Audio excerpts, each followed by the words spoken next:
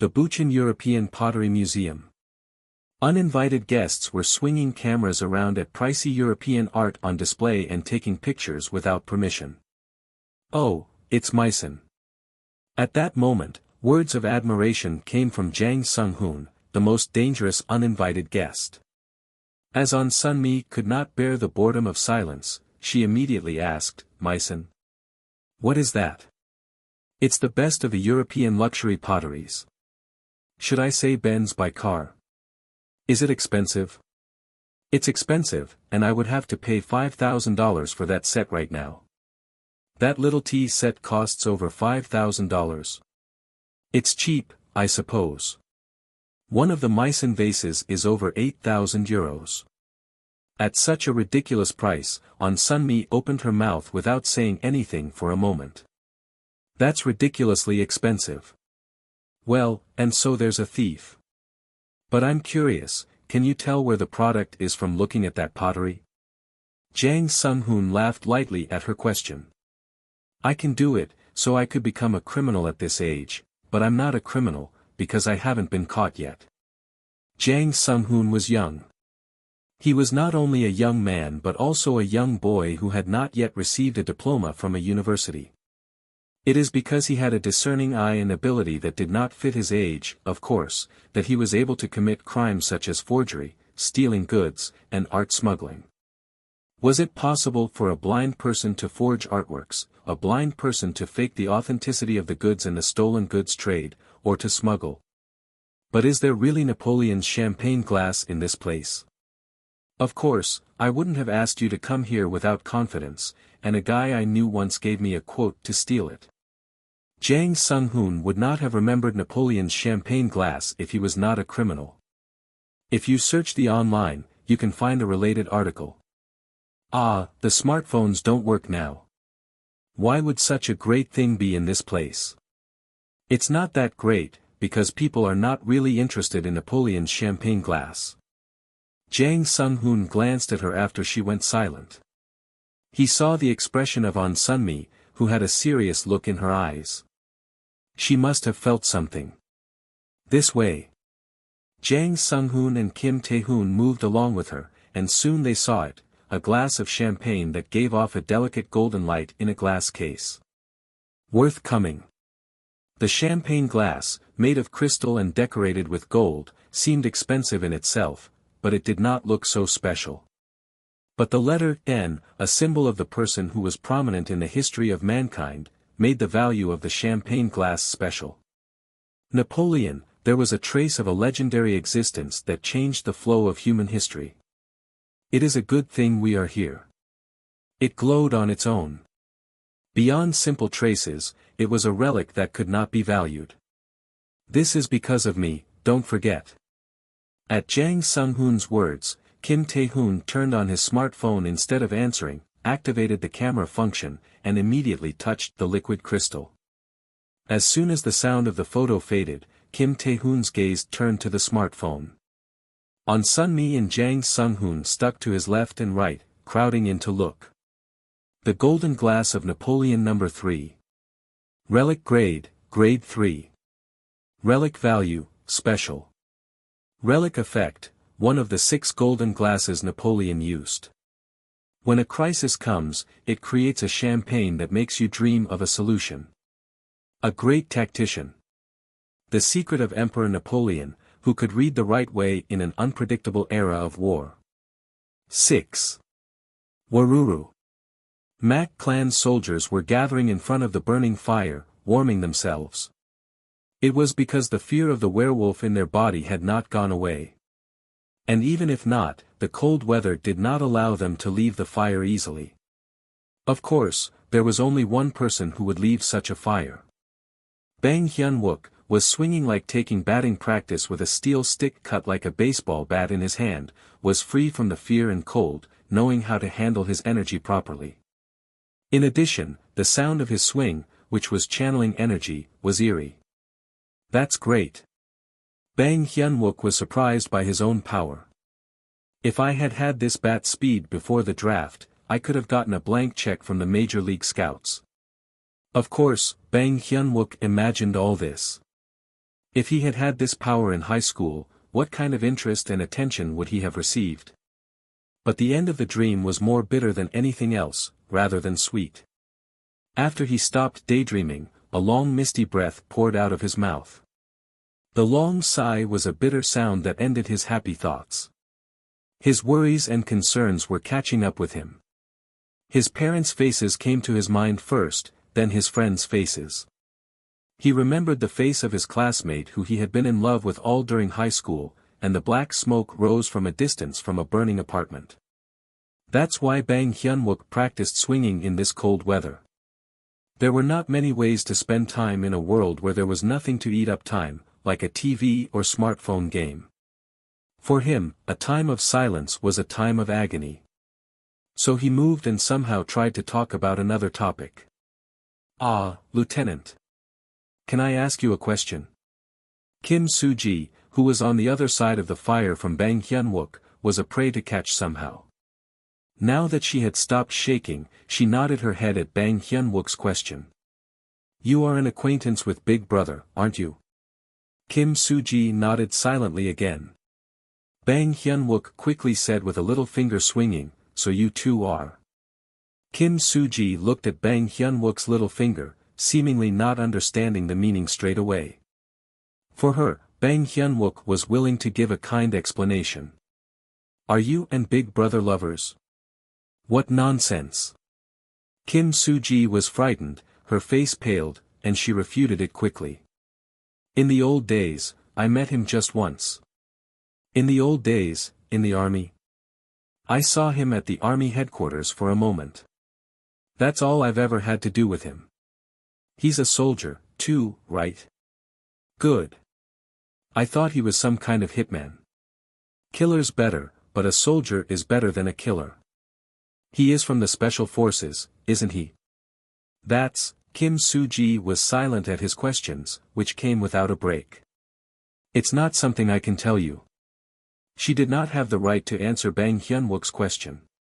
Kim Tae-hoon was the only person who could reveal that he belongs to a secret special unit that was not officially recorded in the history of the Republic of Korea. Of course, Bang Hyun-wook was not really curious about such things, and he did not say that to make Kim Soo-ji embarrassed. He just needed to spend time ignoring his own worries. Therefore, Bang Hyun-wook did not stop talking, and nobody seemed to be able to stop him. "Where can you get a tank or a rocket gun or something?" At some point, Bang Hyun-wook stopped talking. He looked at the road with a hard expression, the road that he and the Mac clan had worked hard on for a long time, and a group of people now walking down the road. Kim Soo-ji looked at them, too. "Alert!" she shouted as loud as she could. "Alert!" she yelled again. "Alert! Alert!" The soldiers leaped up at her cry and began to move in a flurry with the guns they had kept at hand. The driver got into the driver's seat quickly and started the engine. "Get on! Come up quickly!"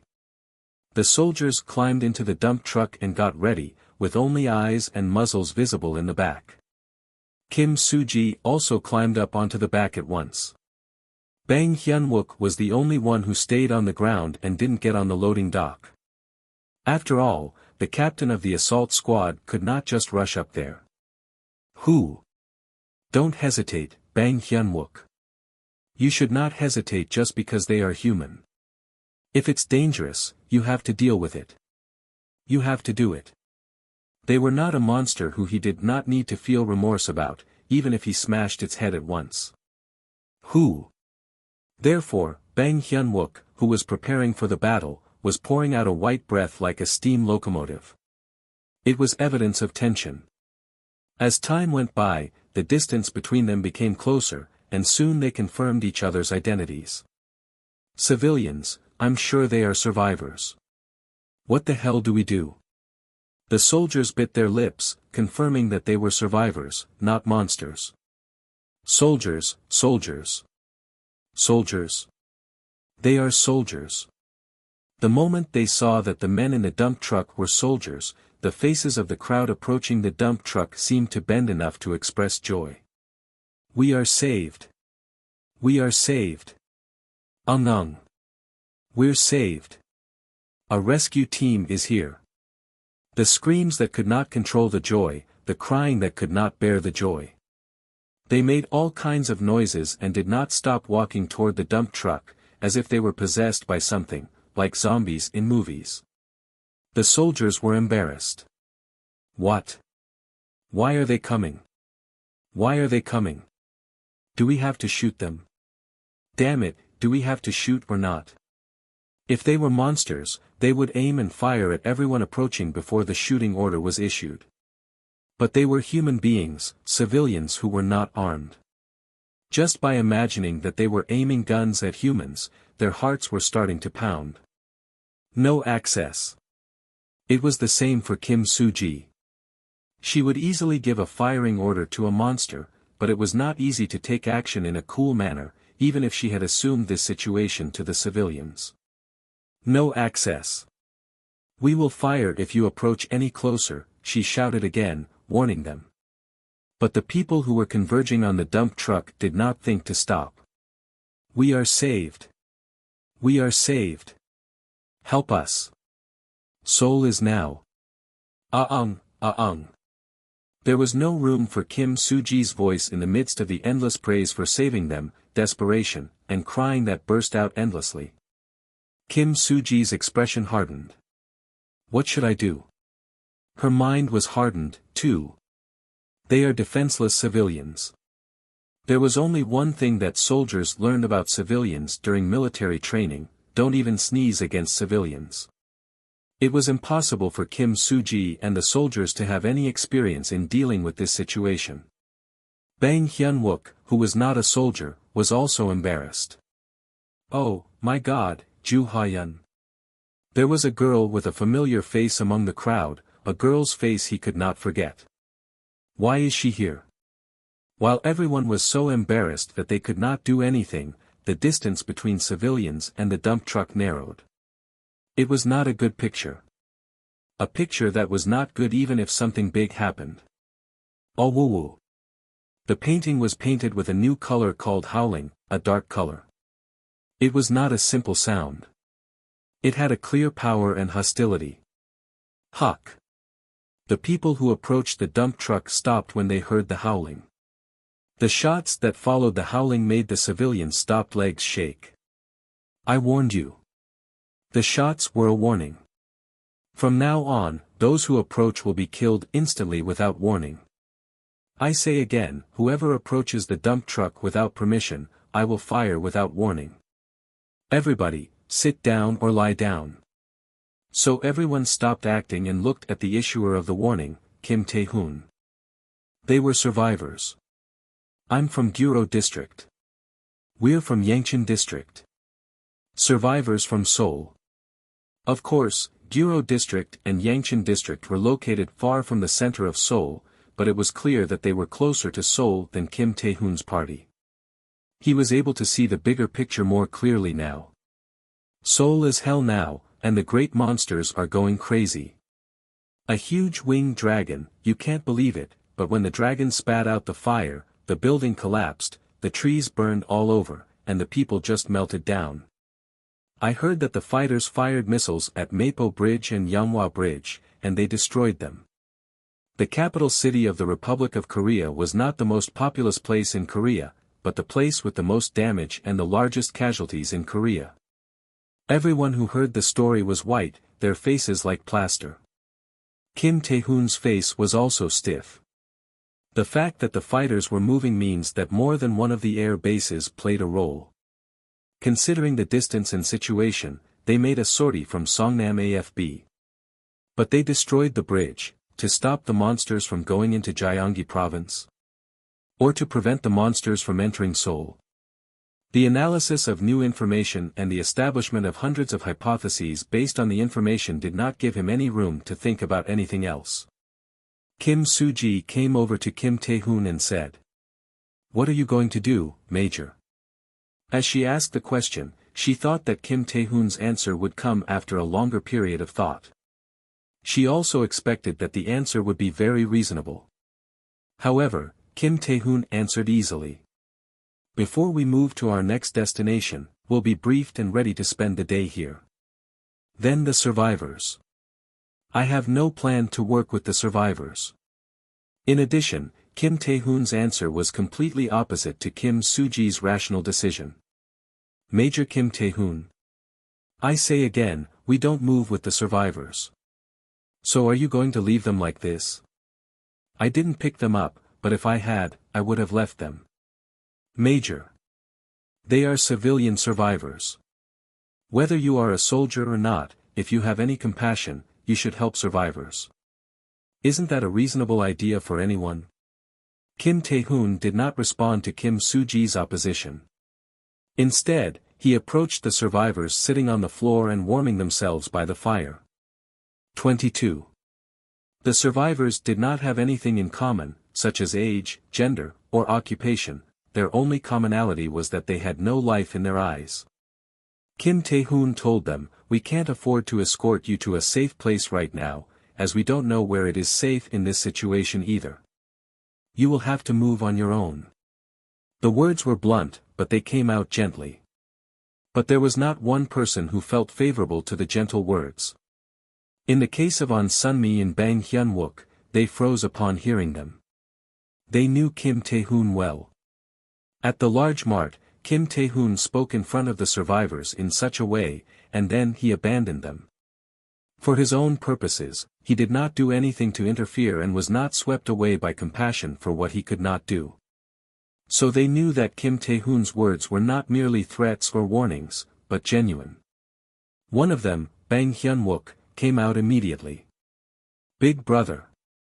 We are on the move, and we can go with them, can't we? I thought we'd sleep here today. Why don't we go with them?"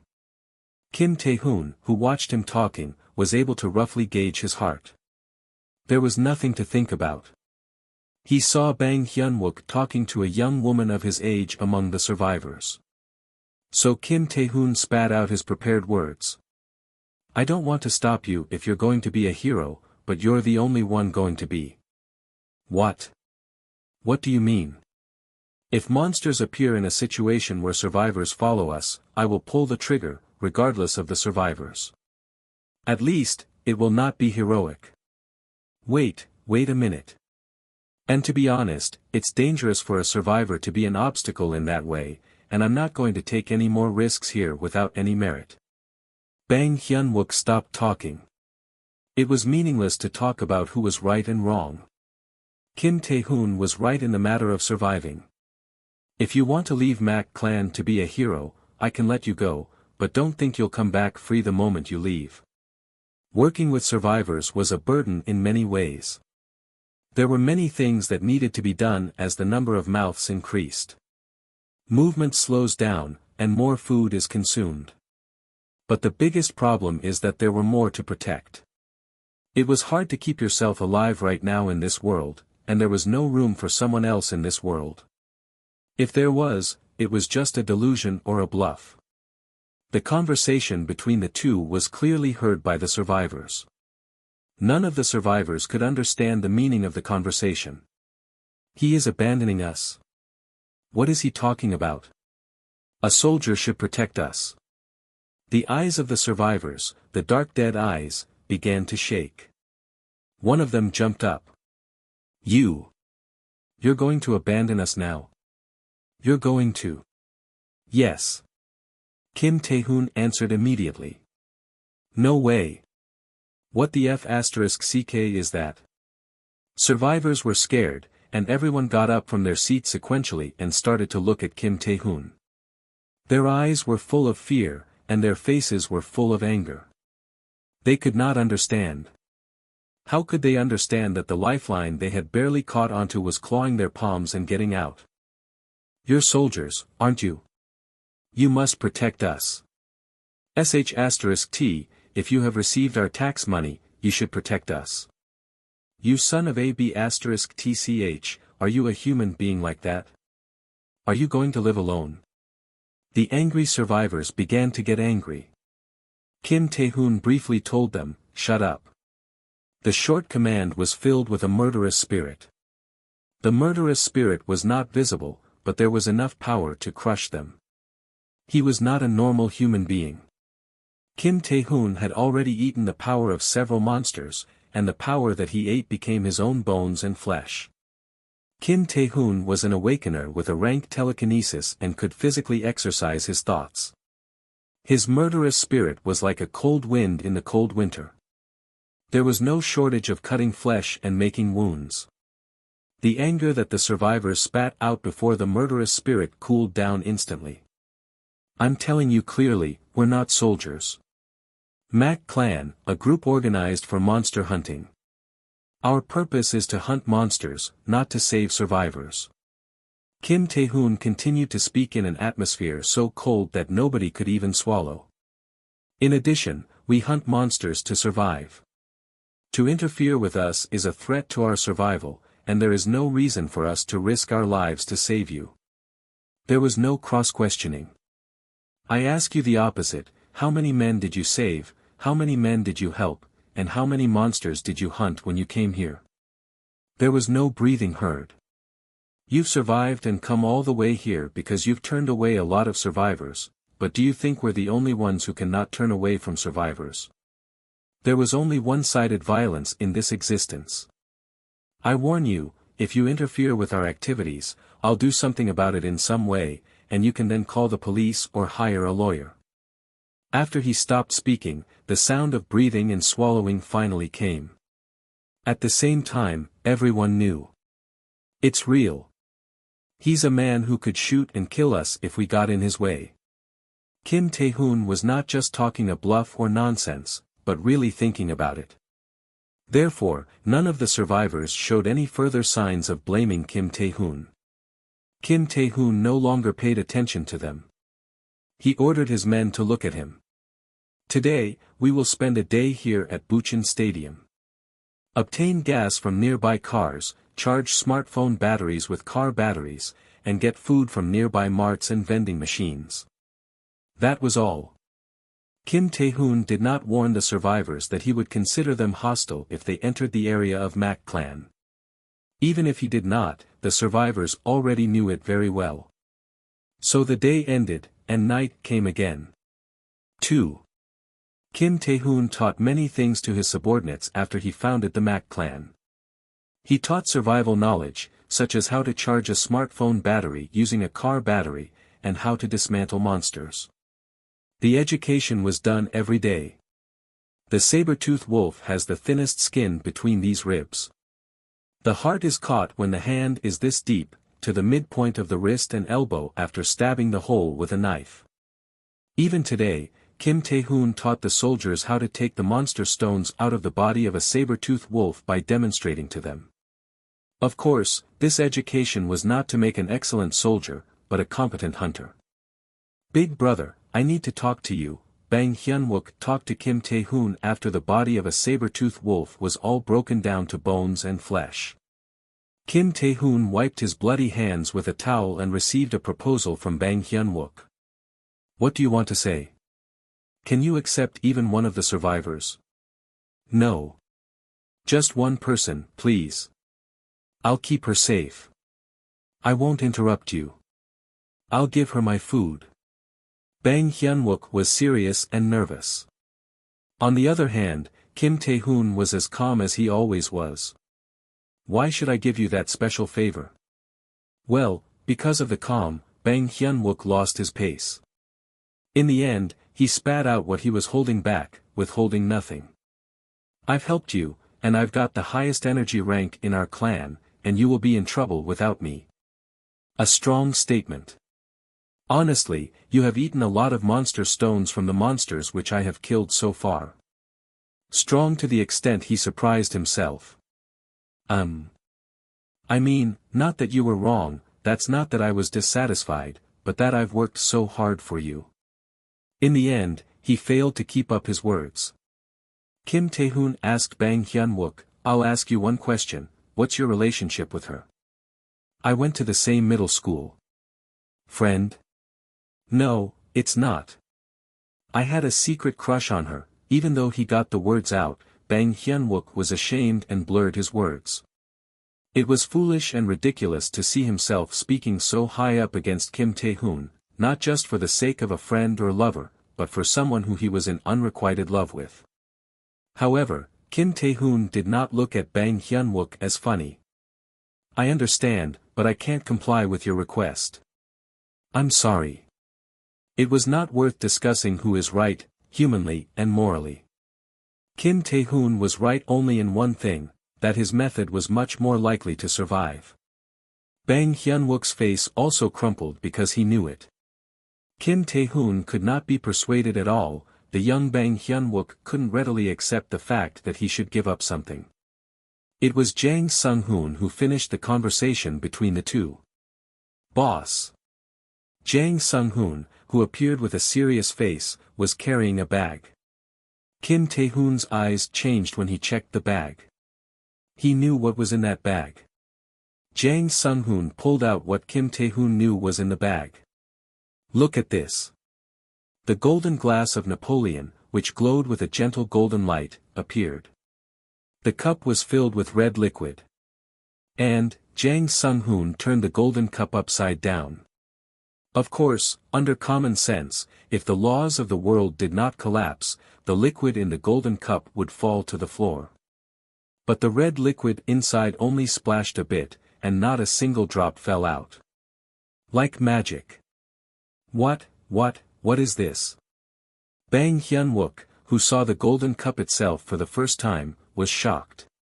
Kim Tae-hoon's face was hardened by concern. "Does it mean that the champagne that makes me dream of a solution is this red liquid? What makes me qualifies as a crisis? Can I predict a solution through dreams? But why was the champagne created now? Is there a condition? Boss, this is getting smaller and smaller, and if you don't drink it, it'll disappear." But Kim Tae-hoon did not have time to worry. He reached out, grabbed the golden glass of Napoleon in his hand, and drank the red champagne in it at once. The unbearable alcohol instantly engulfed Kim Tae-hoon's whole body.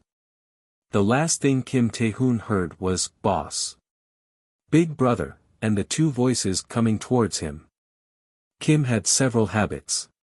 One of them was to check his left wrist as soon as he opened his eyes. It was still true. Ah. Kim Tae-hoon first checked his left-hand wrist rather than the fact that he was in the passenger seat of a car when he opened his eyes. Of course, his eyes always came in with a watch on his wrist, and when he saw the watch, Kim Tae-hoon was surprised. Why? He saw a smartwatch. Why? Kim Tae-hoon did not use a smartwatch. The features of a smartwatch, with its GPS function, could not go 3 days without charging, had the poor waterproof function, had weak durability, and even had the possibility of being hacked, were cuffs for Kim Tae-hoon. But now the smartwatch was around Kim Tae-hoon's wrist. It was hard to understand.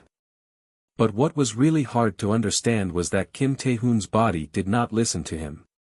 My body. He tried to move his arms and hands to touch the smartwatch, but his body did not listen to him. Rather, his body moved of its own. Instead of moving his arms, he was looking at the man approaching him through the car window that went down. Boss. The man who approached him handed a paper cup to him, and he got in the car. It's coffee. There was lukewarm coffee in the paper cup. The only thing left was mixed coffee, and of course, I took out the sugar. Instead of the bright black hue, the mixed coffee had a murky brown light. It was also a coffee that Kim Tae-hoon really hated.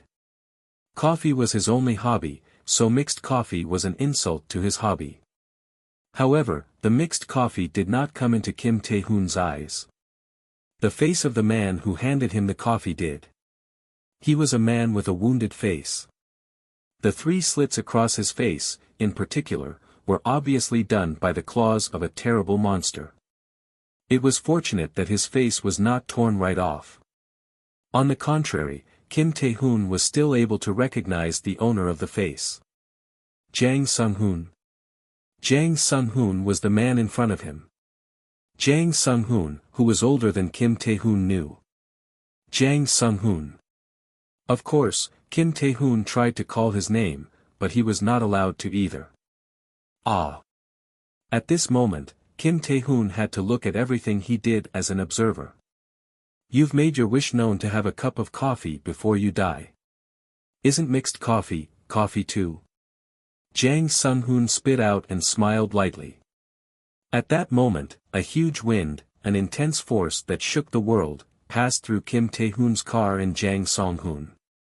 Jang Sung-hoon turned his head around with a frightened look. Damn it, it's already here. What's come? At that moment, he talked. Jang Sung-hoon. You've had a hard time.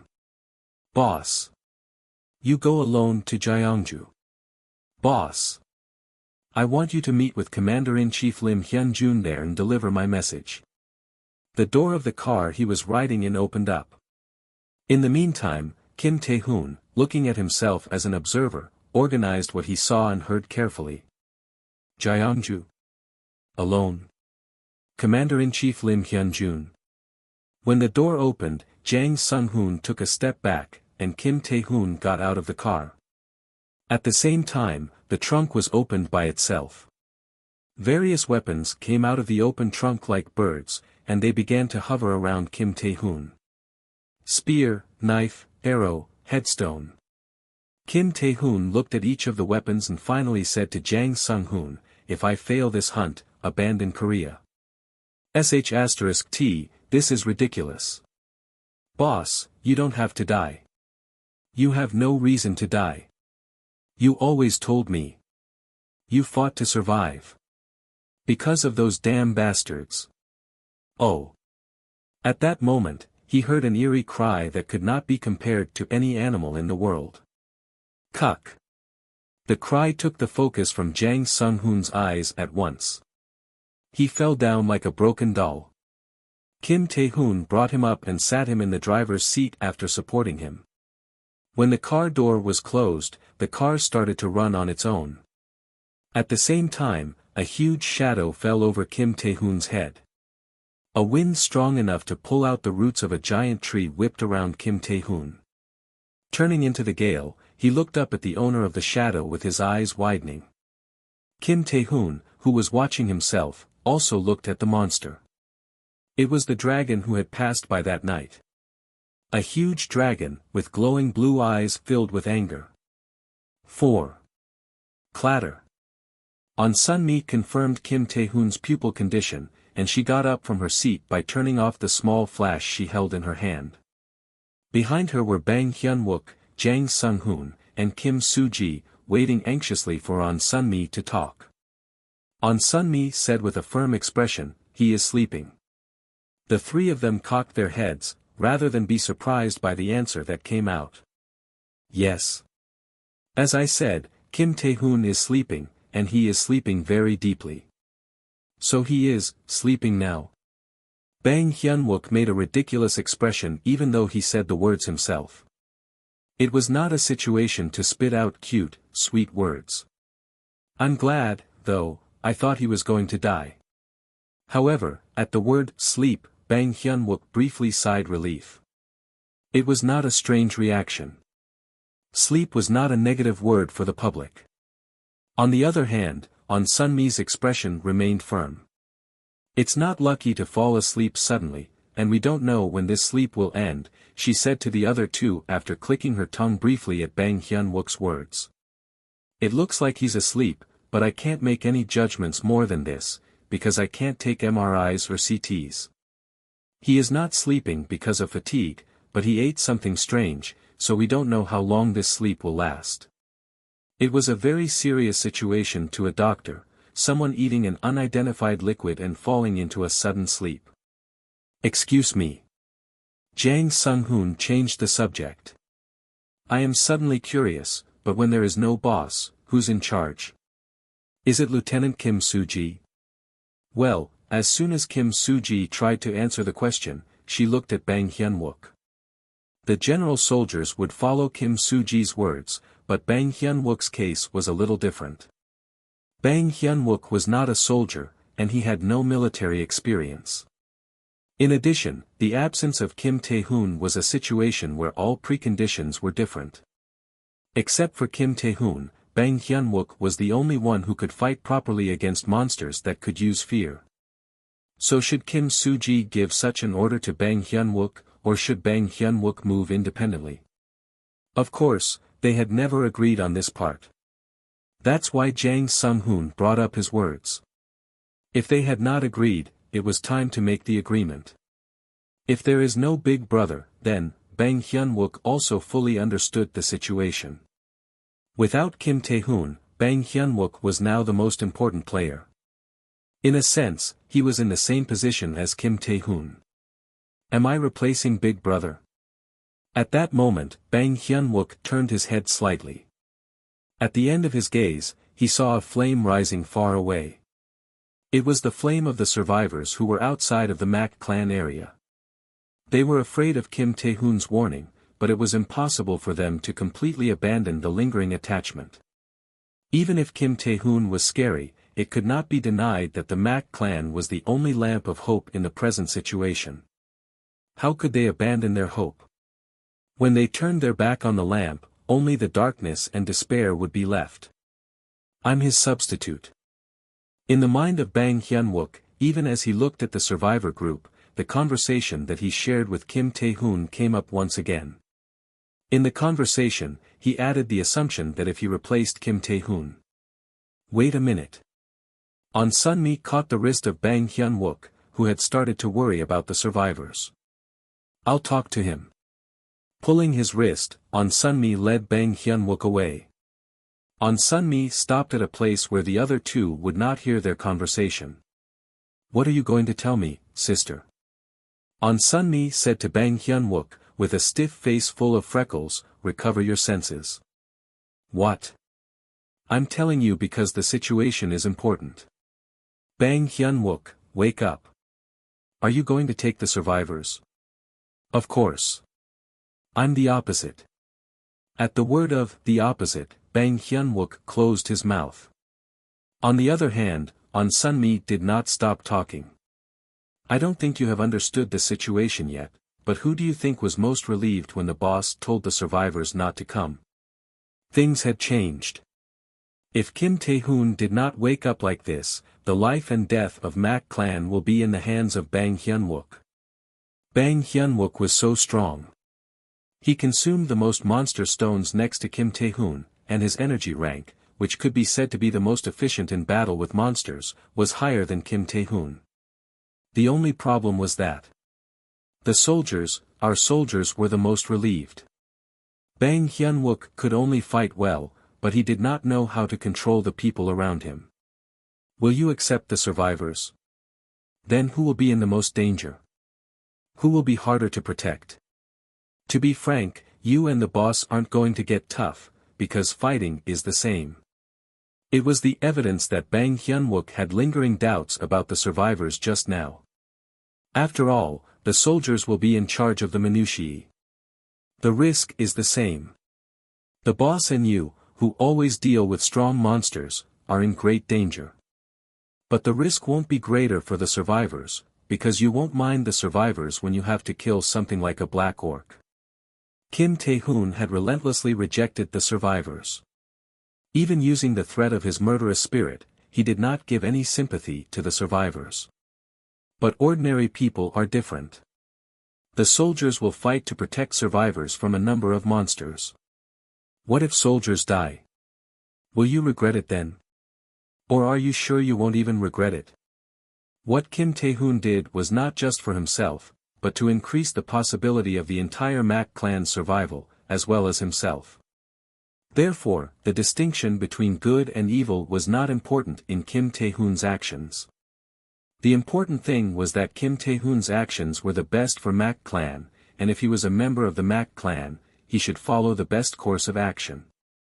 If you do not like it, you can leave the Mak clan, as Kim Tae-hoon said. Bang Hyun-wook could not respond to any of these words from On Sun-mi. Of course, it did not change his mind immediately or make him agree with On Sun-mi's words. Damn it. However, Bang Hyun-wook was more a grown child than a young man. On Sun-mi understood Bang Hyun-wook. He was not even 20 years old yet, a freshman in a society with not even a year of social experience. So On Sunmi gave him advice as a senior in life. We don't need survivors to just open their hands and take something from us. Remember, we don't need just survivors to protect. Just then, Jang Sung-hoon shouted out, "Boss!" At his cry, On Sunmi and Bang Hyun-wook turned their heads at the same time. Ah! Kim Tae-hoon was now standing. "Big brother." The two hurriedly approached Kim Tae-hoon. "Major, are you all right?"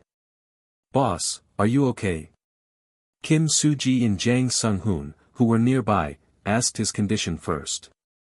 However, instead of answering, Kim Tae-hoon gave a long sigh after checking his left-hand wrist, a G-Shock watch still there. It was a dream. The white mist from his mouth brushed through the darkened sky. But the breath was not long. No, it wasn't a dream. Crisis, it's a crisis I'll be in someday. He couldn't afford to breathe another sigh. That's what it meant to make me dream of a crisis, which meant that I was dreaming of the day I would die. Boss! Boss! Wake up, do I need to slap you? Jang Sung-hoon spoke to Kim Tae-hoon again. As soon as he saw Sung-hoon's face, Kim Tae-hoon's feelings began to get complicated. It was the sensation of feeling for someone else instead of himself filling his heart.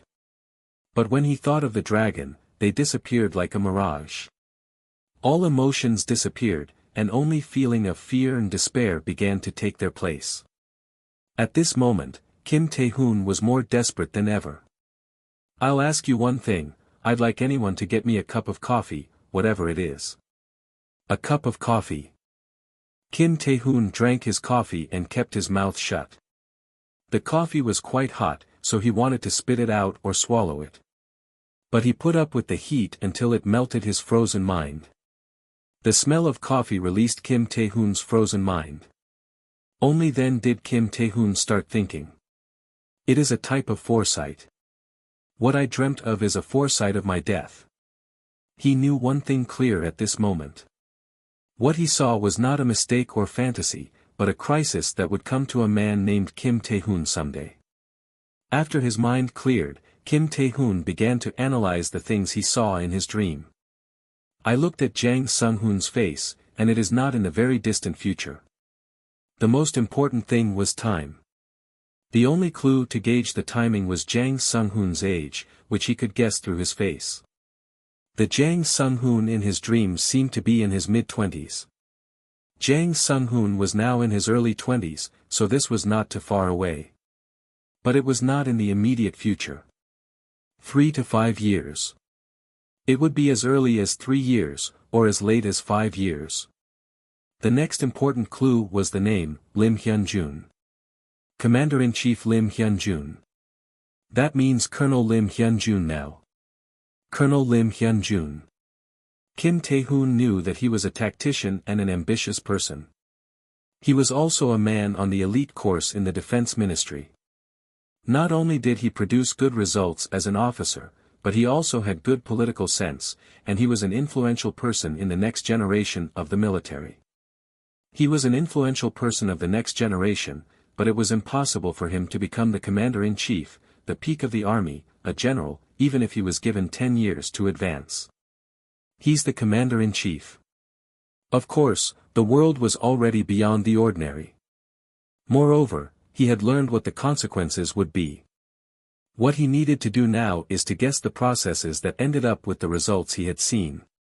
In the future, the military seems to be operating normally. 1. Having a commander-in-chief meant that the military system was operating. It meant that society was not in complete anarchy. The fact that Lim Hyun-jun became the top leader of the army, and it is so organized, means that he survived and made a remarkable contribution.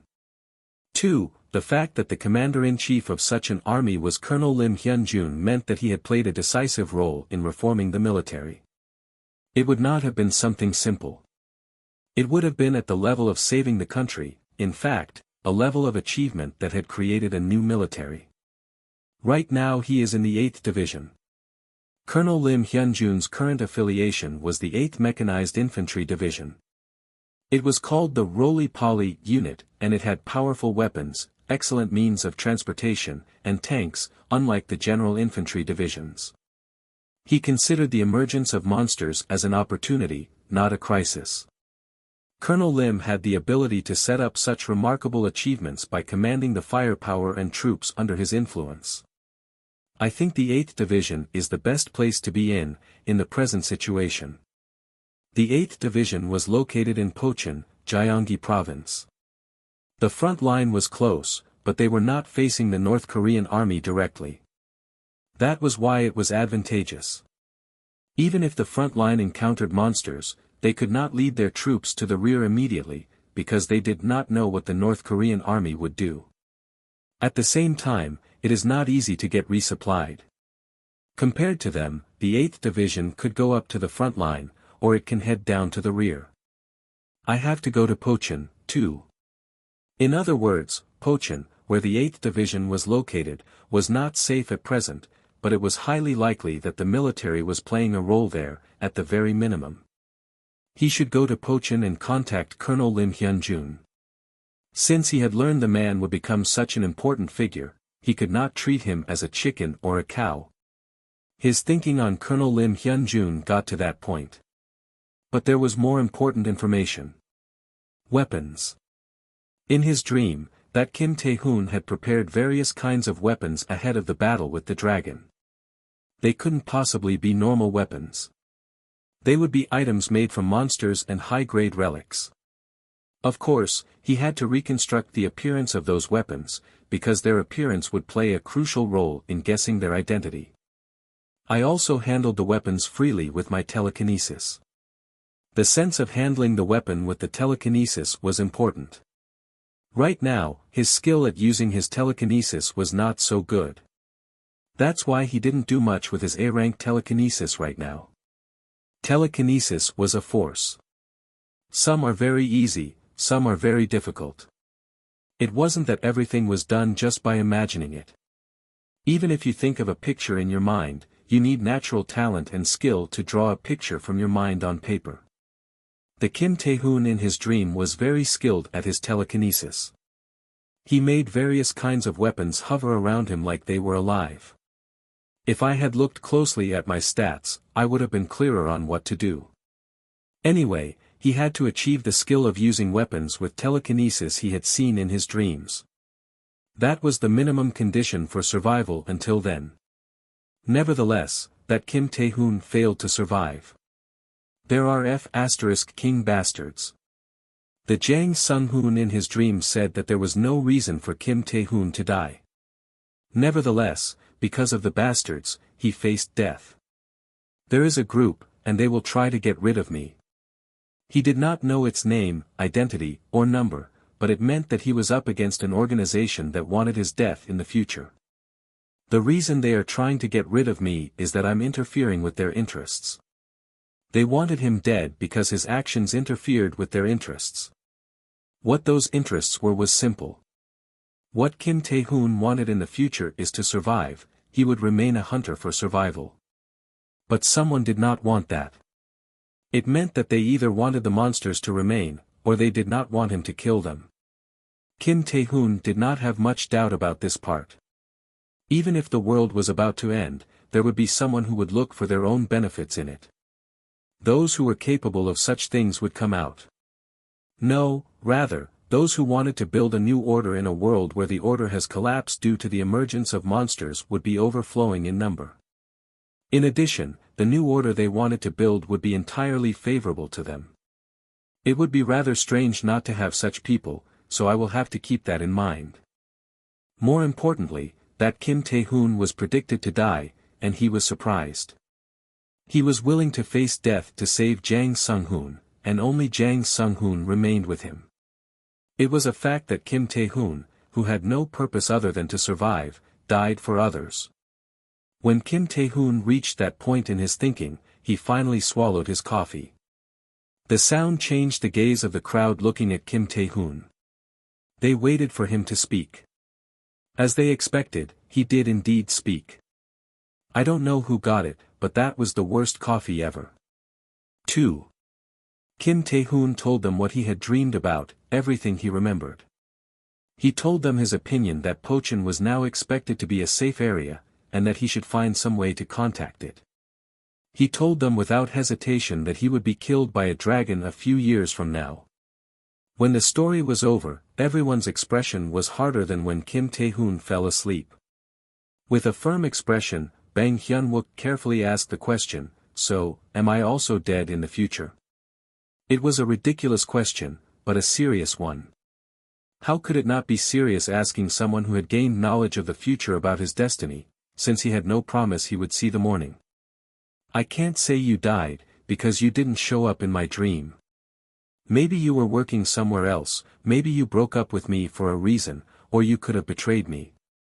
Betrayal, I don't think about it ever. Bang Hyun-wook shook his head, even as the words on Sunmi gave passed through his mind at that moment.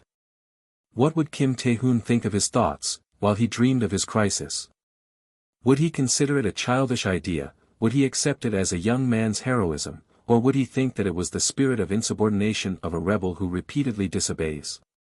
Big Brother will not let me off just because it is me. Obviously, no matter what kind of thing Kim Tae-hoon looked at, he would not change his mind. As On Sunmi said, Kim Tae-hoon did not need survivors who just wanted his help. He would not change his mind. To be changed, those who were not Kim Tae-hoon must change. "You stopped talking, were you really going to betray me?" "No, I don't mean, it's not betrayal, but I thought something like that. If you didn't wake up like this, I'd have to take your place," and then the survivors, Bang Hyun-wook drew a long breath, to gather some strength to speak. "Big Brother, can we accept an application for the clan?" At the words of Bang Hyun-wook, Kim Tae-hoon, who had just taken a sip, looked at him softly. Bang Hyun-wook just swallowed silently. "Are you asking if we will accept applicants from the survivors?" Kim Tae-hoon asked at last. "Yes. Why does the Mac clan need to accept additional applicants? Then we can kill more monsters, can't we? We can get them more stable. And we don't just need combat agents. I need someone to cook, someone to move things. Can you give us a solid reason for our clan to recruit applicants?" "That's," Bang Hyun-wook shut his mouth. He suggested it because he thought it was a compromise solution, but Kim Tae-hoon seemed to have no intention of doing so. However, Kim Tae-hoon was actually seriously considering Bang Hyun-wook's proposal. If it had not been really worth considering, he would not have asked Bang Hyun-wook the question itself. He would have given final notice either to leave the clan quietly, or said nothing, or to choose between them. He didn't think of it alone, and someone gave him a clue about what I want. He had already been thinking of something similar. It was not an option, but a necessity to increase the numbers of the Mac clan. In a world where social infrastructure had collapsed, human resources were the most valuable ones. Fighting alone was not enough to do anything. Just looking at what the Mac clan should do right now, there were a lot of things to do, such as monster slaughter, monster-based item production, etc., all starting with monster hunting. The same was true of battle. When battles are repeated, victims pile up. If you don't replace them, it will be fatal. Above all, Kim Tae-hoon had a chance, thanks to the golden glass of Napoleon. "If I go this way unchanging, the end is my death. If I want to live, I had a very valuable opportunity to know that I need to change. We need gunmen," he said. "Most of the surviving adult men will have military experience, and if they are from the artillery or tanker corps, that would be very helpful. We also need drivers," Lieutenant Kim spoke up, supporting Bang Hyun-wook's opinion. "We cannot ignore the survivors like this." It was also why she agreed with Bang Hyun-wook's idea. "We can't move with this force alone." At the same time, for the commander's sake, she felt that they were at their limit with the current troops. Kim Tae-hoon got up in the opinion of the two. "Jang Sung-hoon, find 3 cars with the keys and bring them here." "What kind of cars do you want?" 2 SUVs and a truck." Jang Sung-hoon nodded and immediately moved out to search for the cars. Lieutenant Kim Soo-ji, gather 10 undissected saber-toothed wolves and a knife for slaughtering them, after collecting the monster stones. I understand. Lieutenant Kim Soo-ji saluted and called for soldiers immediately. Kim Tae-hoon's eyes naturally turned to Bang. Bang Hyun-wook. Yes, big brother. You have to set your answers in your mind, including your priorities, ahead of time, he advised. There's no time for this conversation in a really desperate moment. Bang Hyun-wook nodded silently. Then, Bang Hyun-wook, go to your unrequited love and tell them that we will start testing for applicants who want to join the Mac clan. Major, we're all here. It was late, and the sun had already fallen and disappeared. Cold breath filled the place, and the group was gathered under the thick darkness where even their cold breath was not visible. There is no exception. The identity of the mess was the survivors. Bang Hyun-wook approached the survivors immediately as soon as Kim Tae-hoon's permission was given, approaching and talking to his unrequited love, Ju Ha-yeon. The Mac clan was accepting applicants. If you passed the Mac clan tests, you could move with it. At his word, the 22 survivors announced their intention to join the Mac clan without a single exception. It was natural for survivors who thought that there might be a chance of life, even if it was the worst case. I'll tell you a few things. Kim Tae-hoon said to those who had gathered. 1. Our clan's name is Mac, the Mac clan, and 2. The monster stones that the clan has acquired from the monster hunt, and all the monster parts, are all mine. 3. You must obey orders unconditionally. Kim Tae-hoon paused there for a moment. He didn't add a warning, such as, don't say anything later. This was not a training room for new employees in a company, and if they said something else later, he would just deal with it without warning. Those who had such schemes were not worthy of consideration. Kim Tae-hoon stopped and looked over the crowd, the expressions in their eyes. Most of the survivors had dead eyes. They had seen many deaths, to be exact. Of course, not everyone looked that way. Even in this situation, there were those who looked at Kim Tae-hoon clearly. The woman, who made Bang Hyun-wook take action, was one of those who looked at Kim Tae-hoon clearly. Her eyes are not dead. The cute and pretty appearance, the hairstyle that was cut short with a cat-like face, was obviously popular from appearance alone. Bang Hyun-wook had said, she was an aspiring entertainer. Although she had not made her debut yet, she was still a trainee at an entertainment agency of fair size. Of course, Kim Tae-hoon did not really think much of the fact. Then we'll start classification. His role was to pick out the good and bad from these applicants. Who had a career in a professional like manufacturing and agriculture? At his question, 4 people looked around and carefully raised their hands. 3 men, 1 woman. The woman looked to be in her 20s, the men in their 30s. What's your field? I worked at a factory, not very professional, but I did a lot of things. Well, I worked on the construction site. My career was pretty good. I'm good at tools, though I don't have a license. I'm a nurse, and I'm very good at it, though I've only got a few years of experience.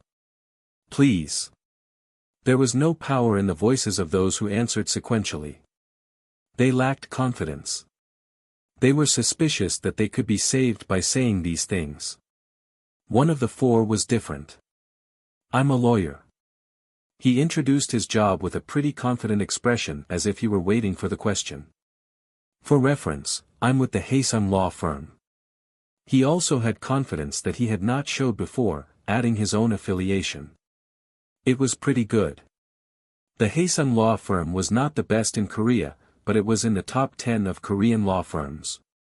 The combined income of the 3 people who had introduced their professions earlier would not equal the income of the man who said he was a lawyer. Of course, he deserved to be confident. And the attitude would be worth if it was a week ago. But not now. The 3, except for the lawyer, are accepted. No, wait. Are you saying I'm out? Those 3 are passing. Kim Tae-hoon answered the lawyer's question as if he was hard to understand. I don't know why you're so proud of yourself. No, I'm with Haesung Law Firm. Just tell me one reason why I need to hire a lawyer against the monsters. The lawyer was about to say something more, but then he stopped. His mouth closed, and the glitter in his eyes died quickly. Kim Tae-hoon ignored the lawyer and continued speaking. Who was an artilleryman or a tanker during his military service? I was in the artillery unit. I was also in the artillery unit. Two men raised their hands quickly. They looked to be in their mid-20s, and at this moment they seemed to have noticed who Kim Tae-hoon wanted. Who has the first-class license? I have it, I know how to handle forklifts and cranes. The number of people raising their hands began to decrease as the questions were repeated, and later on, there was no one left to raise their hand. Prepare for the test. Kim Tae-hoon gave a signal. The soldiers moved immediately. They lined up the dead bodies of the saber-toothed wolves. It was not just a dead body. The heart was pulled out to get to the monster stone, the body that was chopped all over for slaughter practice, and it was in a terrible state. Oh, my God! Of course, the survivors had pale faces as soon as they saw the body of the saber-toothed wolf. Some with weak stomachs began to vomit immediately. The test method is simple. Ignoring them, Kim Tae-hoon continued speaking. Cut off the legs of the saber-toothed wolf. It does not matter what the condition is. Whether it is front or rear, right or left, bring it to me after cutting it. The time limit is 1 hour. Tools. Kim Tae-hoon grabbed a knife and threw it at the body of the saber-toothed wolf next to him. Pook. The knife went deep into the wolf's belly, only the handle showing. One knife, then, and we'll start testing. Oh, sh*t, a man working on the sawing off the saber-toothed wolf's skin and flesh with a knife shouted loudly. Damn it, arg. God damn it. Harsh words filled with emotions flowed out of his mouth. Those who were doing the same thing reacted to the man's feelings. Some chewed on their lips, some shed tears, and some cried out. They were all watched by the Mac clan soldiers. Some of them thought to themselves, does this test mean anything? What is he testing with this? It was a terrible, miserable sight. However, the test to cut off the legs of the wolves, compared to their desperation, did not seem to have much meaning. Kim Tae-hoon did not intend to deny the fact. It would be useful to practice stabbing the insides of meat and bones, cutting off the dead monster's legs was not meaningful. But his reason for doing this was simple. There is no reason to accept them unless they are prepared to eat a monster's corpse. Can you do it, or not? It did not mean to see it. In the first place, Kim Tae-hoon did not expect much from the survivors. His expectations were just vague expectations. So, what Kim Tae-hoon wanted to see was their will to do it, or not. If they do not have enough fighting spirit to cut apart a dead monster body and the will to survive, they are just living dead men, eating and making poo. He didn't want to have such a survivor. Fortunately, the survivors had strong wills to live. Strong enough that they were able to meet Kim Tae-hoon and the Mac clan alive. The way the survivors came here was hell. The time limit is up. Eventually, all 22 survivors crossed the line proposed by Kim Tae-hoon. Passed. After the short words of Kim Tae-hoon, the faces of the survivors who had wrestled with the hide, muscles, flesh, and bones of the saber-toothed wolf for an hour, were filled with cheers and deep fatigue. Clean the body. Kim Tae-hoon did not give any congratulations or shake hands with them. The night was late enough, and the test was over. Now was the time to take the rest that had been originally planned. The Mac clan must move again tomorrow when the sun rose. They had to hunt monsters, get food, make roads, and secure relics. And they had to repeat it again and again. They had to be ready for tomorrow, which would be more hopeless than today. It's over now. Most of all, death was predicted for Kim Tae-hoon. Within 3 to 5 years, he would be dead. It was a time-limited life. He did not have time to celebrate something and to comfort. I have to find a way. Kim Tae-hoon did not intend to meet the fate of the dream Kim Tae-hoon. That was how the night began. 5. At 5 a.m., Jang Sung-hoon was not able to fall asleep easily. The cold weather was the reason, but the fact that his mind was full of the shining golden glass was the biggest reason he could not sleep. It lets us see our crisis in our dreams. The golden glass of Napoleon. It was a shock to Jang Sung-hoon in many ways. It's a tool that can change the future. Knowing a crisis meant avoiding it. It was like changing the future. It would change the world. It was a shock that such a relic existed in the world. Such relics are overflowing in the world. But there was something even more shocking. The world will be crazy. Those greedy people will not leave them be. Jang Sung-hoon was a chick in society at his age. He was still childish. His age was not much different from Bang Hyun-wook, who had a young personality, behavior, and attitude. However, Jang Sung-hoon's social experience was darker than other people. The world he belonged to was filled with the word greed. Jang Sung-hoon saw a lot in such a world. How much greed could human beings have for art which is essentially useless? How terrible is the greed of human beings who can do things that ignore human dignity to get that desired artwork? The greed of such people would seem rather crude compared to the three desires of human beings.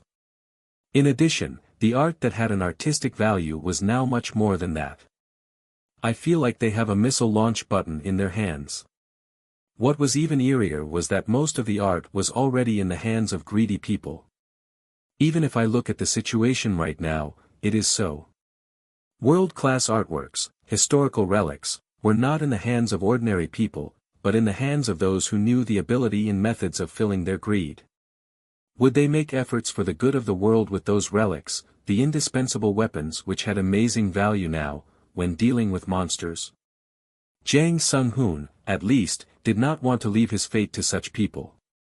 This King world. Jang finally gave up sleeping.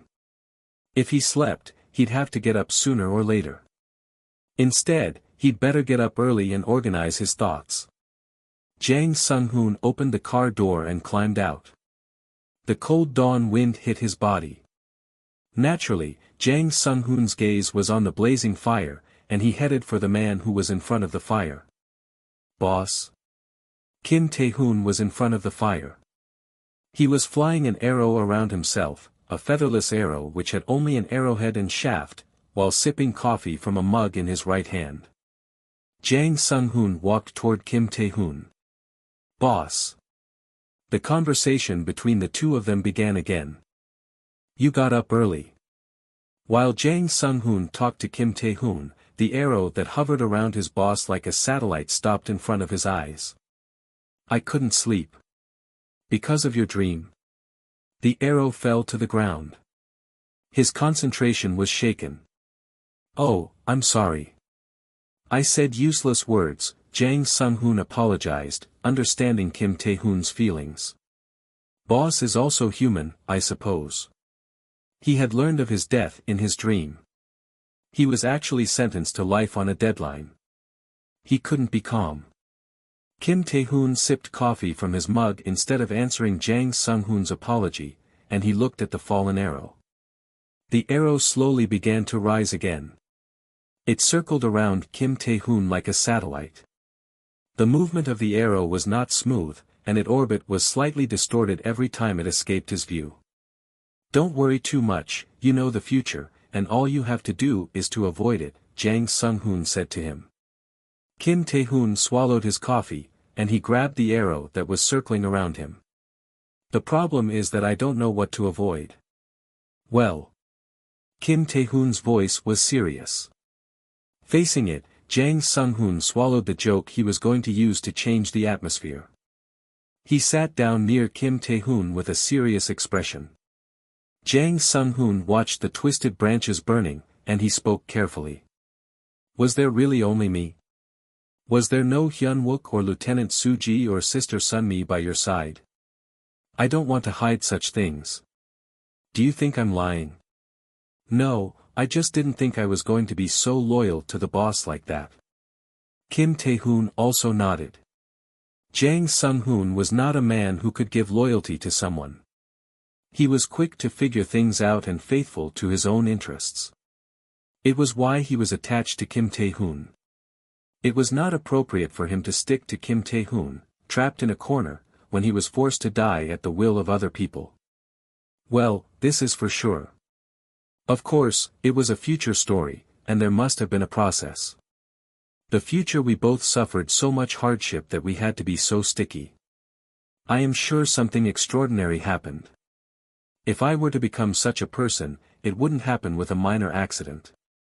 Kim Tae-hoon laughed softly and took a sip of coffee. Oh, and this is really my personal imagination.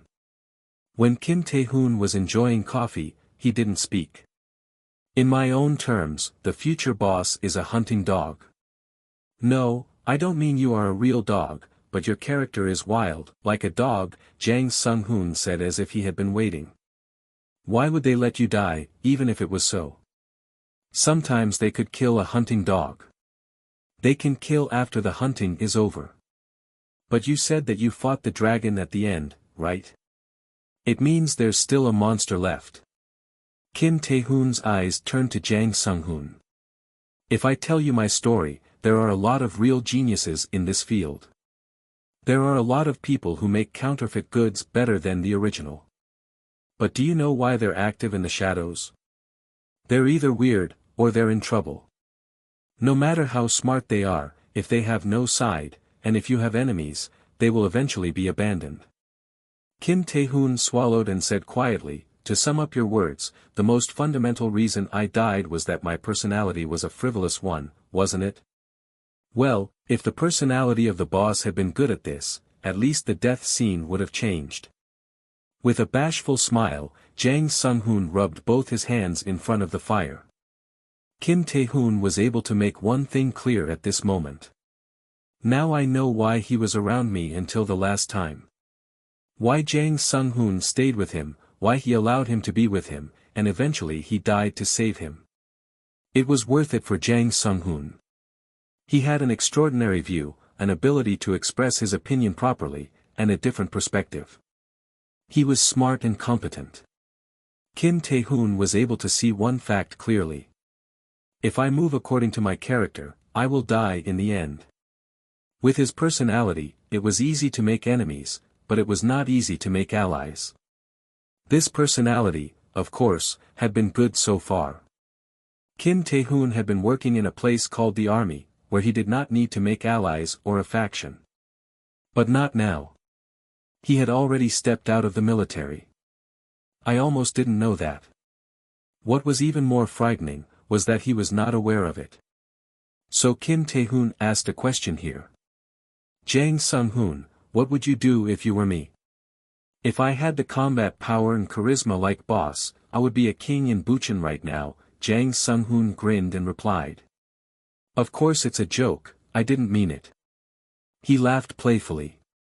But honestly, if I had had the power to be like boss, I wouldn't have thought much about it. I'd bring some people together, make a group, get a gun, capture the monsters, and people will take you as their king.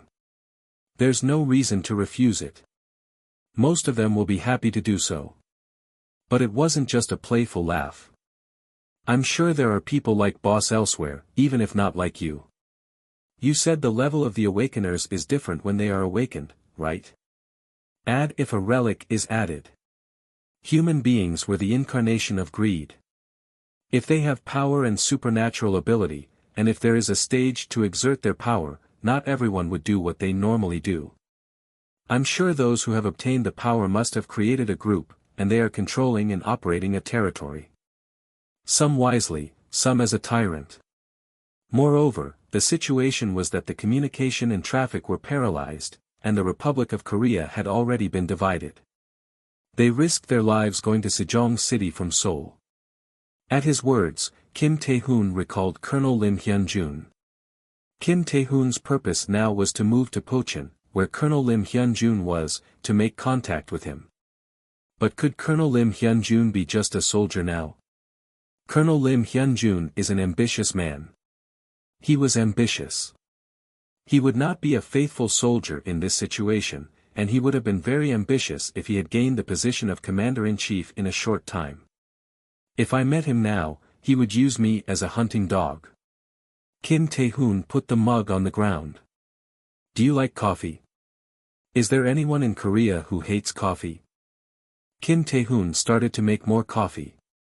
The start of the new morning of the Mac clan began with a battle with the monsters. A world where even pigs became monsters. It's a real crazy world, damn it. The monster appeared to be like a wild boar, but it was so large that it could not be compared with a wild boar. It had a horn that reminded them of a rhinoceros. A horned pig. 3 dreadful pigs were charging the Mac clan vehicles on the move. The moment the horned pigs appeared, the Mac clan moved with great speed. First, 2 SUVs became ramparts that blocked the advance of the horned pig. Get out of. Wait. The drivers who were driving the SUVs facing the horned pig got out of the slow-moving vehicle. The driver is here. Even the left driver came out. As soon as the fact was delivered to Kim Tae-hoon, who was riding in the back of a dump truck, he stared at 2 cars driving along.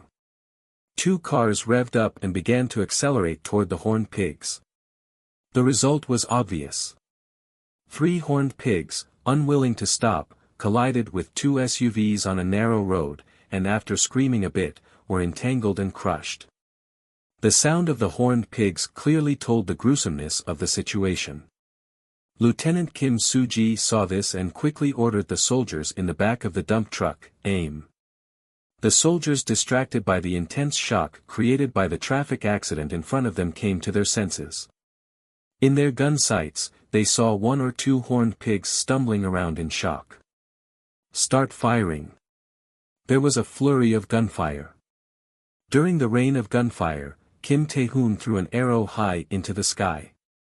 The arrow without feathers rose up continuously. Kim Tae-hoon raised his arrow high enough that he couldn't see it anymore. When the arrow disappeared from Kim Tae-hoon's senses, it no longer received the help of his telekinesis. It began to fall. Shee. The sound of the falling arrow was eerie. It sounded like a hawk diving on prey, trying to cut off the target's life at once.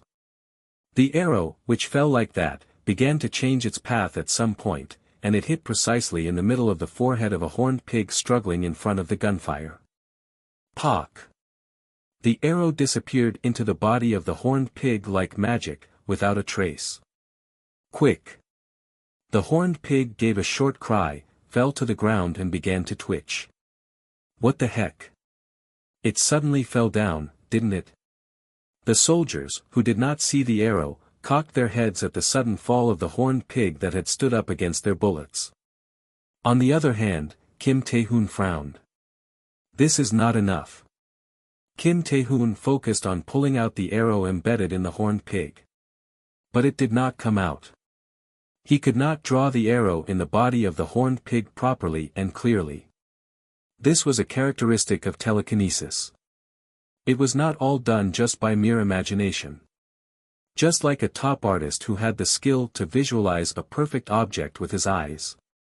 Just like a doctor with experience, training, and ability, who could image the state of a body without opening up a patient's body. Telekinesis did not respond to vagueness. Only when he imagined a clear fact could it show true power. That's not enough. It meant that Kim Tae-hoon was still limited and lacking in ability with his telekinesis. Kim Tae-hoon clicked his tongue and looked over at Lieutenant Kim Soo-ji. Kim Soo-ji nodded. Stop shooting. At her shout, the rainy gunfire stopped at once. If they had been just dazed and pulling the trigger, they would not have stopped shooting. Soldiers not shooting was evidence that self-control and discipline now existed, and it was evident that they were now blooded. It was evident that they were no longer cowards who were too scared to judge how many empty cartridges they had thrown up, that they had become hunters who had repeatedly fought with monsters, not survivors struggling to live through being slaughtered by repeated monsters. Of course, they did not stop shooting just to confirm that. Kim Tae-hoon hopped down lightly from the back of the dump truck. Bang Hyun-wook came to his side, holding his steel pipe. Big brother, which one do you want? You pick first. Me first. I'll give you a chance to look good in front of your favorite girl. I think the right one is livelier, so I'll kill it. After finishing the words, Bang Hyun-wook pulled out the energy in his gut and sent it through his whole body. His whole being heated up in one breath. Acha! The sound of him circulating his energy caught the attention of the horned pig, which was still full of energy and the strength to fight, and a mite ornery after being shot all over. A horned pig stared at Bang Hyun-wook, while the other one was already rushing toward him. Looking at this, Kim Tae-hoon also boosted his telekinesis in his gut. At the same time, he held up his fist. His right hand went black. That was how the battle began, a battle of the awakeners. It was Jang Sung-hoon's idea. The new recruits know well what kind of personality the boss is. It's not possible not to know. It takes a long time to see if you're good, but it takes less than 10 seconds to figure out if your personality is dirty. He told Kim Tae-hoon needed to show his power to the new faces who had joined the Mac clan. But the new recruits don't know what kind of person the boss is, and even if you're an awakener, that's just vague, and the word, the awakener, was made by the boss, right? Now is time to fight against monsters, but survive. You need to show them what an awakener is, and what it means to fight a monster with your naked body. You have to show them how great you are. It was necessary to show them how terrible Kim Tae-hoon the Awakener was now. If they see the image of the boss, they will calculate at that moment, and act as if they have a dirty monster as a boss. At least they're not going to put a blood pool around their neck. Kim Tae-hoon accepted the idea of Jang Sung-hoon, and he stood in front of the monster with only his bare body, holding only a knife. And he showed them what the fight between a monster and a monster is, how great a monster he was. As soon as Kim Tae-hoon and Bang Hyun-wook approached the monsters, the early members of the Mac clan watched expectantly. A colleague, a comrade, and a leader who was willing to exercise monster-like violence against monsters. However, the eyes of the new recruits greeting their first day as members of the Mac clan were full of fear. What the hell is that? These monsters are still alive.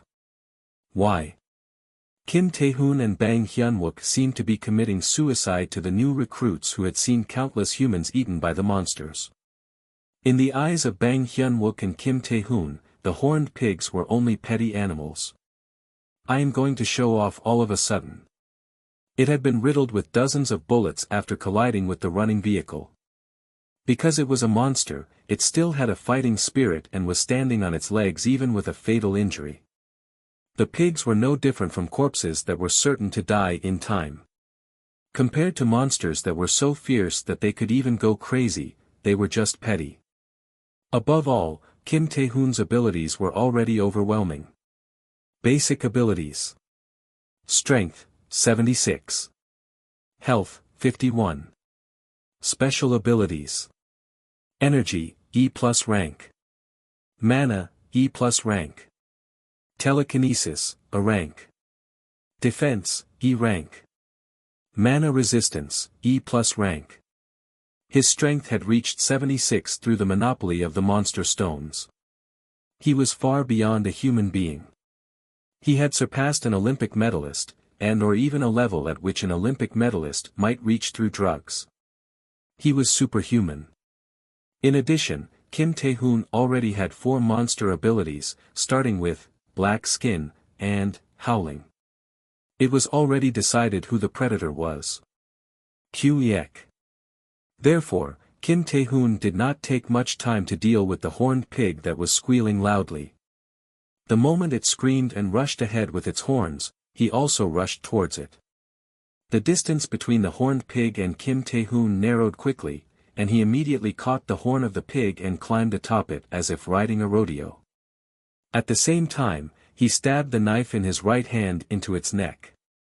The knife went through the thick hide of the horned pig, which had resisted bullets, and all the fat beneath. The knife was not a great sword, and it was not a relic. The secret was, of course, energy. Kim Tae-hoon was also fully aware of how to use his energy, as Bang Hyun-wook had realized. Not only did he activate his body's potential with energy, but he also knew how to cover his weapon with energy. Of course, Kim Tae-hoon's knife, which did not have a high energy rank behind it, only went in as deep as his little finger. Quick, CUI. There was no doubt it hurt, but it was not enough to cause a fatal injury to it.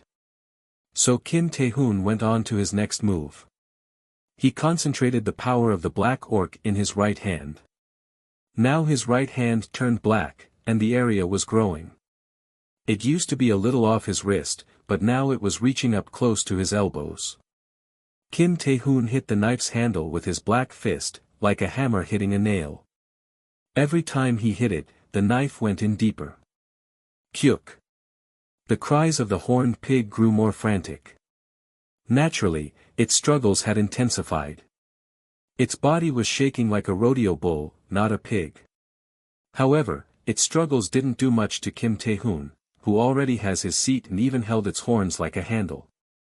Whenever it struggled, he smashed down with his fist. Pook. The knife went in deeper and deeper. Pook. The blade disappeared. Pook. Then the handle began to go in. Siuaik. A mournful squeal came from the jaws of the horned pig, which seemed to feel death coming. But Kim Tae-hoon did not stop.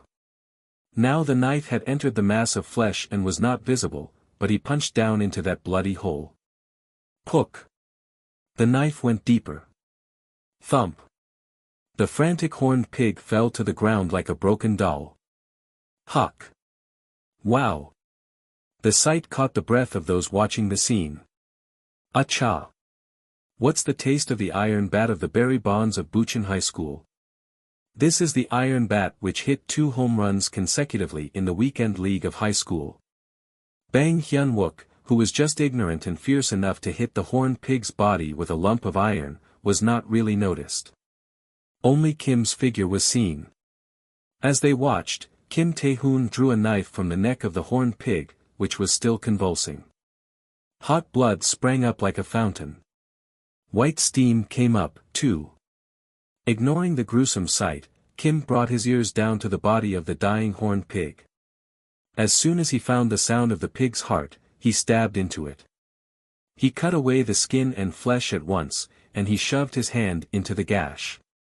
Soon after, Kim Tae-hoon pulled out his hand, holding a coveted red jewel, and swallowed it immediately. Everyone else swallowed as they watched the scene. Bucheon Municipal Wonmi Library. Move carefully, be careful. It's a grenade. I understand. Where do we move the drinking water? Second floor. Drinking water to the second floor. Located between Wonmi Mountain and Bucheon Stadium, the library, where quiet is life, was now experiencing its most tumultuous day since its establishment. Everything is moved. Let's go and smoke. Yes. There were as many as 50 people involved in the disturbance. They were constantly moving things into the library from the trucks and vehicles parked in front of the library. Under the circumstance, Kim Soo-ji asked Kim Tae-hoon, who was taking a coffee break. Major, do you really want to make this a base? At the question, Kim Soo-ji answered immediately. Is there a problem making this a base? No. Kim Soo-ji had no doubts about making the Bucheon Municipal Wonmi Library a base. No, the library was the best place to live in under the current circumstances. The area was surrounded by hills and was quite distant from where people lived. In many ways, the structure was advantageous to defense. Although not as common as the Ojungdong Industrial District, in nearby Wonmi-dong there were several factories where they could find useful tools. It would not be hard to get things for item making. The library itself had many advantages. The books and bookshelves filling the library could be great firewood during winter, and since the internet, the final edition of modern civilization knowledge, had become meaningless, the library was a collection of human wisdom for their situation. If human civilization was rebuilt from the bottom, knowledge was more important than a sword or a gun. On Sunmi and Jang Sung-hoon were already moving around the library collecting books that would help their activities and survival in the future. There was no reason for Kim Soo-ji to oppose such a place as a base. She was just suspicious. Why did he suddenly get a base? I'm sure he didn't intend to do that until yesterday. Until last night, Kim Tae-hoon had no intention of making a base. If he had thought about it, he would have made the library a base earlier, rather than waiting under Bucheon Stadium. We don't train in cold weather, and we didn't need to spend the night shivering in the cold outside using our cars as a tent. Naturally, Kim Soo-ji thought Kim Tae-hoon would move to another place after securing the relics he wanted in the Bao Museum as well. As Kim Tae-hoon suddenly said that he was going to build a base in such a situation, it was natural for her to ask questions. However, she had not raised any new questions. She was a soldier to her bones. Kim Tae-hoon gave her a new order. Lieutenant Kim Soo-ji, bring people together when it's done. Place the awakeners in the front row. I understand. Kim Tae-hoon drank coffee while watching Kim Soo-ji, who was moving to carry out the order right away. The strong aroma of coffee filled his mouth. But Kim Tae-hoon was not able to savor his coffee at this moment. It was due to the conversation he'd had with Jang Sung-hoon in the early morning. Jang Sung-hoon gave his opinion to Kim Tae-hoon without any qualms. Boss, if you monopolize the monster stones, the boss becomes strong, but the Mac clan cannot be strong. I don't care if that's the goal, to play big, you have to ignore the small things. Kim Tae-hoon's actions might make him stronger, but it wouldn't make the Mac clan stronger. And it doesn't matter if the group is small, but if the group grows big, a rank is needed, right? You know that better because the boss is a soldier. Of course, we don't need to use military ranks. In this world, the mark on the back of the boss will be the rank. In order to make the group big, they needed a ranking system. To sum it up, Kim Tae-hoon needed to set up a framework early in order to have a bigger military force and a bigger military clique. In fact, Kim Tae-hoon knew that part better than anyone else. He served as a soldier in a secret society in a third world ere a group of warlords prevailed, where civil war, rebellion, and war were constant. He knew better than any terrorist how warlords are organized and how they are run efficiently. Nevertheless, the reason why Kim had been active like that was simple. He didn't want to make a military faction. That's why he used the term, clan. If he had intended to create a military faction, he would have used a phrase meaning bigger. The word clan is not used in the military, or to express forces of big scale. Not my way, but. In addition, it was never Kim's style to lead a force like a military faction. Until now, Kim's target had been such military leaders. The higher they went, the more they became a target. But things had changed now. Now I know the result of doing things my own way, and I have to throw it away. He found out that his style did not work. He found out that if he lived as a hunting dog, he would die. There is only one way left. When the situation is settled after constructing a base here. Being not a hunting dog, but a hunter. I need to go out into the city and gather the awakeners who will be my hunting dogs. Kim Tae-hoon saw Lieutenant Kim Soo-ji return. He swallowed the rest of his coffee and got up. The monster stones inside his pocket of Kim Tae-hoon touched his chest. Meanwhile, Kim Soo-ji stood at attention before him and said, "Major, everyone is here." Kim Tae-hoon nodded in reply and double-checked the monster stones around his chest.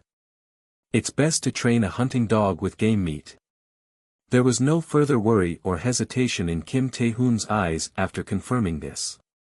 There was only the glitter in the eye of a hunter who will do anything and everything for his new purpose.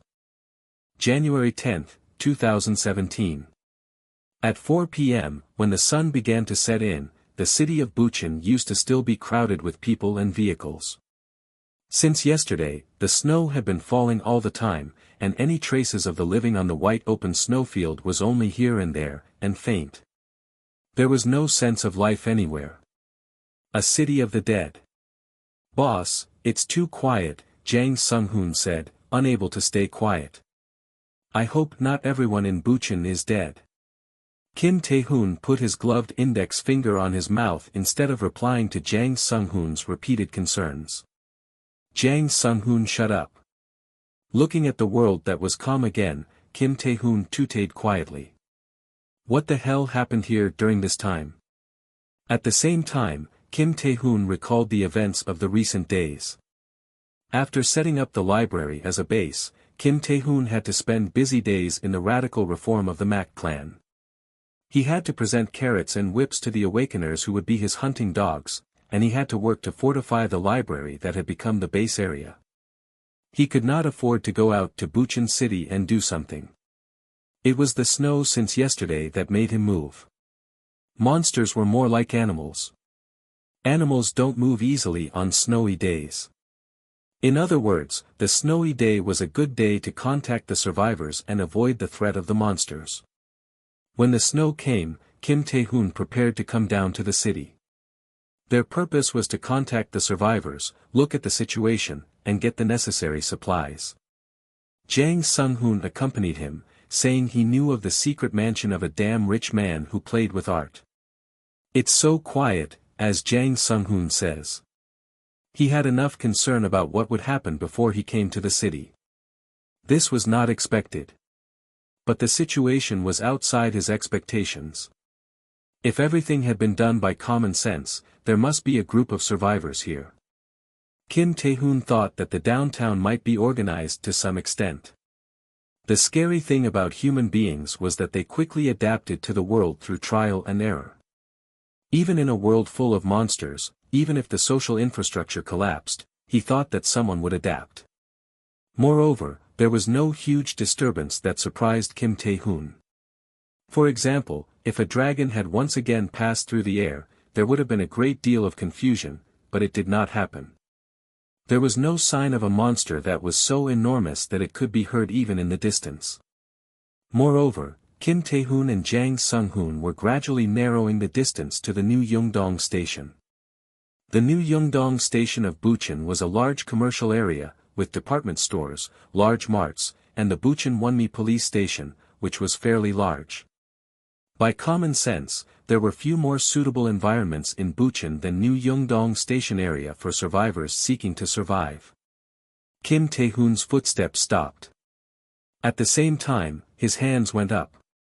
Jang Sung-hoon's footsteps also stopped at the signal. WJNG. In the cold wind blowing past them, Kim Tae-hoon's gaze turned to the snow piles that decorated the roads they wanted to travel. There was nothing special to look at. It was snowy, piled up with fertilizer bags. However, Kim Tae-hoon was sure that it was not a fertilizer bag under the snow. He looked at the snow pile, his eyes sharp. He painted a picture of a big hand shaking a snow pile. The things under the snow were revealed. It was a dead body that had been frozen blue. It was not just a body, but a decapitated body. Ugh! As soon as he checked the body, Jang Sung-hoon barely swallowed the vomit coming up in disgust.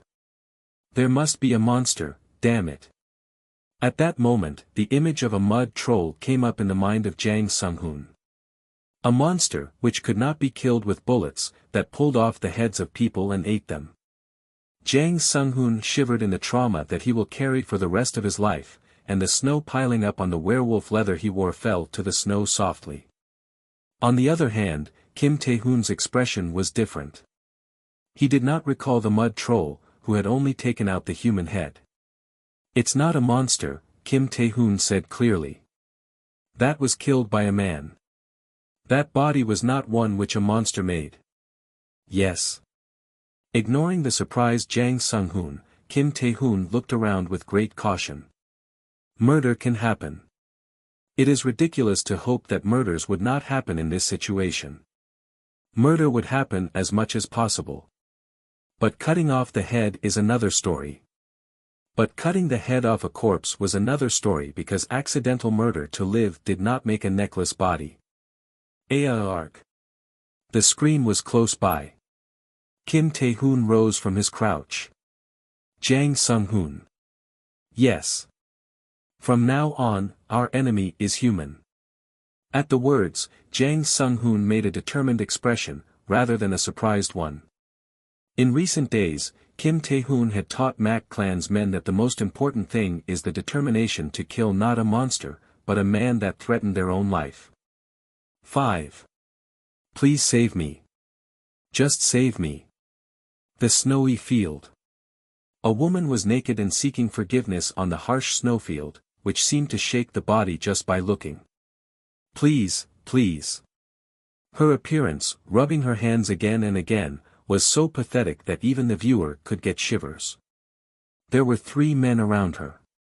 They were wearing thick vests, holding curtain rods and a spear made from a kitchen knife, and wearing construction helmets. Despite their crude appearance, they were clearly armed. It meant that they were not ordinary people. The 3 of them gave a spear sword instead of mercy to the woman who sought mercy in the snow. Please, please save me. There are no others except for me. A man talked at the repeated sad tone of the woman. Shall we have some fun before we kill her? It was a phrase that made the woman's face turn black. The other 2 wet their lips with their tongues instead of answering the man's filthy words. Why don't we just take off our pants since she's taken it all off? Don't you think, the man repeated to his 2 colleagues. A nasty suggestion. However, the remaining 2 seemed to have no intention of easily agreeing with the filthiness. *T, let's have some fun. Please, please save me. I'll do anything.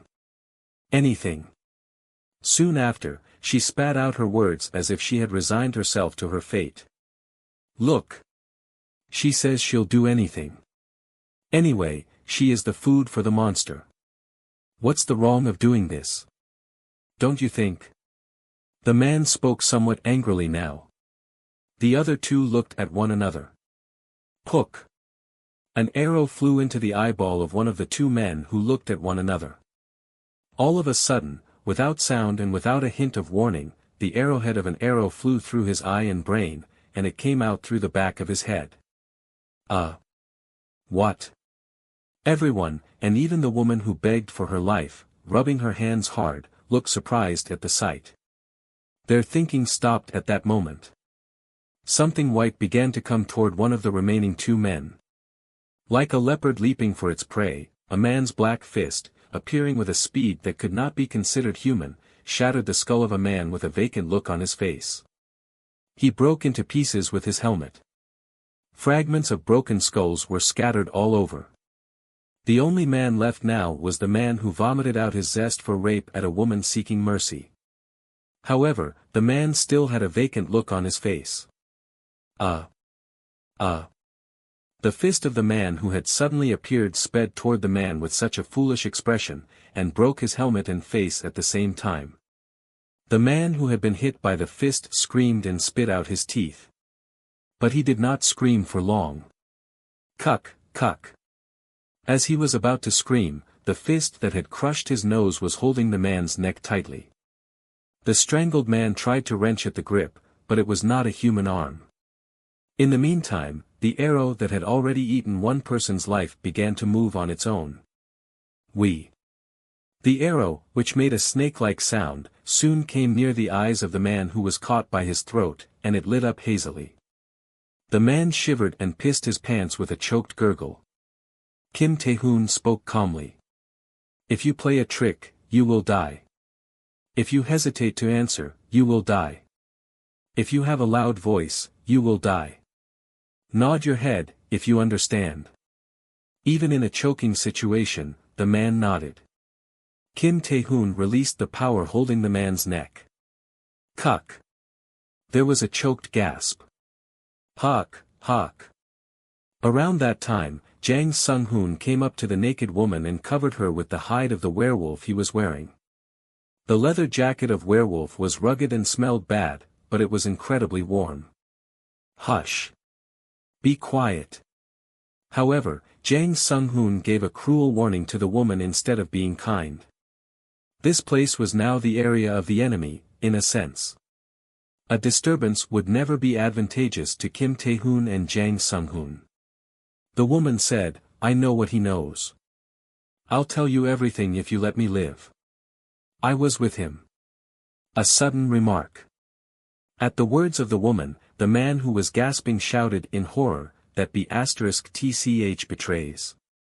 Betrayal. As soon as Kim Tae-hoon heard the word, his arrow, which was in front of the man's eyes, drove in like a striking serpent. The man fell to the ground. Kim Tae-hoon pulled the arrow from the man's eye, and he said, aiming at the woman covered by the leather of the werewolf with the arrow in his hand, if you play a trick, you will die. If you hesitate to answer, you will die. Even if you have a loud voice, you will die. Nod your head, if you understand. The woman nodded. When the heavy snow fell, the terrible world began to turn white in earnest. Kim Tae-hoon and Jang Sung-hoon, who properly concealed the dead, went into a sushi restaurant with Baek Ji-yeon, the woman survivor. The fish that protruded from the water tanks broken by the monster raids were all frozen, and the inside of the restaurant remained a bit fishy smelling. I'll stand guard. Jang Sung-hoon took out the rifle he had brought there and stood guard. Kim Tae-hoon went into the kitchen with Baek Ji-yeon, who was shaking in the cold with her lips blue. She was wearing only the pants and jumper of a dead man. In the kitchen, Kim Tae-hoon threw 2 hot packs to Baek Ji-yeon. Baek Ji-yeon blinked, took the hot packs, and began to rub her whole body with them.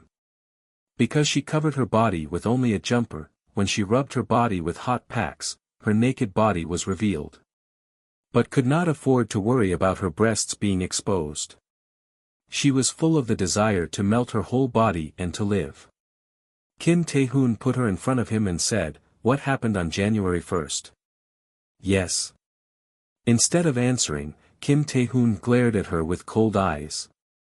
Then she remembered the 3 conditions that Kim Tae-hoon had demanded earlier. I don't know about the first day of January, but when I woke up it was already late at night. She would die if she hesitated to answer. The warning alone kept her talking. Everyone was the same. Few of the survivors were sane on January 1st, awakeners. Yes, only a few of the awakeners were active on January 1st, but it was not exact. Of course, in this situation, she talked about everything at the same time. Cold and fear, these 2 were very effective factors paralyzing human reason. So, it was more meaningful for Kim.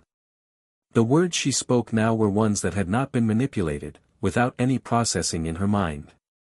The dragon's influence was enormous. Once in Bucheon City, it became clear that January 1st was a lost day. The cause was obvious. The dragon. The horrifying monster passed by, killing monsters and humans from fear alone, or stunning them.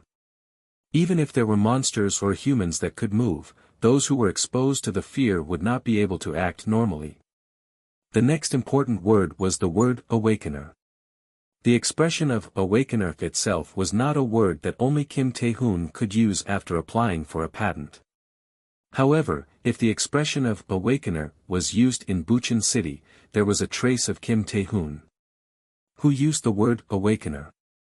The survivors of the large mart by the city hall spread out, and a rumor that eating monster stones would give awakeners superhuman strength began there, as well as a rumor that the first hunter had killed a black orc. As expected, it was the survivors who had survived in the large mart that spread the term awakener. So what happened on January 2nd? Tell me about the important parts. The survivors who survived in the large mart gathered at the city hall. They started making a group, saying, if we gather around the awakeners, we will be able to fight monsters, and if we have a lot of monster stones, we can kill monsters. The survivors began to gather there one by one. When did you join them? Well, I didn't join them. I was working at a department store by the new Yeongdong station. I did not join, but they came. They. Messiah. Is Messiah the name of the group? Yes. Yes, it's the name of the organization. It's not, the group which was made in the city hall. No, it started there, but it was, so. At that moment she began to stammer. She was trying to throw out something in her head at once, but she was overloaded. Kim Tae-hoon looked at her grimly. Baek Ji-yeon met his eyes and shook herself. Well, I'll tell you soon, please, save me. Just answer my question. Who made the Messiah group? He's a guy named Lee Jin-sung. What are his external features? I've never seen him. I don't even know where he is. Kim Tae-hoon started glaring at Baek Ji-yeon at the words. Well, it's a rumor, I'm not sure, it said he's using a sword that's so special that it can cut a monster in half. It's a rumor. I've never seen it. What was the date the Messiah group came to your department store? It's, the 6th day. I'm sure it was the 6th day. What did they come for? To get a sacrifice. A sacrifice? It's a sacrifice to calm down the yellow devil on the subway. The yellow demon on the subway? It's a giant snake, whose whole body is covered with black scales. The shining snake with yellow eyes, so it's called the yellow devil. What does a sacrifice mean? We need 10 people every day to fill the yellow devil's belly. We throw 10 people into the new Yeongdong station every day. 10 people every day, after cutting off the Achilles tendon to keep them from running. Her whole body began to shake after she said that, and the reason began to disappear from her eyes. I'm sorry, I'll answer you immediately, I'll answer. Kim Tae-hoon, who thought that further questions were meaningless, took out a chocolate bar and a can of pre-made coffee from his chest and threw them to her. A chocolate bar and a canned coffee were not a good combination, but she accepted it with wide eyes. Take a break, get things straight in your mind. Thank you, thank you. She began to unwrap the chocolate bar with her frozen hands and broken nails. After she managed to unwrap it, she began to eat the hard-frozen chocolate bar. In the meantime, Kim Tae-hoon came out of the kitchen and approached Jang Sung-hoon, still standing guard. Boss, do you get anything good? If the sad news is good, then yes. The sad news? Is that a bad story? The awakeners of the survivors made a group, and now they are expanding the area of the city. The name of the force is Messiah. Messiah, that's a very attractive name. I think we should have chosen an English name for our clan. To be honest, now that I'm talking about Mac, foreigners will think of McDonald's or Apple, but will not think of a mythical animal which eats dreams.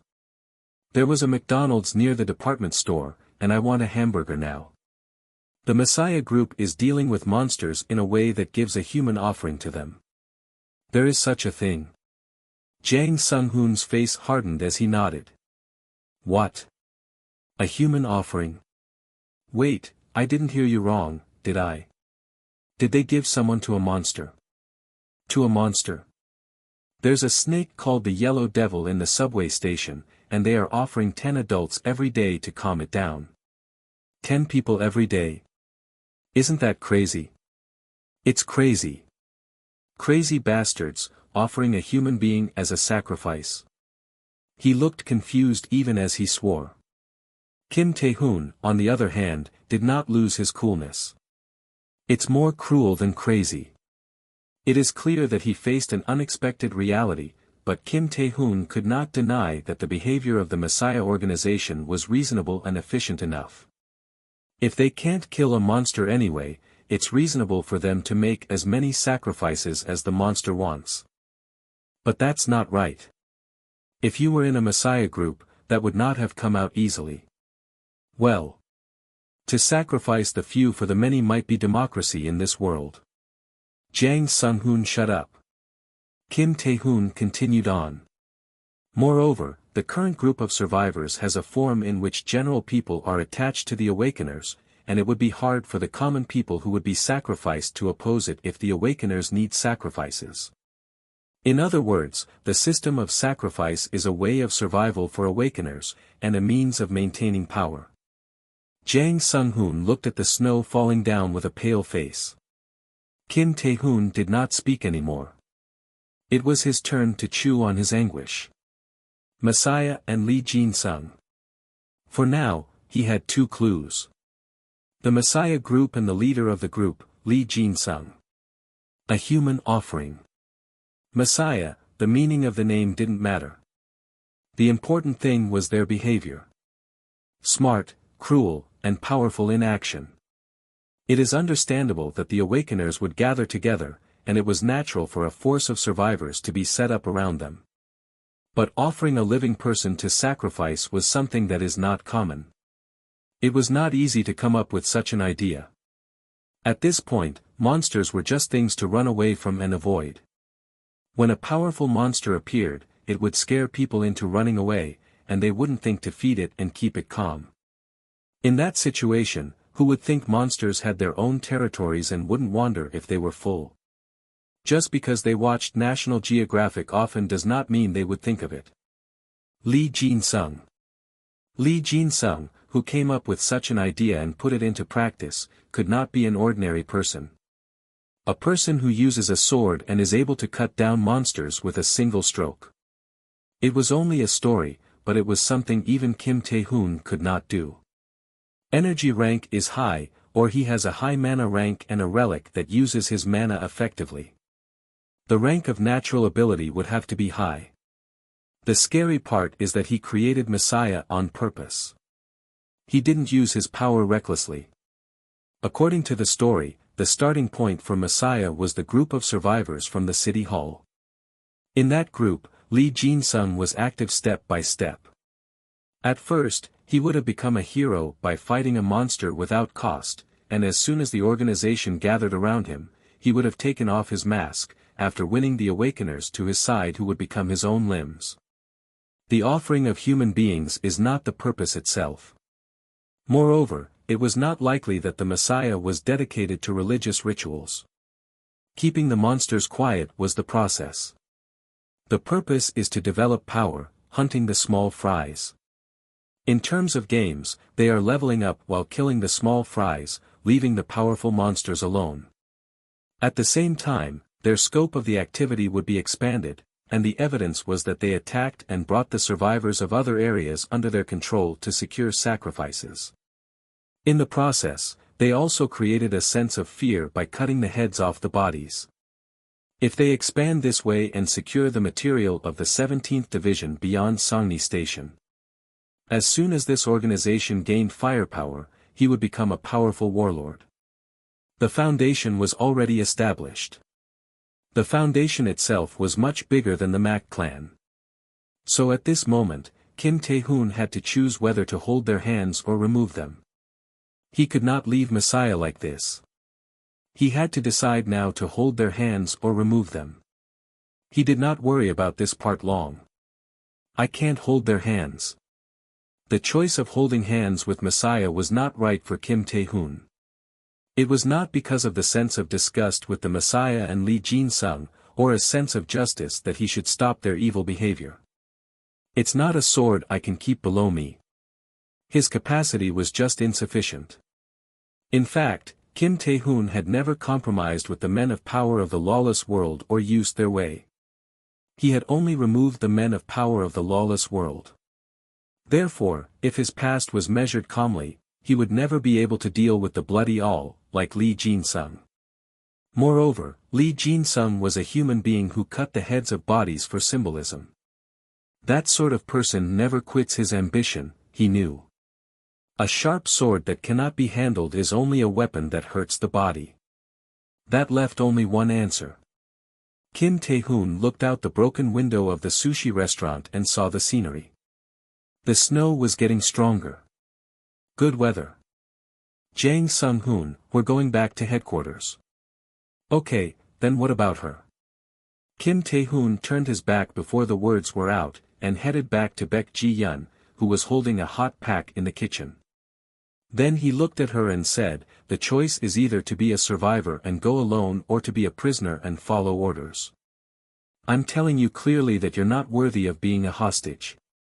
Don't expect to be treated like one. Baek Ji-yeon's answer was obvious before he finished. I'll be a prisoner, and I'll do anything. The library headquarters of Mak clan did not look much different from the past, but there were booby traps and other preparations for intruders. If monsters or people came in there, they would have to pay a huge price. In a sense, it was the safest place in Bucheon City. Kim was preparing to leave there. I'm going alone without any companions, he told them directly. Major, can you do it alone? Lieutenant Kim had already heard the story in his plan, too.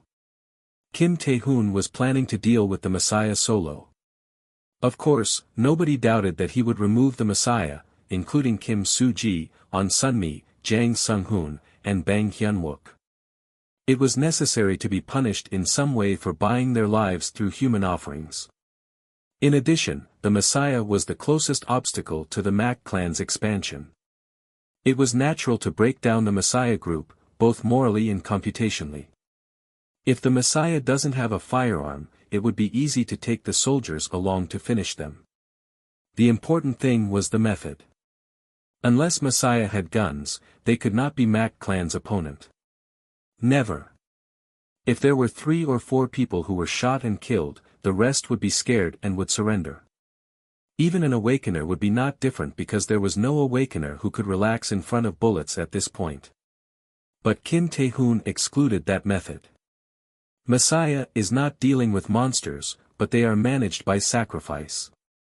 Their realms are virtually monster dens, and moving there is too risky. If I fire a gun or something blindly, monsters would come in flocks. It weighed on his mind that the place where the Messiah was located was not a safe place, but a symbiotic area with monsters around. Even the monster called the Yellow Devil was like that. According to Baek Ji-yeon's words, only the sword of the leader of the Messiah, Lee Jin-sung, could hurt it. If such a creature was only a little bit hurt by a hunter's sword, which could cut a monster into 2 pieces with a single stroke, then bullets would not work properly. It meant that he needed firepower beyond guns, including claymores and grenades if he wanted to kill it. There is a possibility that it won't work, too. At that time, Mak clan must be prepared to be wiped out. And there's nothing good about a war of attrition. Most of all, a war of attrition was a loss to Mak clan, too. They always were. The price to pay when fighting a war in earnest was enormous, both to the attacking side and to the defending side. So, groups of really large size and firepower always run over less well-equipped groups. First of all, this is my specialty. That was why such an incredibly efficient existence, Kim Tae-hoon, was born. There are times when it was more certain for a specially trained monster to pull the trigger than running expensive fighters, battleships and tanks, and spending tens of thousands or hundreds of thousands of dollars an hour on war costs and expending firepower. In addition, it is not an exaggeration to say that Kim Tae-hoon is the best in the world in removing a man of power from the lawless city. Currently, it is January 10, 1922. If I don't return by 5 o'clock on January 11, you will be on full alert, and all command will be left to Lieutenant Kim Soo-ji. At this moment, none of the gathered people, including Kim Soo-ji, worried about Kim Tae-hoon. I wish you the best of luck. Big brother, be safe. Boss, when you come back, bring some Melona ice cream. Oh, then I want Worldcon. I hope you come back alive because I don't want to leave my life to these 2 madmen. You're talking too much. Yes, Sister Sunmi, if you have such a bad mouth, you won't marry. They just sent some heartfelt words after him as he left to deal with Messiah. A large-scale mall located in front of the new Yeongdong station. It was a quiet fortress now, crowded with people all the time. All the windows were covered with newspapers, and the entrance, which enthusiastically welcomed the guests, was now walled with tangled shopping carts. 3 men approached the entrance, with thick jumpers, safety helmets and crudely made spears. They stood in front of the automatic door, which was covered with newspapers, and one of them carefully pulled out a business card from inside and swiped it through the door. Swish! The business card disappeared as if it were a snake's tongue, and soon the door opened. Beyond the door, 3 men stood tensely, aiming a spear at the door. They relaxed only after confirming the other party. What did you find? I can't see anything. The weather looks crazy. What about Group B? I couldn't find them. You didn't find them? There were no bodies. It was not a pleasant conversation. What about footprints? You could see footprints, couldn't you? Have you seen this weather? Our footprints are already gone. So, you just came back. What the hell was I supposed to do? Get out of my way. I am cold enough to die. Eventually, the conversation became intense at some point, and those who were guarding the door stepped to the side. 3 men, their shoulders and heads covered with snow, strode into the mall. The 3 men who entered the mall immediately took off their helmets, and a man with a chubby face spoke up, "He's not a damn awakener, but he handles us like slaves. Hole. He can't do anything in front of a monster." The words that were spoken out of anger were so low that they were close to speaking to himself, contrary to the fierce expression. The 2 remaining men turned away from the subject as if they did not want to continue the conversation with such a man. It will be colder tonight. I'd sleep with a girl in that case. How about that? Do you want to take one? But the younger man replied to the fat man's words with an awkward smile, "It's okay. The only good thing we have in this damn world is that we can do it for free." What happened to Group B? Another man in his mid-20s wanted to turn the subject around.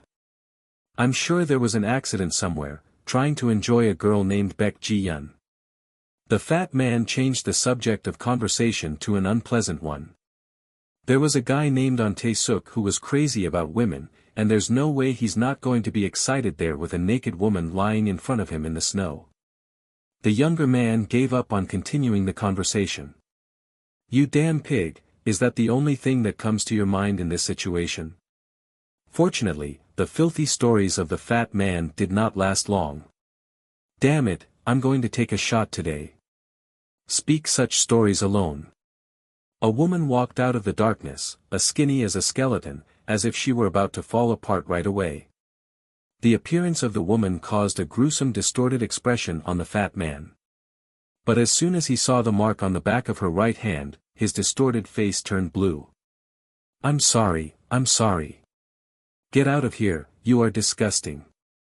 I'm sorry, just spare my life, please spare my life. Get out of here." The 3 men nodded vigorously and disappeared as they ran into the escalator and fled to the 2nd floor. The woman headed for what was originally a pharmacy, located in the corner of the 1st floor. There were 2 men in it. One stood up as straight, acting as a bodyguard, and the other sat on the couch, tapping his smooth hair, holding a sword with the sheath in his right hand, like something out of a historical drama. The woman said to the man on the sofa, "There must be a disturbance." Disturbance? At the woman's words, the man stopped tapping his head. What's the matter? The group that went out to execute a woman as an example is missing. Missing? Yes. Did a monster eat them, or did they run away? The team tried to investigate, but it failed. Failed? Why? Because of the snow and wind. At those words, the man let out a suddenly uncontrollable laugh and tapped his head again with the handle of the sword. You should have given the organization by a different name, not Messiah.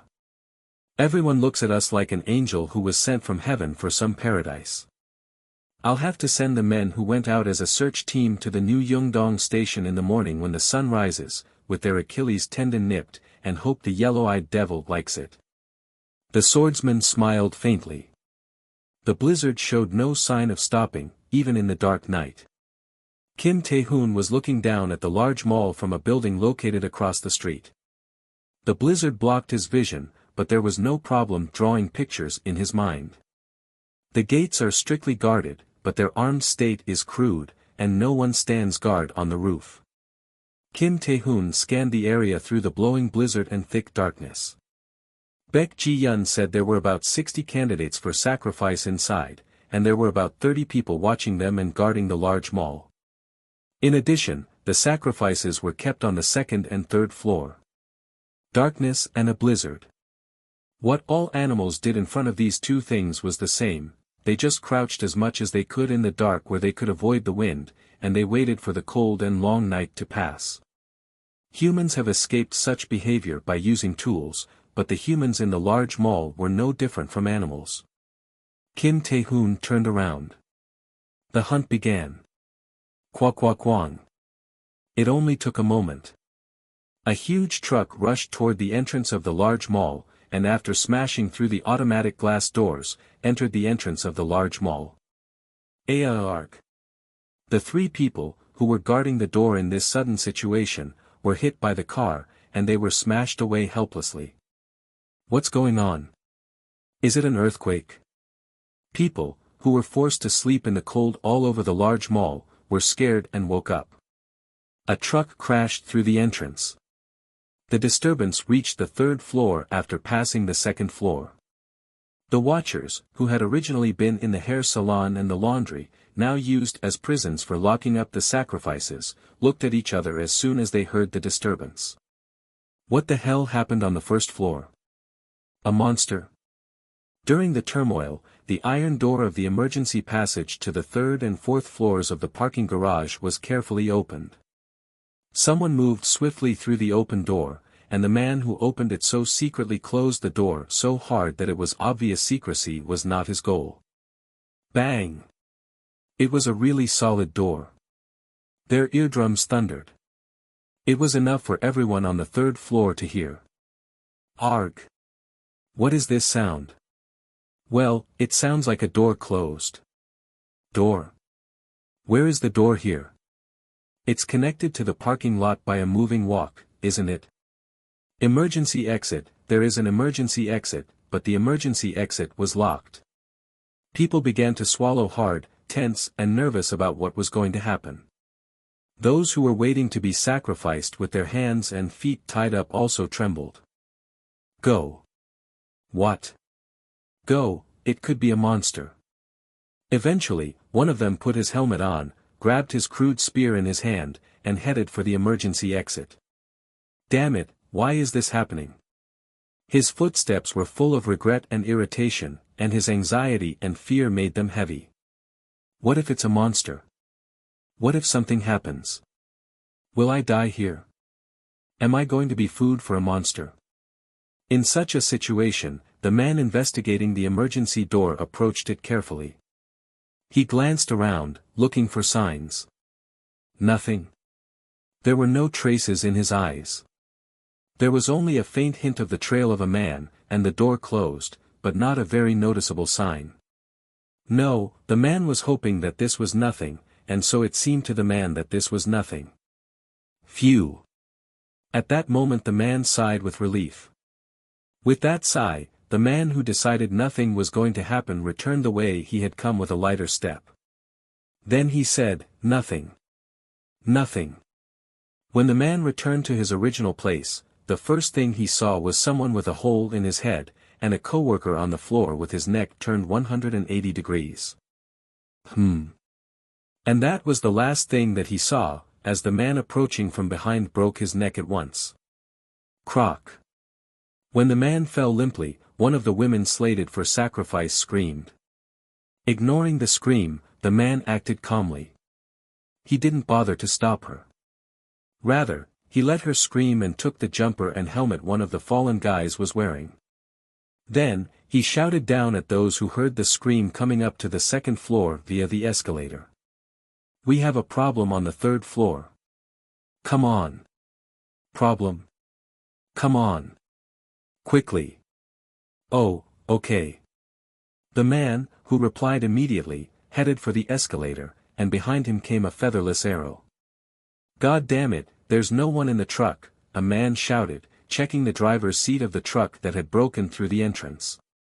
The 10 men gathered around the entrance showed a similar look at his words. Their heads were cocked, and they knitted their brows. Did the truck move by itself? Does it make sense? What the hell is going on? This truck isn't a monster, is it? The disturbance added a new stir. Something happened on the third floor. A man came down through an escalator connecting the first and second floors. He was not any different from the others in jumper and helmets. No one stopped the men from running down the escalator to the first floor. Rather, those on the first floor looked at the person coming down in surprise. One of them asked, "The third floor. What happened? What? What's wrong with the first floor?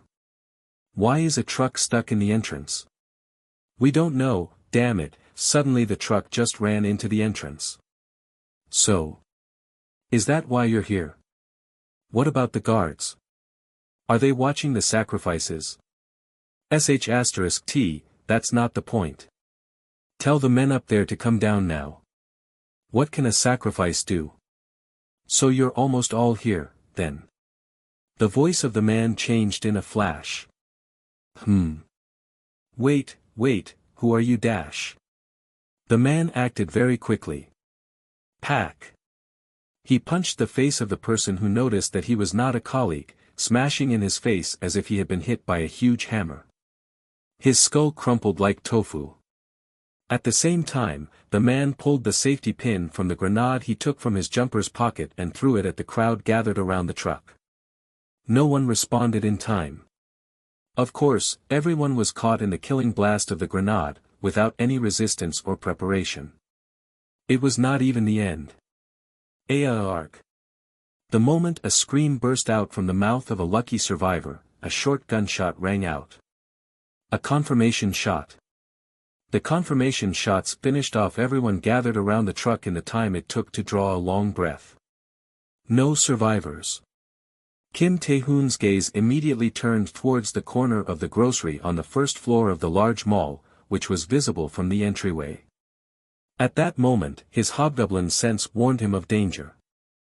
As soon as he turned his head to the left, two crackling baseball-sized fireballs flew towards him. The fireball touched Kim Tae-hoon's jumper, and moved over it like a living creature, setting it aflame. Kim Tae-hoon immediately threw off the jumper, pointed his gun in the direction it came from, pulled the trigger, and immediately dove between two counters. At that moment, he heard someone say, "I didn't know I am going to fight a real awakener so quickly, but this is fun." It was the first time he heard it, but Kim Tae-hoon was convinced at this moment. Lee Jin-sung. Who was the owner of the voice? The chief of the Messiah was here. The first thing Kim Tae-hoon did, after jumping into the narrow space between two counters, was to analyze the situation. He didn't think about the flame. He recalled the moment he pulled the trigger. I hit him. His shooting was accurate.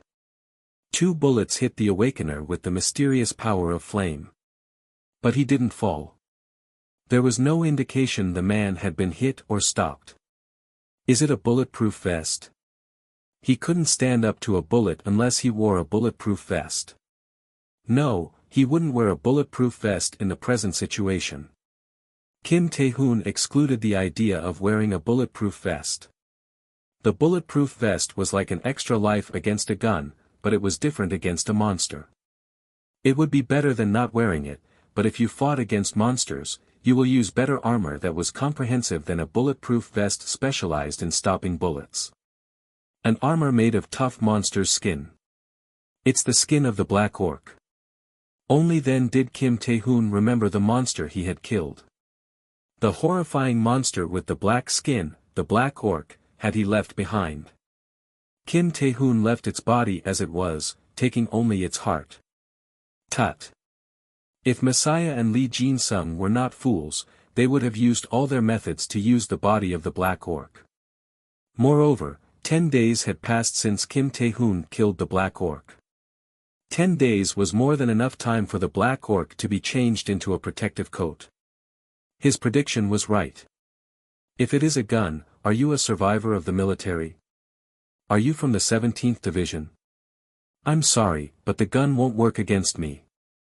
I have great protection here. Lee Jin-sung directly told him that his expectations were right. Of course, Lee Jin-sung did not really give him a friendly explanation.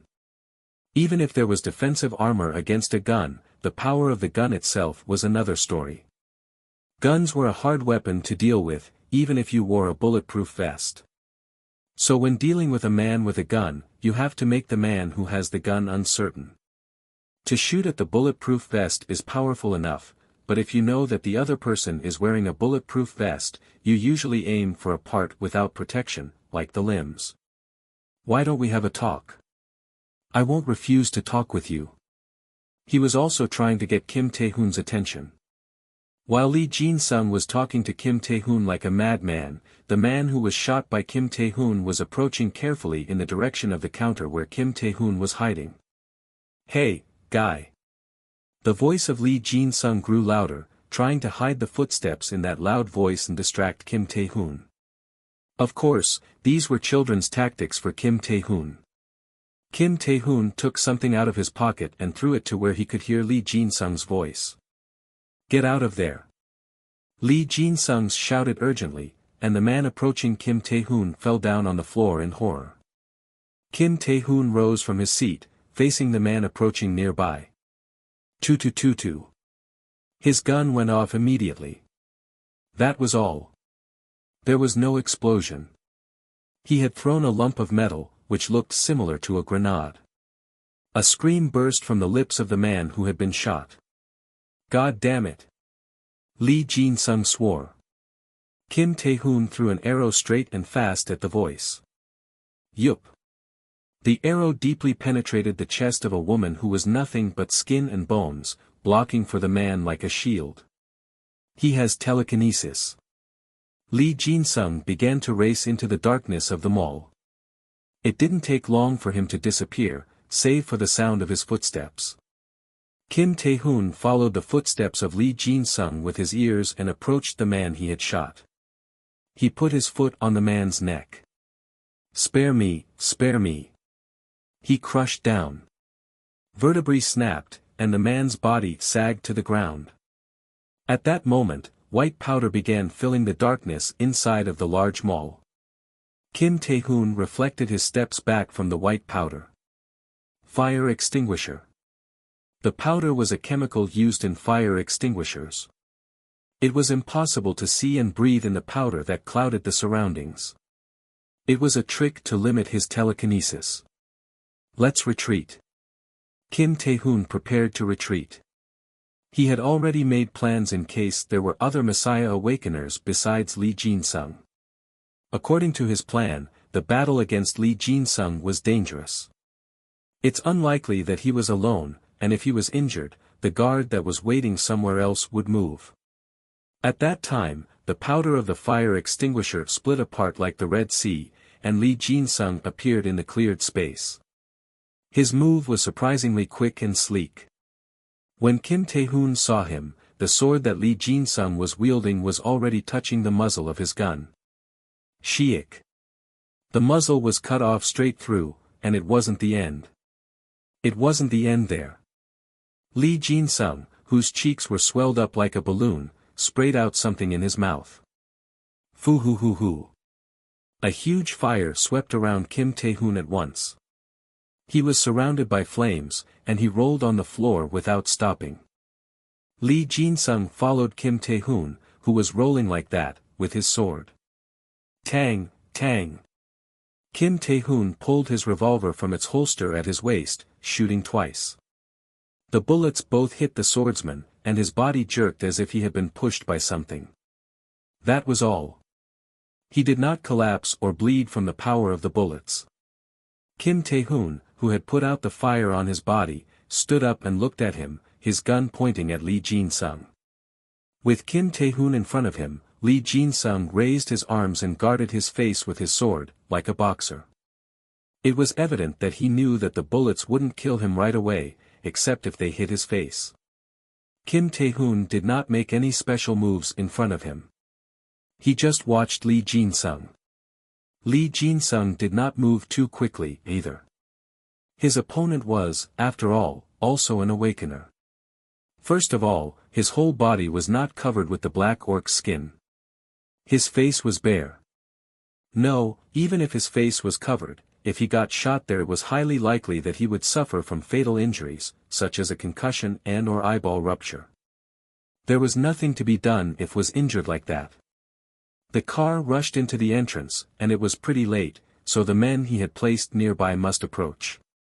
What Lee Jin-sung expected was that his men would realize there was a disturbance and come to help him. He was not a fool, and he would not walk around with only 2 people. He arranged his men in several places. Of course, the reason for the split arrangement was to monitor the monsters and sacrifices. He'd had no choice but to deploy awakeners to instill fear among the watchmen who monitored and managed the sacrifices. That is, time was on the side of Lee Jin-sung. "Are you the first hunter?" Lee Jin-sung asked again, stalling for time. It seems the first hunter had powerful telekinesis. What was his name? Kim Tae-hoon. Yes, it was Kim Tae-hoon. But he had a colleague. Did you come here alone? Kim Tae-hoon did not reply to such a statement. He stood as if he were a mannequin. I've heard a lot about you. Thanks to you, Bucheon somehow became a city of men. By the way, there are few places in the world that are safe now. I fled from the Changya district and thought I was the only one who survived until I came to Bucheon. Lee Jin-sung kept talking. I recently found out that Bucheon was very lucky geographically. It was between the realms of the dreadful monsters. Those words were tempting to the ear.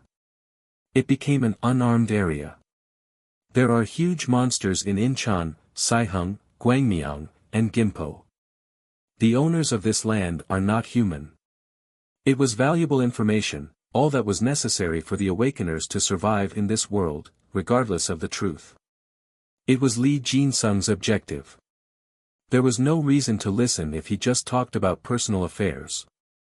When he spit out valuable information, he would wait for a reply. A smile was on his lips. 1 minute. 1 minute, or less. After that time, at least 10 awakeners would arrive. They were not ordinary people. They were elites. They had the power to make the inhumane acts of the organization Messiah natural. Rather, why are you attacking us all of a sudden? You don't like the way we do things, do you? From what I heard, you're far from a hero of justice. To use up the time, Lee Jin-sung kept talking. Why don't you join hands with us? It looks like you've got a gun from a nearby military base. Let's move together. First, we're building a monster hunting organization based in Bucheon. We're lucky. We have made the starting point Bucheon. Let's have a conversation, putting down our weapons. Ha! At his words, Kim Tae-hoon lifted his revolver away. Lee Jin-sung's eyes glowed. You idiot! Lee Jin-sung intended to cut Kim Tae-hoon in half after narrowing the distance between them. Cut him in 2 with 1 stroke of the sword. There was no doubt he could do it. The sword in his hand was a great weapon that could be called a miracle from God, and could cut monsters with orange or yellow eyes, too. I knew one day you'd be a big hindrance. There was no hesitation. He heard about Kim Tae-hoon, and of course, thought he would be the biggest obstacle. Lee Jin-sung didn't want to be under anyone. As soon as you get under someone, you are expendable. The world was like that now. To live, you must be a consumer, not a consumable. So Lee Jin-sung wanted to move without a moment's hesitation and steely determination. He was trying to move. But his body did not move. An invisible chain was pulling on his whole body. If he hid in the fire extinguisher powder, or if he was far away, or if he moved quickly in the dark mall, it would not be possible to catch him easily. However, he is in front of Kim Tae-hoon, why couldn't he finish him? Most importantly, Kim Tae-hoon's telekinesis rank was a rank. It was a power that held the Black Orc with the terrible physical strength. It was only a matter of seconds to tie up the limbs of Lee Jin-sung, although he did not know how much strength and energy he had. And Lee Jin-sung had given him the time. The bastard, Kim Tae-hoon came up to cursing Lee Jin-sung who was clearly stunned, and pulled the sword out of the hand of the paralyzed swordsman. Arg, damn it. Then he held the sword and pointed it at Lee Jin-sung. Lee Jin-sung's face, spitting out angry curses, hardened. Wait, let's make a deal, a deal. I'll give you everything I have dash. That was all he was allowed to say. I don't need it. Lee Jin-sung was a cruel man who had the innate ability to make cruelty more brutal and powerful. Something's happened to Master. We'll die if we're late. The power of Lee Jin-sung was something that could not be dealt by the awakeners who did not even know that they were awakened, or who were awakened but did not even have a rank of some special ability. At the same time, Lee Jin-sung was their hope. Damn it, we hope that there is no problem with the Master's safety. Without the Master, we'll be finished, too. Lee Jin-sung was their most powerful force against monsters. And now, he was the only possibility of killing the yellow-eyed devil, a scary monster that ruled the subway now and could only be quieted by a human offering. In a world that now belonged to monsters, including the yellow-eyed devil, Lee Jin-sung was an absolute necessity to survive. That was why Lee Jin-sung named the group Messiah, and his subordinates stepped into the large mall without any help and/or hesitation. They headed for the threat, through the heavy snowstorm, to help someone who dominated them through fear. We're here. Light the flash. Flash. Soon after, 11 awakeners arrived and entered the large mall with flashlights in their hands. The first thing they saw with the flashlights inside the dark mall was a corpse. Ugh. What the hell is this? There was the body of a general member who was killed in the grenade blast. More bodies, which had a different kind of gruesomeness than those killed by the monsters, were also shocking to the Messiah awakeners who had seen so much of such things. Did they get shot? Did a bomb explode? But where was the bomb from? The awakeners stiffened. In that state, some courageous people walked through the bodies, flashing lights, and splashing through the rich blood. Huck! It was the head that ate their courage. The head of Lee Jin-sung had been cut off, and the body was missing. The hairless shiny head reflected the glare of the flashlights. Oh, my God, that's horrible. Their words fell silent and nobody spoke. Then a voice came from the darkness, put the flashlights on the floor and kneel down with your hands on your head. Who is it? Where did that voice come? No one was on their knees at once, and everyone was too busy turning their heads around to find the voice's main character. Tang! The gunshot woke them up. Arg! A man who was swinging a light around fell to the floor and screamed, my leg, my leg. Every time I speak, one more person, the unaffected voice again came through the pained cries. Crazy. When I hold up a light, I'll be the target. The quickest ones, with a keen sense of survival, quickly dropped their flashlights on the floor, and immediately knelt down with their hands on their heads. Like dominoes falling down in succession, 11 awakeners entered the mall, lowered their heads. Kim Tae-hoon appeared in front of them. He was still hiding in the dark, of course, wearing a black jumper. So now, even though his light was shining on the floor, so they could not see him. It was even more creepy. What they could not see, they could only imagine. It was not a good thing to think about right now. Kim Tae-hoon slowly spoke while the awakeners imagined Kim Tae-hoon's existence as a devil. There are two options, turn your back on this and leave here, or become a hunting dog under me. Everyone shuddered at his words. A hunting dog? It was clear, at least, that he was not here for goodwill and justice. I know enough of what kind of group Messiah is, and you'd better get rid of the idea of being treated like a human being. Everyone trembled again at his words. He knew what kind of group Messiah was, and that they silenced the monster with sacrifices. Everyone here knew what it meant to offer sacrifices. Even if they could not help it, they should be prepared to be treated the same way the instant they treated a person as food, not a fellow human being. His power had overshadowed their determination, and now they were the weak. Damn it! The fact made them swallow and despair. It will be over if we go this way. Someone put his brain to work. Is it really okay if I leave? A man said, if you don't want to come under me, you will be fine. Kim Tae-hoon answered immediately. Well, I'll go out. I'll stay quiet. At the answer, the person who asked the question rose from his crouch. The name of the man who rose was Jang Yun-suk. I must get out of here. If I stay under him, I will end up a consumable against a monster. He was the leader of a group that monitored and managed the people who would be sacrificed at a department store across the street. In short, he was an executive. Of course, he knew the Messiah organization better than any of these people. I'll go to the city hall, join the others, and make a plan. That's the first thing to do now. If not, I will be good for nothing. Messiah was currently expanding its scope, spreading spider webs around Bucheon City Hall. They were engaged in activities, securing food by occupying large malls, capturing survivors who came to the central City Hall building, and going out and capturing them. At the same time they identified the areas of powerful monsters that could not be killed, and then offered sacrifices to them to manage their movements.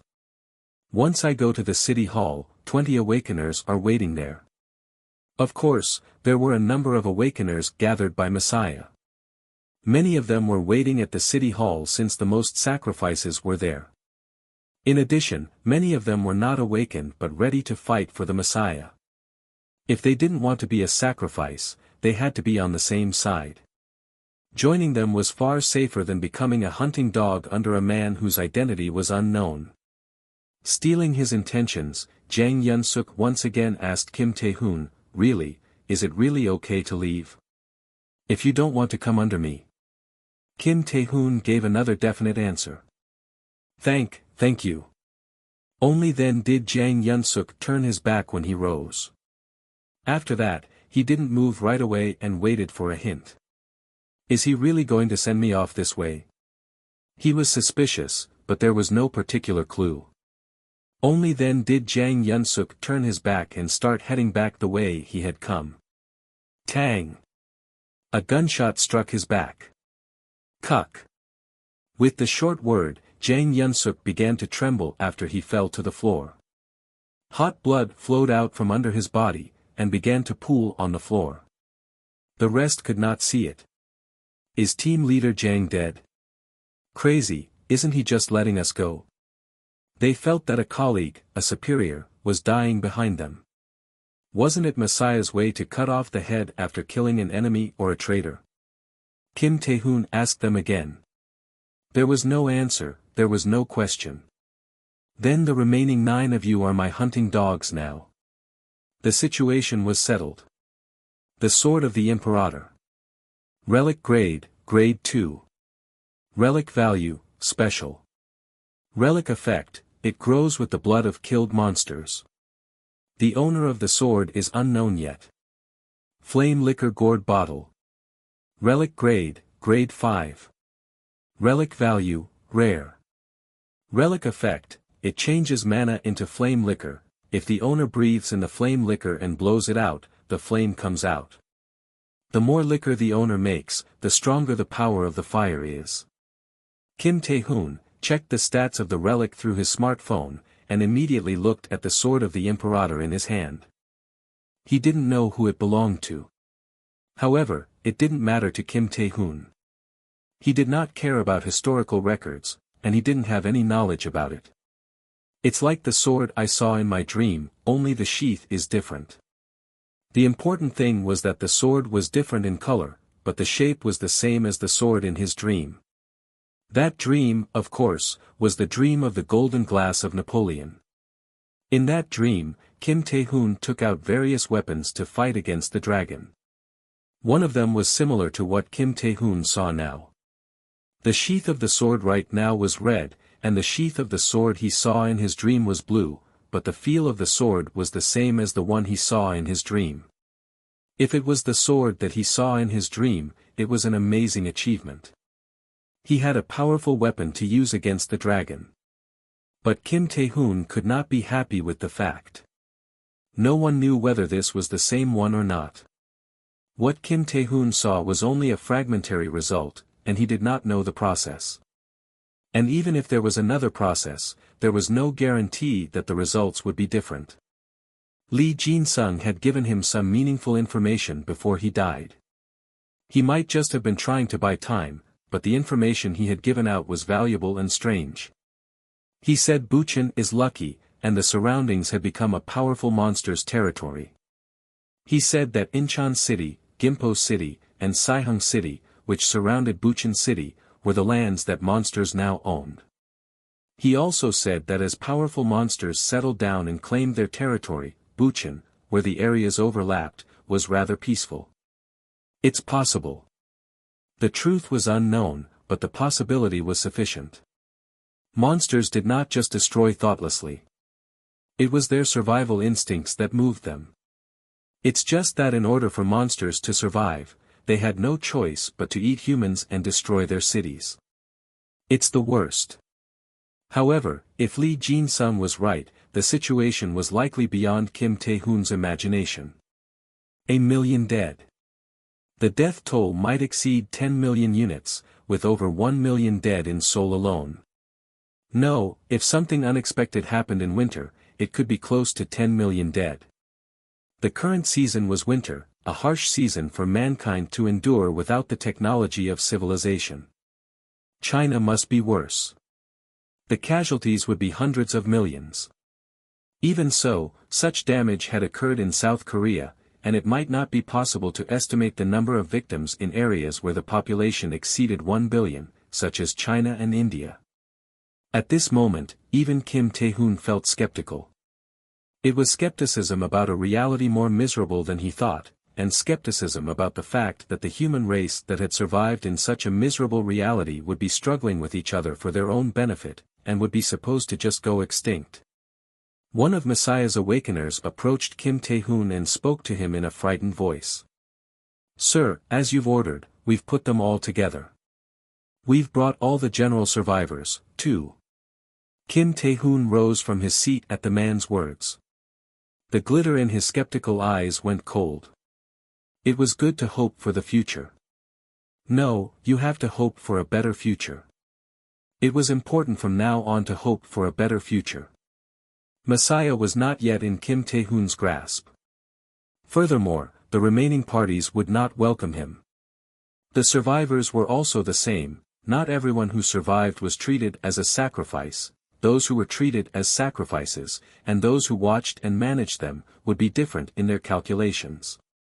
Of course, if he left them alone, they would act for themselves. Therefore, he had to make them fear so that they could not think of anything else.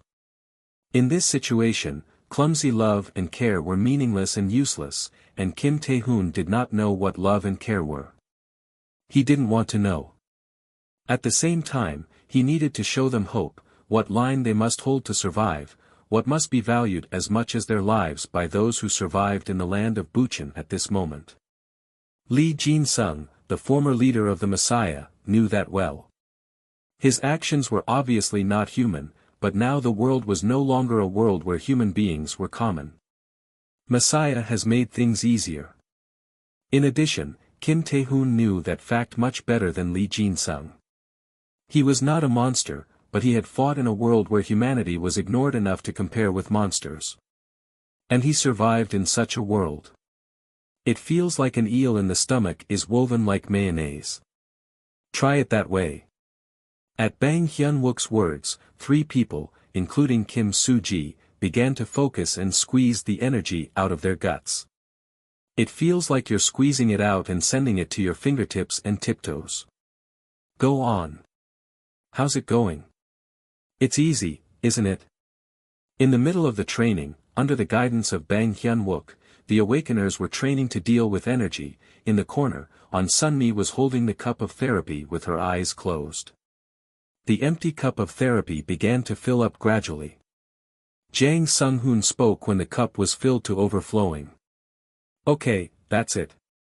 Sister, it is all full." Sunmi opened her eyes and put it in a thermos bottle that had been prepared for the water of therapy from the cup. "You're suffering. Yes, I'm the only one who's suffering. I'd like to suffer, but unfortunately you're the only one who can use the mana on our side. Can I sing for you? At the words of Jang Sung-hoon, Sunmi closed her eyes instead of answering, and again focused on injecting mana into the cup of therapy. It was preparation. Among the awakeners, those who were able to use energy trained to handle it more skillfully, and in the case of Sunmi, she wanted to secure as much water of therapy as possible when she had time to relax. No one gave up on hard work, because it was a matter of life or death. Lieutenant. Someone came in. He was a soldier. A soldier guarding outside was still covered with snow on his shoulder and head. The training stopped. The major sent a man. Everyone looked nervous at his words. This is a letter from the major. The envelope was delivered to Kim Soo-ji. Kim Soo-jae took out the letter, quickly skimmed its contents, and spoke to everyone around. Does anyone have any experience working in a sushi restaurant or filleting raw fish? Yes. Everyone looked a little strange. Did he get a tuna? Why does he suddenly need a filleter? Jang Sung-hoon asked the question as if he represented everyone. At his question, Kim Soo-ji said with a steely expression, "From now on, the Mac clan is ready to hunt the devil with yellow eyes." The third floor of the building, which had been used as the office of a company until a few days ago, was now the home of monsters. The monsters were monkeys, but naturally not normal monkeys. Their saw-like teeth and protruding snouts were closer to the appearance of a dog, not a monkey. It was like a dog's head on a monkey's body. Moreover, the red eyes on the horrifying face exuded a terrible energy. The four grotesque monsters were eating now. The menu was a human. A man in his mid-twenties, who had just died, his blood still warm, and four monsters were holding his limbs in their hands and eating them with grueling intensity. There were four skeletons scattered around them, and the rolling skeletons were clean and even shiny. In this cold winter, the flesh could not have rotted off. It was a clear evidence and a gruesome sign that these monsters had licked the bones until there was not a piece of flesh left. A man entered the office of about 100 square meters, interfering with the terrible meal of the monsters. The monsters who were interrupted immediately threw out ferocious shrieks toward the person disturbing them. But it was not a monster, but a man who took the initiative. Shriek. A featherless arrow started to move as the man appeared, and pierced the head of a monkey. It fell with a hole in its head, flat on the floor. Another monster also fell to the ground like a broken doll.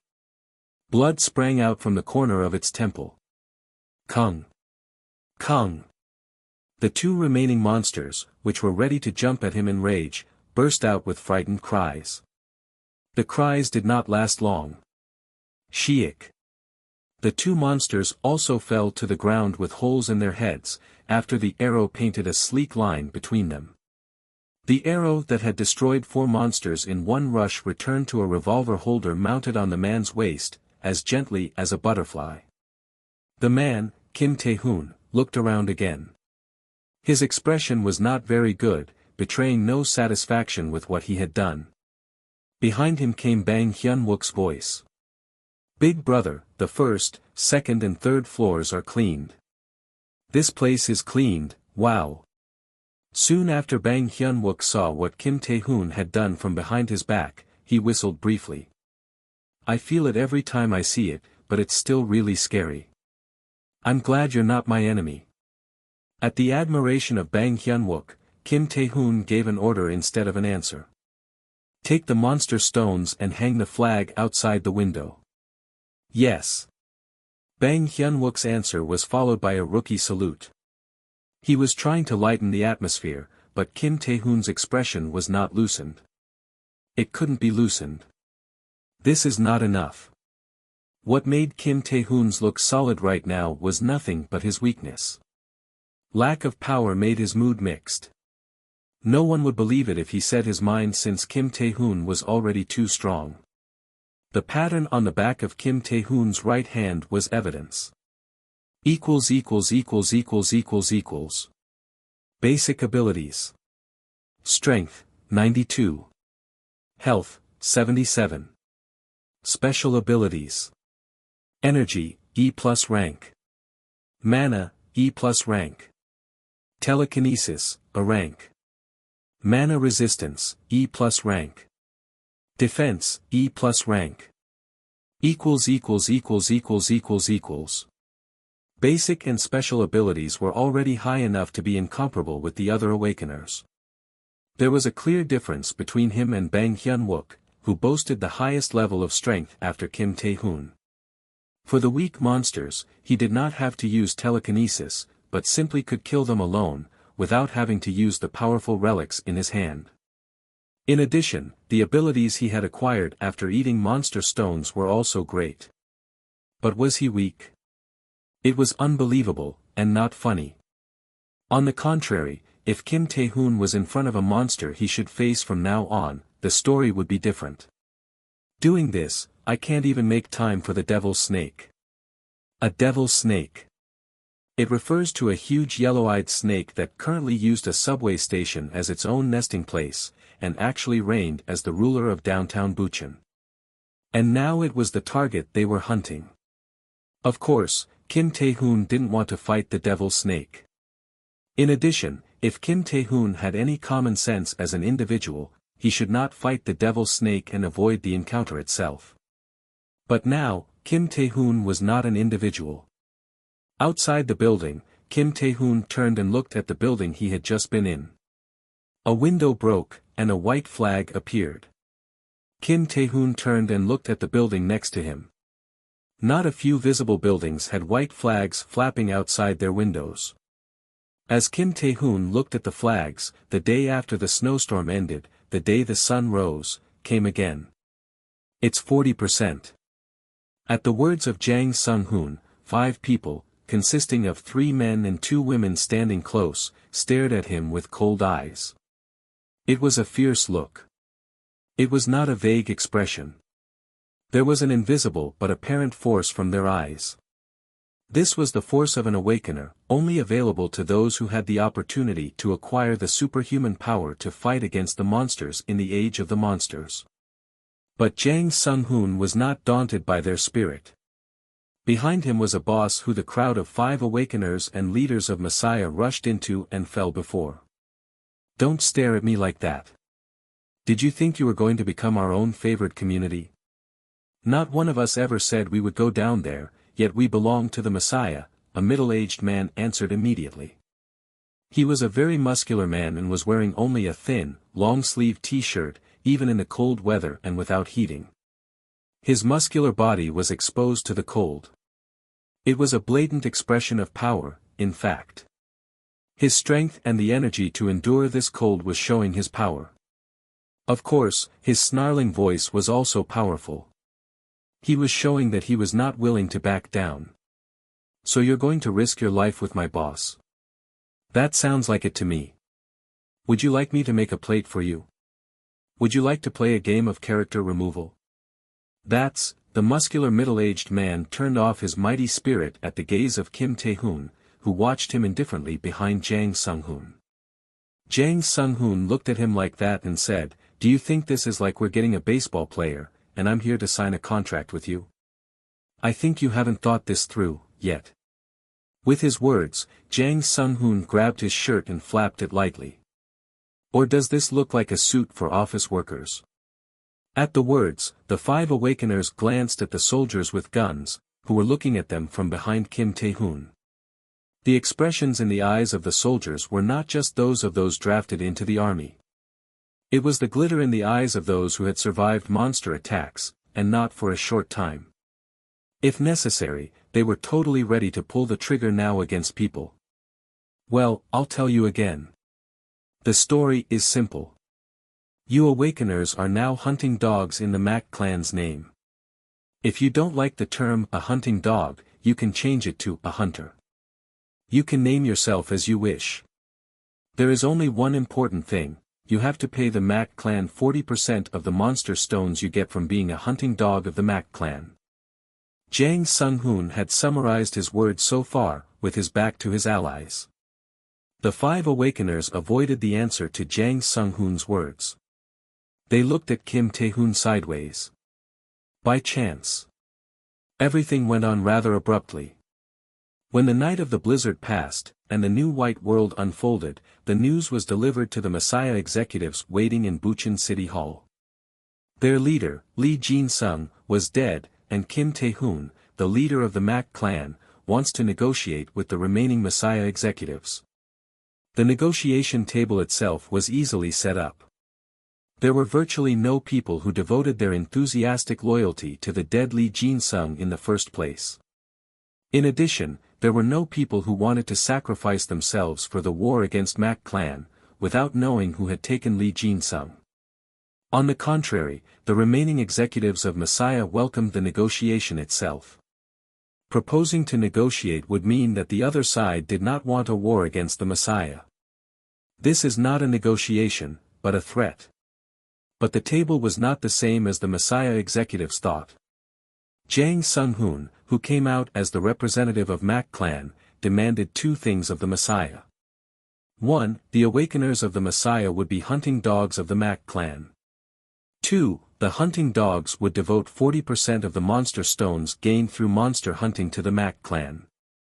That was the scenario prepared by Jang Sung-hoon. Bucheon is not a rural town.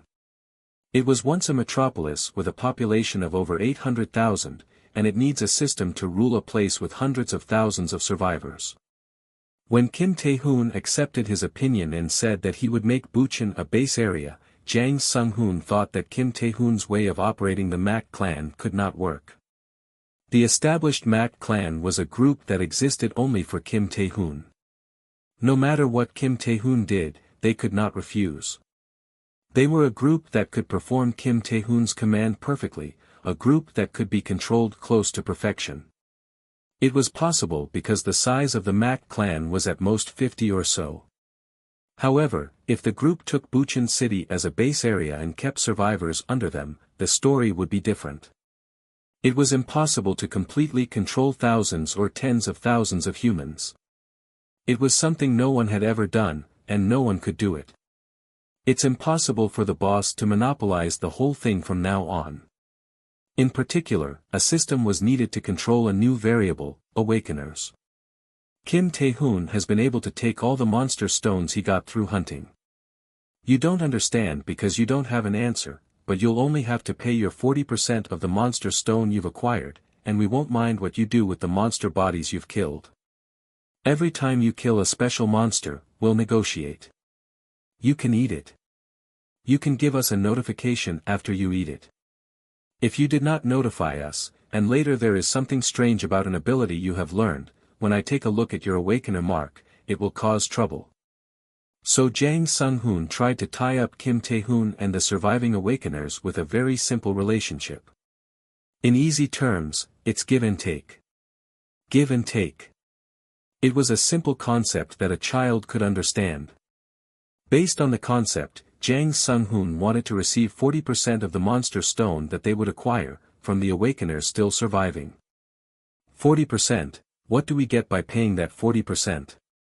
Of course, from the listening point of view, it sounds like they were only being deprived. That was why the 5 executives were not able to answer easily. Jang Sung-hoon explained it to them. We'll give you your life once.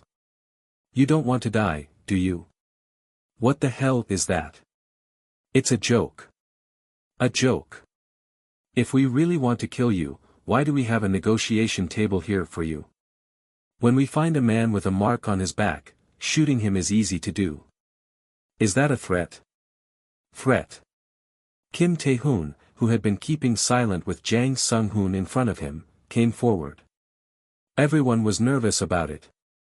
To the 5 awakeners facing Kim Tae-hoon, as well as Jang Sung-hoon, the air was naturally tightened. In the tight atmosphere, Kim Tae-hoon said in a low voice, 40% is the street tax, and it's the street tax for hunting monsters in my territory. Someone said with great courage, this isn't your land, is it? It's not like you're asking for 40% of our income in that situation. Kim Tae-hoon did not get angry at the courage. Instead, he asked back calmly, then, whose territory is this? Well, the Awakeners thought. Whose land is Buchan now? The answer was obvious. In the world of the law of the jungle, the weak were the prey of the strong. A strong man becomes the master of everything, and now the top predator in Buchan was the yellow-eyed devil that used the subway station as its home. It was good to say that the master of the area within a radius of 12 kilometers around Buchan City Hall was the devil of yellow eyes. But no one could easily say that. To say that is to admit that the land belongs to not a human being but a monster now. If they did, it was like they were confessing that they were hanging on the edge of the cliff and putting despair at their feet. However, only Kim Tae-hoon spit out the fact without hesitation. Of course, if someone kills it, he'll be the master in the territory. He also told them what he wanted to give to the survivors. It was hope. What Kim Tae-hoon wanted to give to the survivors was hope to escape from the fear of predators, now struggling to survive at the bottom of the food chain.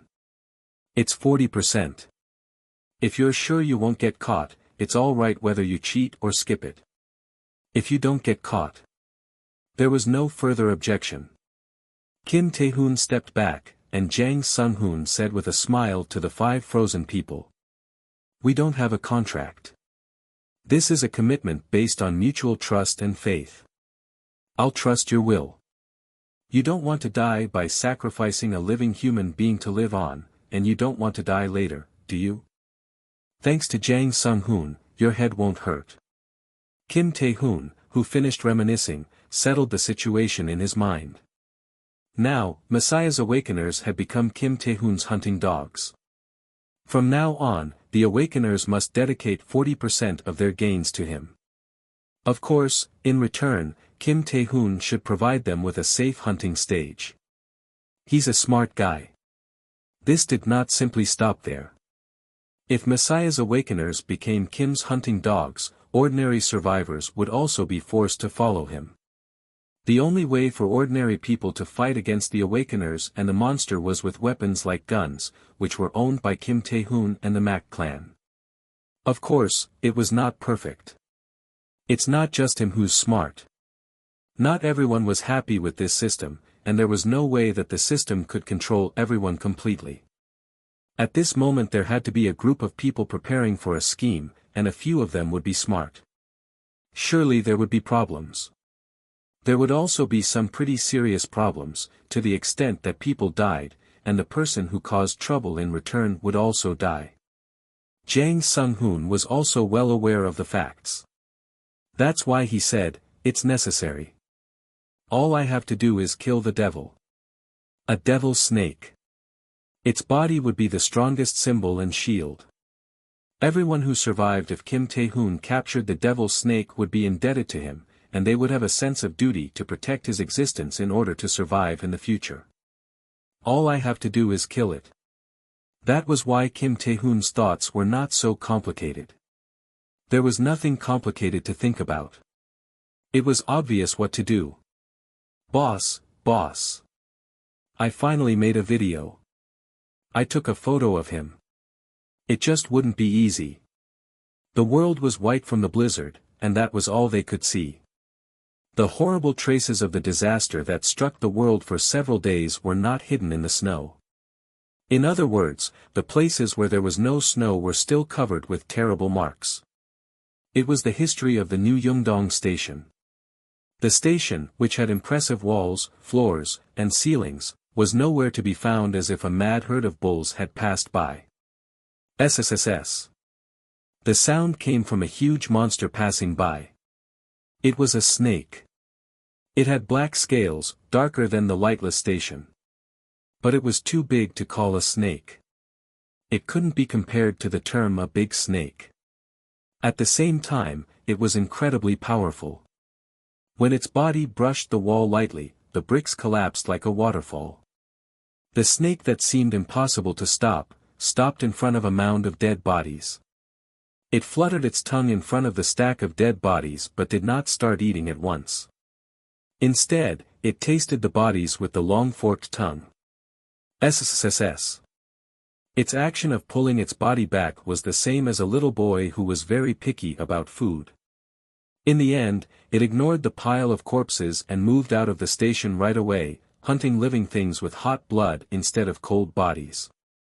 As it did, the sun fell on the snake as it left the stairs.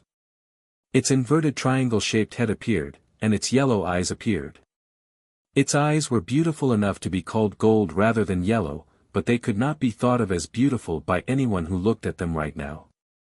In front of those eyes, no matter how fierce the beast was, it would be a rat in front of the snake. The wound on its solid black body was also apparent in the sunlight. Initially, it had no intention of stopping.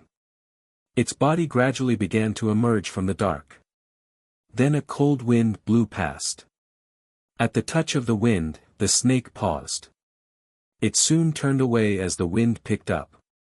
Soon after, it began to swallow the pile of corpses. The dirty pile disappeared, and when the snake was gone, only the cameras were working quietly behind it. At the end of the video, everyone who watched it was frozen. Even though the image, and even the picture quality, was not clear, and there was only a vague shape of the being in the dark, its existence overwhelmed everyone who saw it. They were at a loss about what to do. Oh, God, we need to kill this. No way. This monster is entirely different than those we've hunted before. No matter how hard we try. It's a monster that is no match for a black orc. We can't kill this. We can't kill it. Bang Hyun-wook was the first person to speak out. Shaking his head, Bang Hyun-wook's eyes trembled like they had when he first faced monsters. His voice brought Jang Sung-hoon to his senses. His sober expression soon hardened. It's my misjudgment. I did not think it was that strong. I was sure it was a powerful monster, but if we used the grenades and claymore we have, and if we added the telekinesis of the boss, it would be enough to win. It was Jang Sung-hoon, not just anyone who claimed to be able to hunt the devil snake. No, all plans made by Jang Sung-hoon were based on the fact that Kim Tae-hoon hunted the devil snake. Of course, he thought the chance of winning was good, as it was Kim Tae-hoon, and he had the power of telekinesis. Telekinesis was a very good combination with weapons, such as guns and bombs. If he controlled something like a grenade with his telekinesis, he would never miss the target. The Mac clan now had better firepower than a rifle, such as grenades, machine guns, and claymores. He had thought, we can't kill a dragon or something, but isn't it enough firepower to kill a big snake? But it wasn't that much when he saw it. I'm wrong. This is not a guy we can hunt right now. Major Kim hunting it was like a good-looking mouse that hunting a cat. If he was lucky, he'd bite it, but eventually, he would be a prey. Boss, let's give it up for a while. Once you look at its patterns of behavior, it doesn't like the cold. Therefore, if we keep throwing dead bodies, Jang Sung-hoon quickly modified his plan.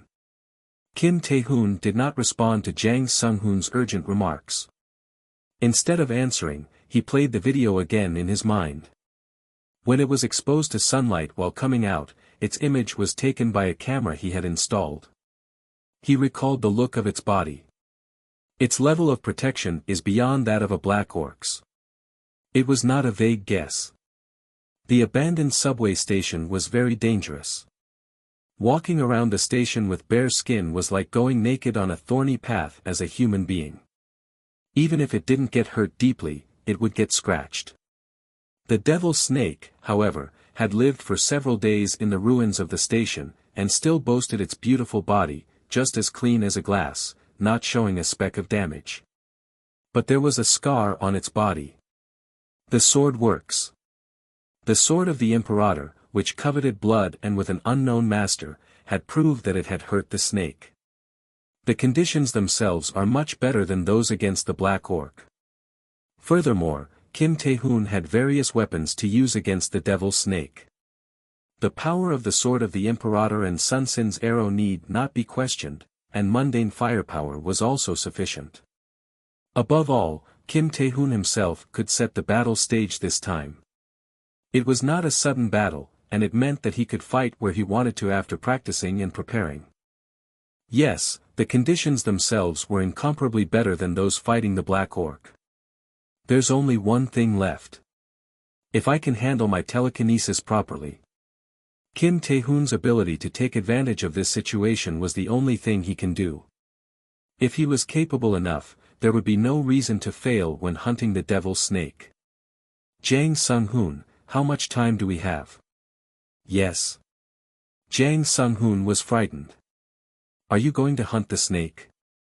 The time Kim Tae-hoon referred to was the time the awakeners who came under him could afford to wait without implementing their agenda. Boss, we can't fight that. We can't. Jang Sung-hoon tried to stop his plans again. How many days are left? Kim asked repeatedly. Jang Sung-hoon answered, I'm not a psychology major, but as you know, we're getting the monster stones once a week from now on. For them, they'll pay you without any doubt. No, they'll pay you for now, as they don't want to be suspected. But if you don't do anything by the second payment, they will start to doubt. The world was still unstable now. Under such circumstances, if their trust and hope in Kim Tae-hoon were gone, some minority would act out of desperation. It would be a catalyst for collapse. First payment in 3 days, and another week from there, so 10 more days from now. That's a limit. No, it's not a limit. There may be a stir, but if you explain. Even though he is saying it was not a limit, there were only dark things to see in Jang Sung-hoon's mind after 10 days. It hates the cold, but if the cold breaks, it won't look at the dead bodies. At that time, we have no choice but to sacrifice someone, and then, we will be finished. Above all, the only way to control the devil's snake was to sacrifice a living being. In order to earn time, they would have to do the same thing as Lee Jin-sung did, which was the worst. And Kim Tae-hoon knew the fact better than Jang Sung-hoon. What they want is not an explanation. Patience didn't really matter to the hunting dogs. We will begin training for the hunting of the devil's snake. Stability is the most important thing for the time being. Don't be too hard. Thank you for saving me. On Sunmi laughed bitterly at the appearance of a man bowing repeatedly toward her. Stability? That's funny. Who can be stable in the world now? A woman came up beside her. Doctor, we have an urgent patient. He's been bitten by a monster. He's an awakener. She was the woman who introduced herself as a nurse a few days ago among the survivors of the Mak clan. Now she was serving patients with On Sunmi, and she called On Sunmi doctor. It wasn't just her. On Sunmi was working as a doctor. Where is he? For once, she wanted to see him, because it was the only talent she had that would save her life.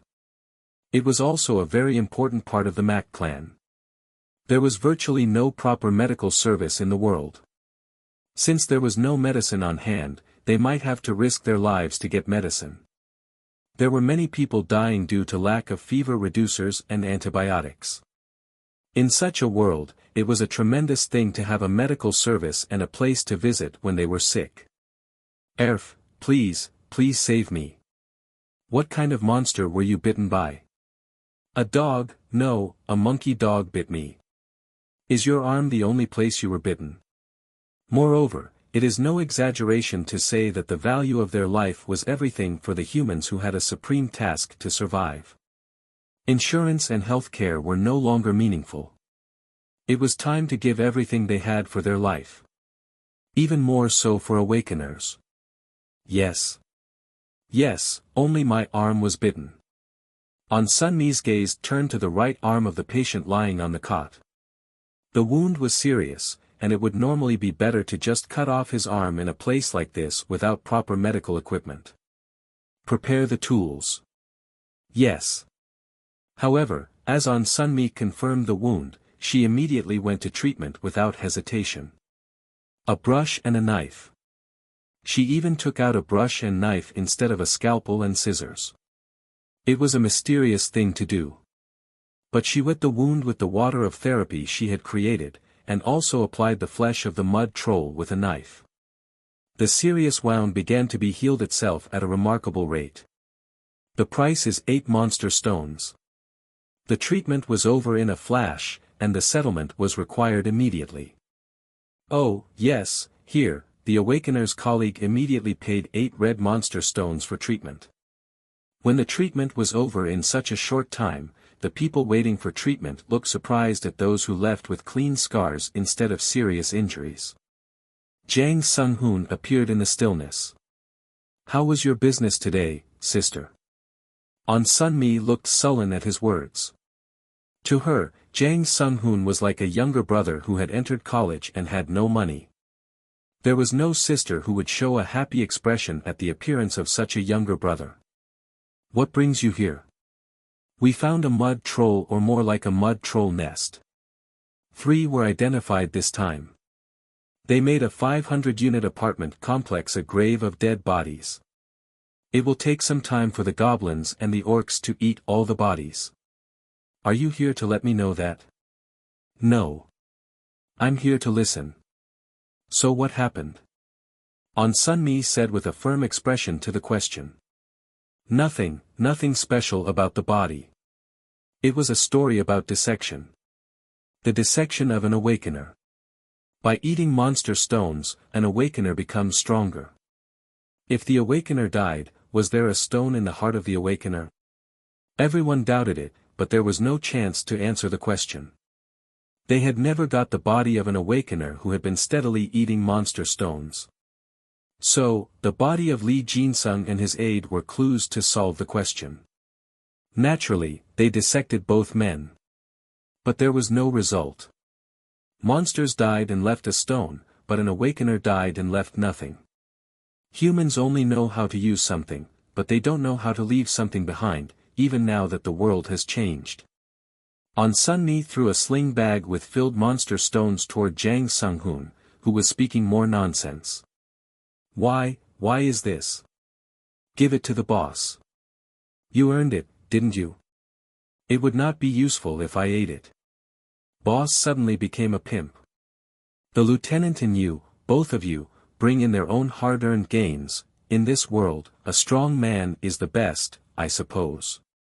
But this is not the usual competition. No, he doesn't need to insist on monogamy, so who's his real wife? Is there a problem? On Sun-mi immediately asked a question to prevent Jang Sung-hoon from speaking more nonsense. So, what's the situation of the boss? Can he really kill that monster? Jang Sung-hoon smiled lightly at the question. We're so lucky. Really? Under a pedestrian overpass. Originally, a place where cars should be running was now a bloody battleground. 3 orcs and 9 humans were going at it. God damn it, what kind of power? Spear. Give me another spear. A simple and brutal war was taking place against monsters, using crude spears made of sharp cut-offs of iron pipe ends, and a crude shield made of car doors. It was a desperate battleground. Spray. Spray. Those who were fighting the orcs were doing everything they could desperately. The man with the car door shield was tanking an orc like a football lineman, and the men in motorcycle helmets were blackening or yellowing orcs' eyes and mouths with the spray paint in their hands. The man with the steel pipe spear drove a spear into orc's body with all his might. In such a mortal battle, the victory was rapidly passing to the humans. Ku. Kohu. The blood-stained orcs screamed, looking like hedgehogs with the spears stuck in them, were in great pain and struggling for life. They are almost done. The faces of the human group gradually began to smile, and the conviction of victory began to spread. Taehoon. Until an orc which is bigger than ordinary orc appeared on the pedestrian overpass. On the overpass. The appearance of the big orc, which had to be the captain of the orcs they were fighting, changed the atmosphere at once. The orc now inflated its chest as much as possible and bellowed when it was done. Ka. Its ferocity swept over them. Immediately, some of their legs limp. Kohu. At the same time, the blood-stained orcs flared like candles just before they were extinguished. The situation had changed. Get a hold of yourself. Just hold on. They're all dying. The humans yelled out, but the captain orc on the pedestrian overpass moved to the railing as if to laugh at their efforts. He was going to throw his huge body into the battlefield immediately. Hey! At that moment, on the left side of the captain orc, something approached at a tremendous pace and gave a short cry. Coo! When the captain orc turned its head, what he saw was the head of a huge hammer used in the steel factory. Croc! The hammer smashed the head of the captain orc, crushed its face, and even broke its skull. The head of the captain orc spewed out something red, like a burst watermelon. Bang Hyun-wook, the man who finished it in one hit, immediately shouted down below, "I'll eat this one." At the words, those below burned with fighting spirit instead of anger. Oh! Get them! All we have to do is kill these orcs that are left. The fighting spirit began to fade in the eyes of the orcs that had lost their captain. The battle was one-sided thereafter. The 3 orcs died, and those who survived the battle spat out long breaths. For some of them it was not enough, and after taking a cigarette from their pockets, they began to smoke carefully. Bang Hyun-wook, watching the scene from up on the overpass, turned his head slightly. He saw Jang Sung-hoon looking around the building with a map. Brother! What? The buildings around here are not cleaned up yet, are they not dangerous? At the words, Bang Hyun-wook looked around the area. No white flags were visible anywhere in the buildings around them. That's why I brought you here. No, not that. If you have any problems, I can just run away with you, but what about those below? At his words, Jang Sung-hoon folded the map and immediately looked at those who were working on monster stone collection under the overpass. To live, they have to risk it. What if they die? It's better than just dying doing nothing. At least they're not trying to die, are they? Jang Sung-hoon sighed briefly, looking at them doing their best to survive. The parties are growing. Parties. They were groups for monster hunting in the area of Mac Clan now. I could have wished that. After Kim Tae-hoon demanded a price of 40%, some of the survivors began to hunt more aggressively than when Lee Jin-sung was the leader of Messiah. There were many reasons. Since we have given them a lot of things, at least they have to show what they're trying to do. Kim Tae-hoon had shown them tricks needed to hunt monsters through the Mac clan. He did not hide the reason for spraying, how to make poison balloons with perfume, oil, pesticides, and exploit the weaknesses of monsters. In addition, the Mac clan is removing monsters with orange eyes that were stronger than red-eyed monsters, and monsters that moved in large groups from time to time. There were only traces of the Mac clan passing by, a fugitive monster who could not build a pack near a building with a white flag, a fugitive who ran away from other powerful monsters, and a vagrant monster. For the hunting dogs, safe hunting was possible. Of course, the biggest reason was the street tax of 40%. Is what they are wearing the orc leather armor? Nice work. I heard a rumor that an old man who was a shoemaker would make a leather set for a monster stone. I'll have to meet him once. The rest was for the hunting dogs after paying their 40% tax. With their monster stones as well as their monster corpses, whatever they did was up to them. But they couldn't just use them stupidly. If they had intended to do that, they wouldn't have hunted monsters in the first place.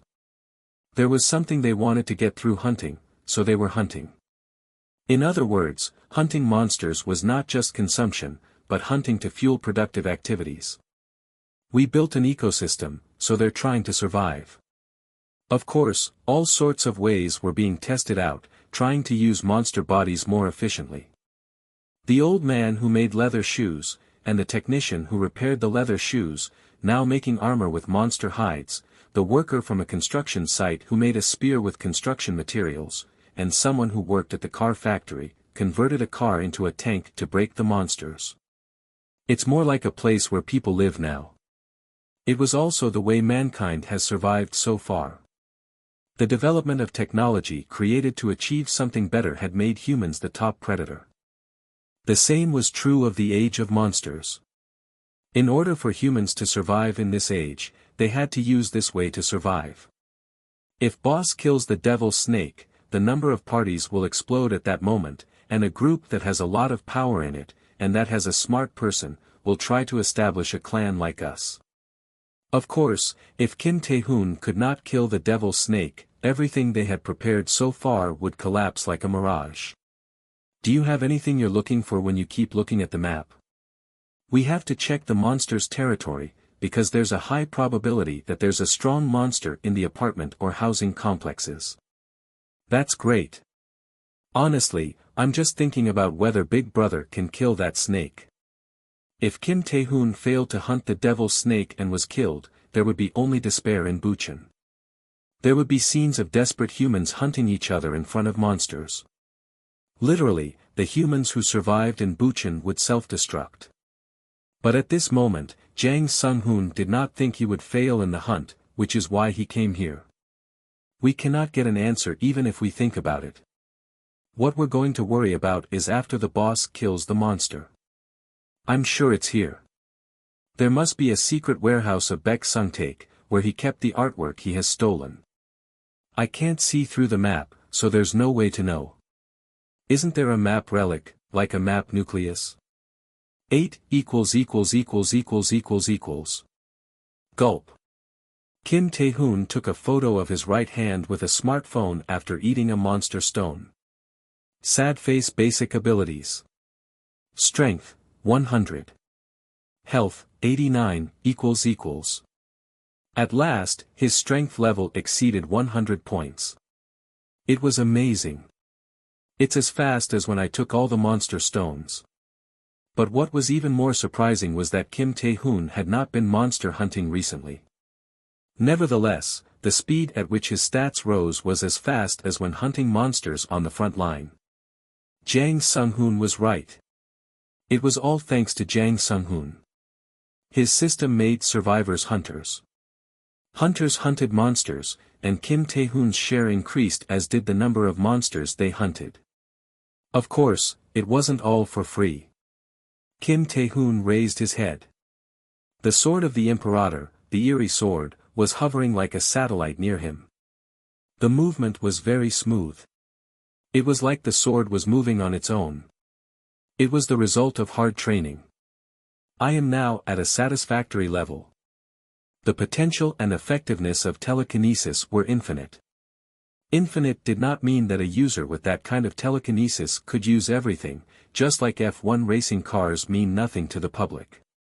Just because a child is given a surgical scalpel and scissors that a noted doctor has used, does not make the child a noted doctor. The same went for Kim Tae-hoon. The value of his telekinesis was infinite, but his ability to deal with it was not.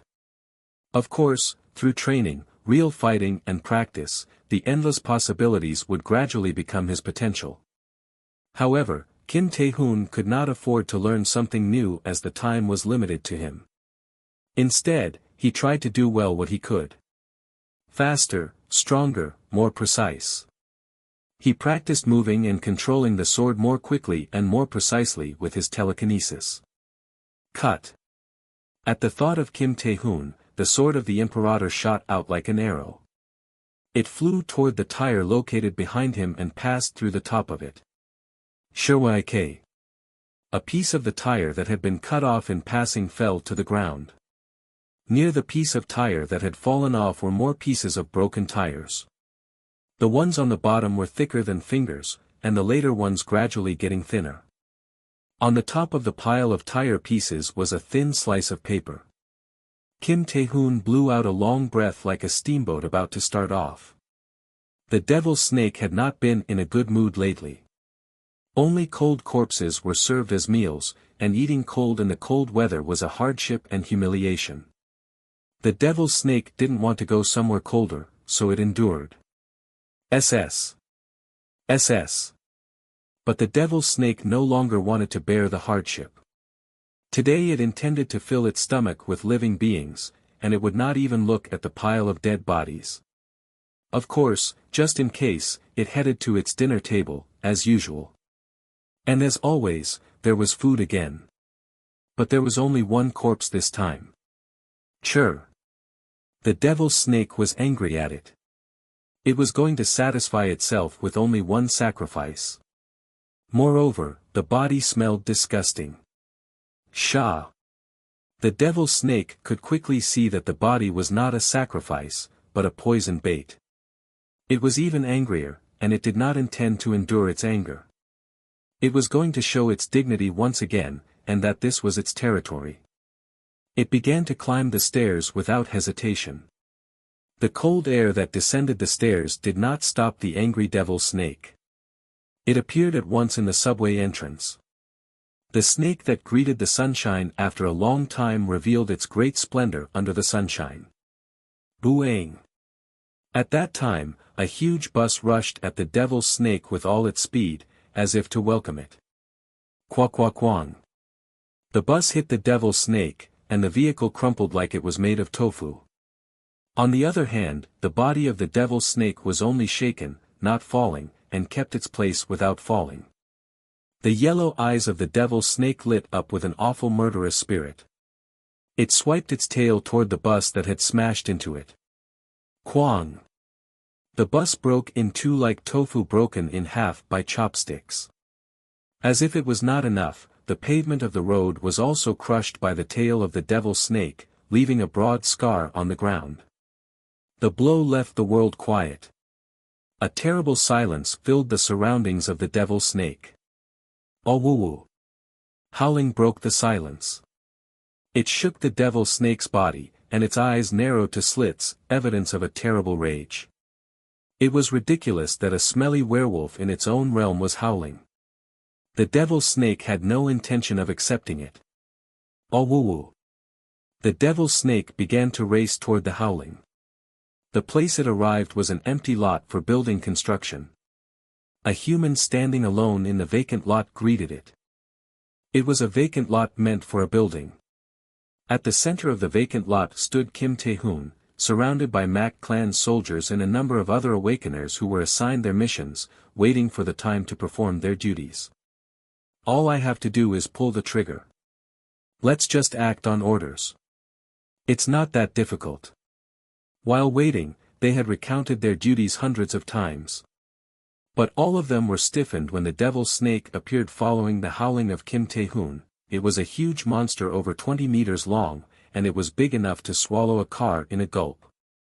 Ah! The devil's snake had not yet shown the power of its fear. Everyone, who looked at it, could imagine their own death so easily, and they were paralyzed. Ah! It was howling of Kim Tae-hoon that shook their stiffened minds and bodies once again. At the howling, all the attention of the devil's snake was focused on Kim Tae-hoon, and those who came to their senses moved without missing the moment. Water. Pour water. The main character of the first move was a fire truck. Qua. 2 fire trucks, already deployed, rose high into the sky and began spraying out water columns over the snake. Under the streams of water, the devil's snake turned its attention to the fire trucks that were spewing water nervously. The streams wet its body. It didn't like the cold, so the water was much more annoying and nasty than the bus that ran into it a while ago. The devil's snake intended to hit the fire trucks spraying the water streams if the sword had not left a finger-deep scar on its scales. Sook! The devil's snake's eyes locked on the sword which had hurt it. The devil's snake saw the sword flying in the air. The sword rejected the laws of physics and could not be compared to any flying animal. Even the devil's snake could not easily deal with the movement of the sword that flashed to attack it. The devil's snake stood upright and pursued the sword, but it dodged the devil's snake's attack and began to slice through the body of the devil's snake, producing wounds. There were no deep wounds. Most of the wounds were only about the length of a little finger. Considering the huge body, its thick skin, and flesh of the devil's snake, they were just scratches with a tiny bit of blood, definitely not deep enough to stop it. This is as expected. A hard stab would make the wound deep, but it would end there. So he had been practiced cutting thinly, just enough to draw blood. Of course, it is impossible to kill it with only thin wounds. Spraying water is completed. Get out. The fire truck, get out. So he prepared a fire truck. The reason he prepared the fire truck was to spray water to irritate the devil snake, and that was not all. But will the pesticides work? It consisted of half pesticide and half water, and it will work if it gets inside. He had put plenty of poisons in the water the engine sprayed out. If they were absorbed through the wounds, it would surely affect the devil snake in some way. Pesticides were a medicine made for killing. That was why he chose the ground where the soil was tramped. The soil was loaded with pesticides and became mud. The soil was sticking to the body of the devil snake, and the pesticides would be delivered to its body repeatedly.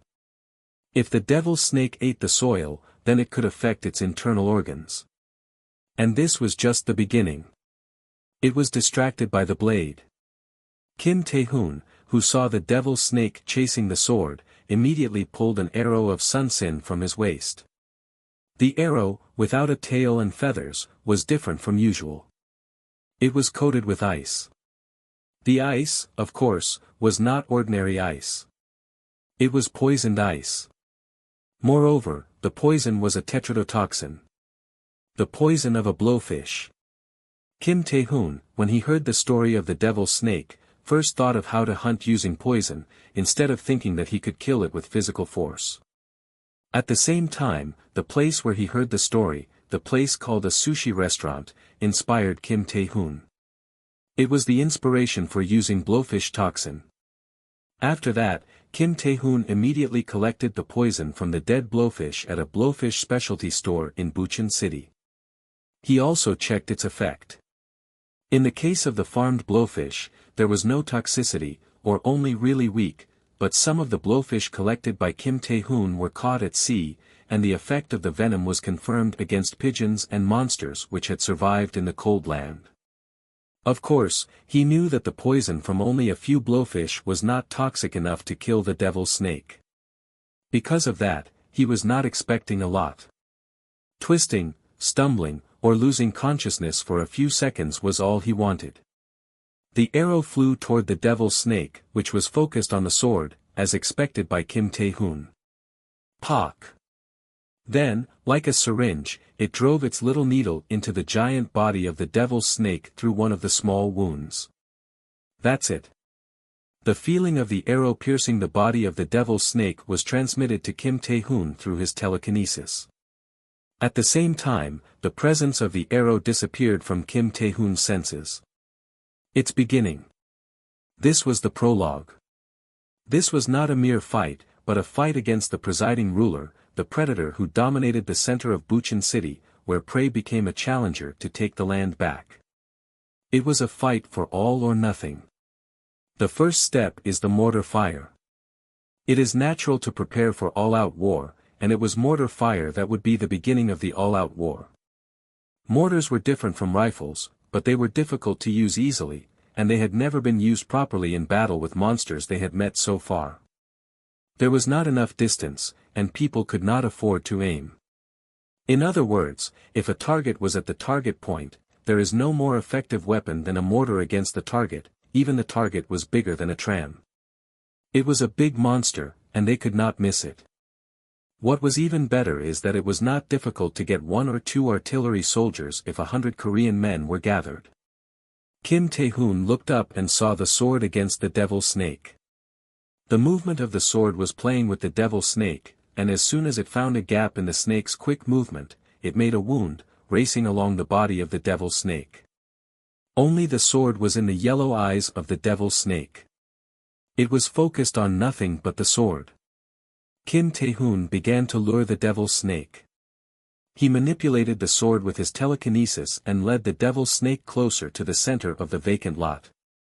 The right time. The only thing left was to give a signal.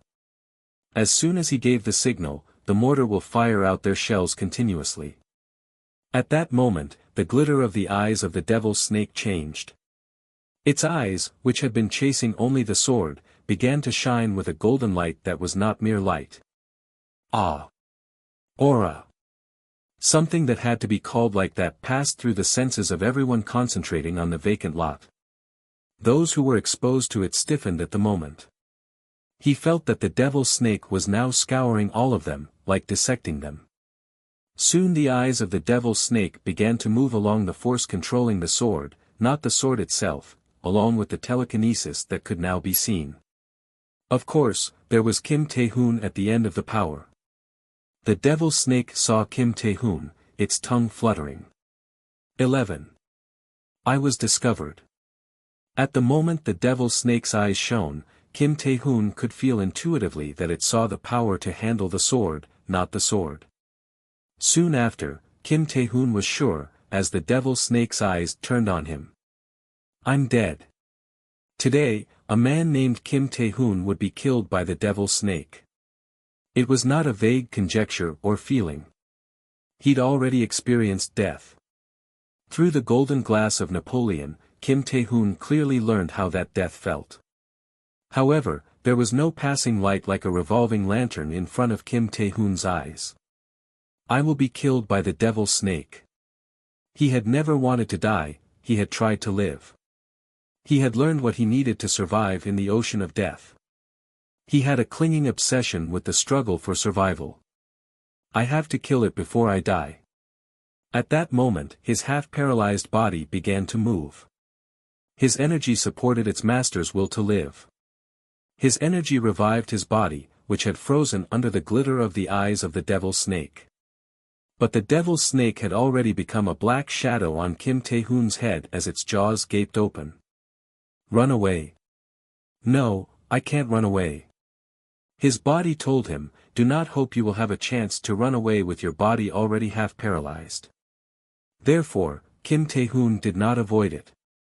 Rather adversely, Kim Tae-hoon threw himself into the huge mouth of the devil's snake that opened toward him. Kim Tae-hoon's body was sucked into the mouth of the devil's snake. Kek.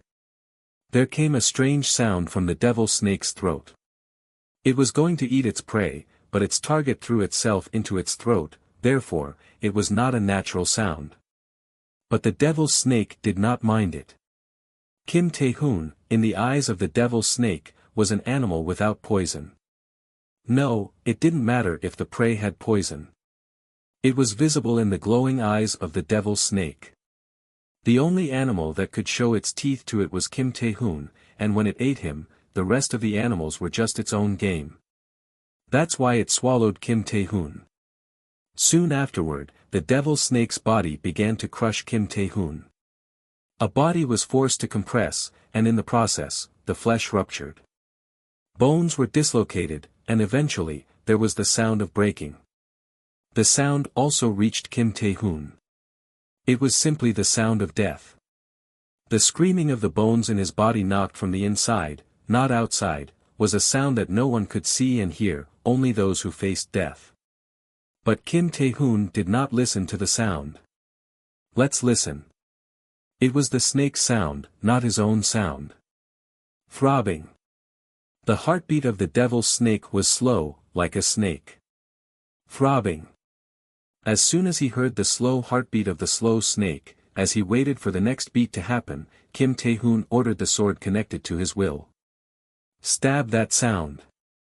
When Kim Tae-hoon said he would go on hunting for the devil's snake, the survivors had two reactions. Some wanted to participate in the hunting for the devil's snake themselves, and others prayed eagerly for the success of the hunt. There was not a single person who wanted the devil's snake hunting to fail. At the same time, none of them imagined Kim Tae-hoon's failure to hunt the devil's snake. It was not due to a lack of imagination. Just imagining the failure made their whole body tremble and their faces turn blue. Just imagining it made them feel hopeless. That was why they couldn't even imagine it. But right now, Kim Tae-hoon was eaten. Ah! As was said, the devil's snake attacked Kim Tae-hoon with a mouth open wide enough to swallow a car. Moreover, no one could move properly at that moment. The majesty of the devil's snake was as firm as the head of Medusa. Eventually, the huge mouth swallowed their only hope, and the devil's snake did not stop there. In order to swallow Kim Tae-hoon more easily, it straightened its huge body like a tower, in order to push the man who was hovering around his throat into its stomach at once. Everyone watched the scene. To turn away from it was not allowed. Their paralyzed bodies could not even turn their heads or close their eyes. It was torture. Everyone watched the process as their hope fell into a dark despair. The torture ended as a sword shot fiercely into the devil's snake, despite the loss of its master. The sword quickly punched into the neck of the devil's snake, and its body began to lean like the Leaning Tower of Pisa. But unlike the Leaning Tower of Pisa, its body continued to fall. In the end, its body smashed to the earth. Young. The ground bounced as if an earthquake had occurred, and those who could not to escape, who stared at the scene in blank amazement, fell to the ground. That was all. The fallen were lying on the floor like mannequins, and the ones who did not fall, were not. There was still despair, and no one could escape from it by their own power. There was only one person who could answer this despair. Kim Tae-hoon appeared, saying the fallen devil's snake had fallen. Kim Tae-hoon's head was tilted back with his thermos in his mouth, and his throat was tingling. Sunmi handed him a small glass of wine after he drank the contents of a thermos bottle. Kim Tae-hoon, who had received a bottle full of a water of therapy, drank it all at once. "How are you?" Finally, after putting a lot of pills made of mud troll flesh by Sunmi in his mouth, Kim Tae-hoon swallowed, and replied, his mouth tasting like dirt, "I'd like a cup of coffee." "Oh, really?" After her curt reply, Sunmi drew a really long sigh. It was a sigh of relief. When Kim Tae-hoon said that, it meant that his condition wasn't really the worst he could think of. "Please take care of it yourself." Sunmi rose from her seat after the blunt remark. Kim Tae-hoon didn't give her any attention. Instead, he closed his eyes on the spot and started to think again. It was the worst. All the way from 1 to 10. It was all the worst. Worst, there was no other word to describe and organize the hunting. From preparation to action. He thought he was fully prepared, but when he actually started hunting, he fell into crisis as soon as the prologue ended. Eventually, he was eaten by the devil's snake. He heard the sound of his whole body crumbling. It was a life-or-death experience that had nothing to do with being a trauma, a memory that had to be ignored and forgotten. "I almost died before I even saw the dragon." However, Kim Tae-hoon tried to remember the moment more clearly, rather than turning away from it. He concentrated on not forgetting the feeling at that time. That is the real prize. At the moment his whole body was being crushed, Kim Tae-hoon definitely did it. The sword reacted to my telekinesis. At that moment, his longing reached the sword. The sword of the Imperator stabbed the sound of the heart. It was the first time. The only thing I could see was darkness. So far, Kim Tae-hoon has relied on vision when using his telekinesis. No, the vision was an absolute requirement for the use of telekinesis. Kim Tae-hoon had no talent to move the unseen. He didn't even think it was possible. Of course, the moment Kim Tae-hoon entered the devil's snake's throat, the sword disappeared from his sight and sense.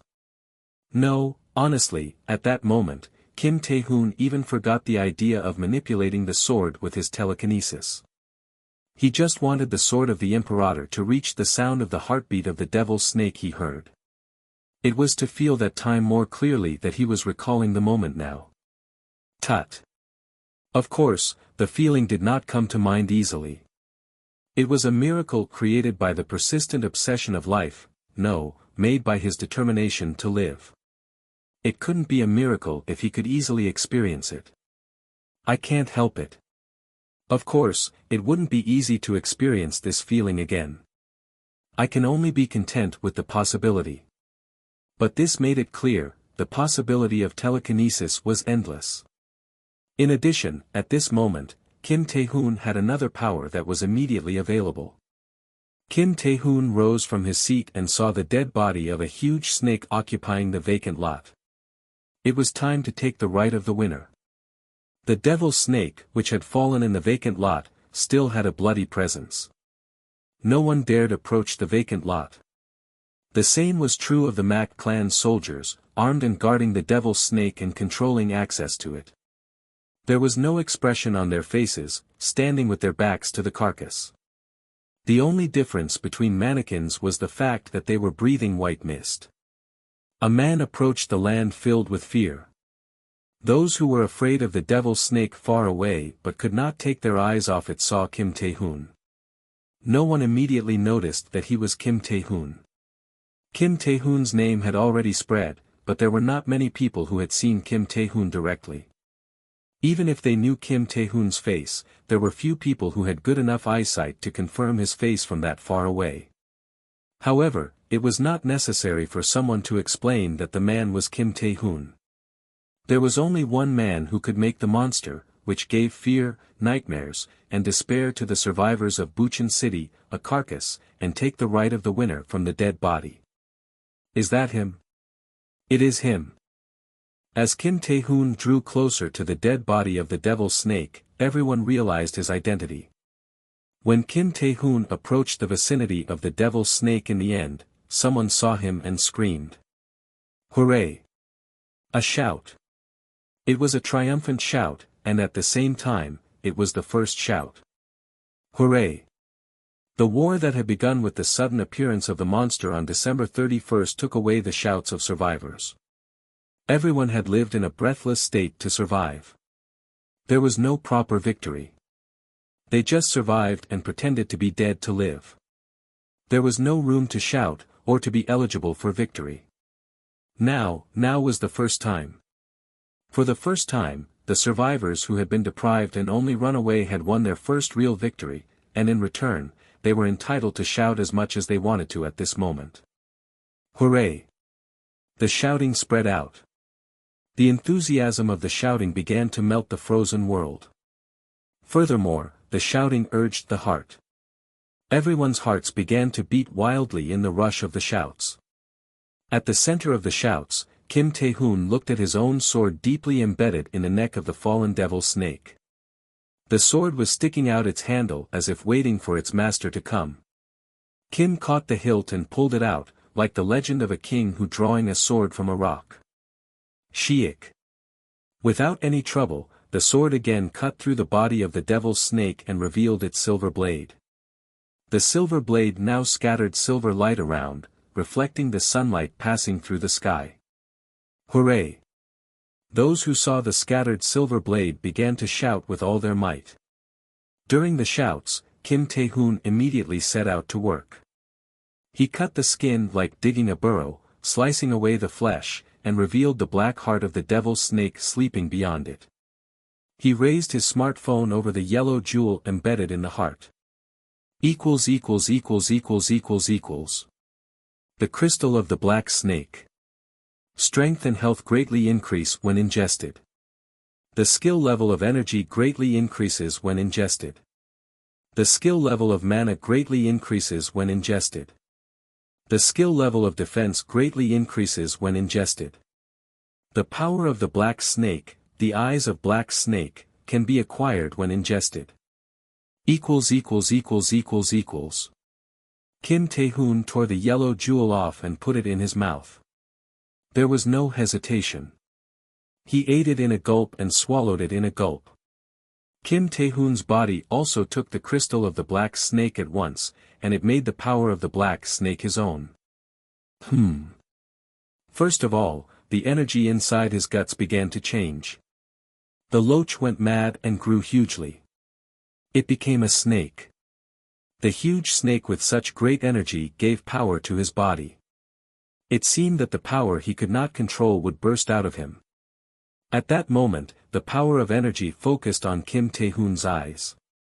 The whites disappeared from his eyes and only black ones remained. At the same time, the energy that filled Kim Tae-hoon's guts began to dissipate rapidly. Is this the eyes of Black Snake? In exchange for consuming such energy, the world he looked at had changed. He could see more clearly, and he could count the feathers of a flying bird. And the invisible was now visible. Kim Tae-hoon looked at the back of his right hand. Equals equals equals equals equals equals. Basic abilities. Strength, 135. Health, 122. Special abilities. Energy, D rank. Mana, D rank. Telekinesis, A rank. Defense, D rank. Mana resistance, D rank. Kim Tae-hoon got the eyes.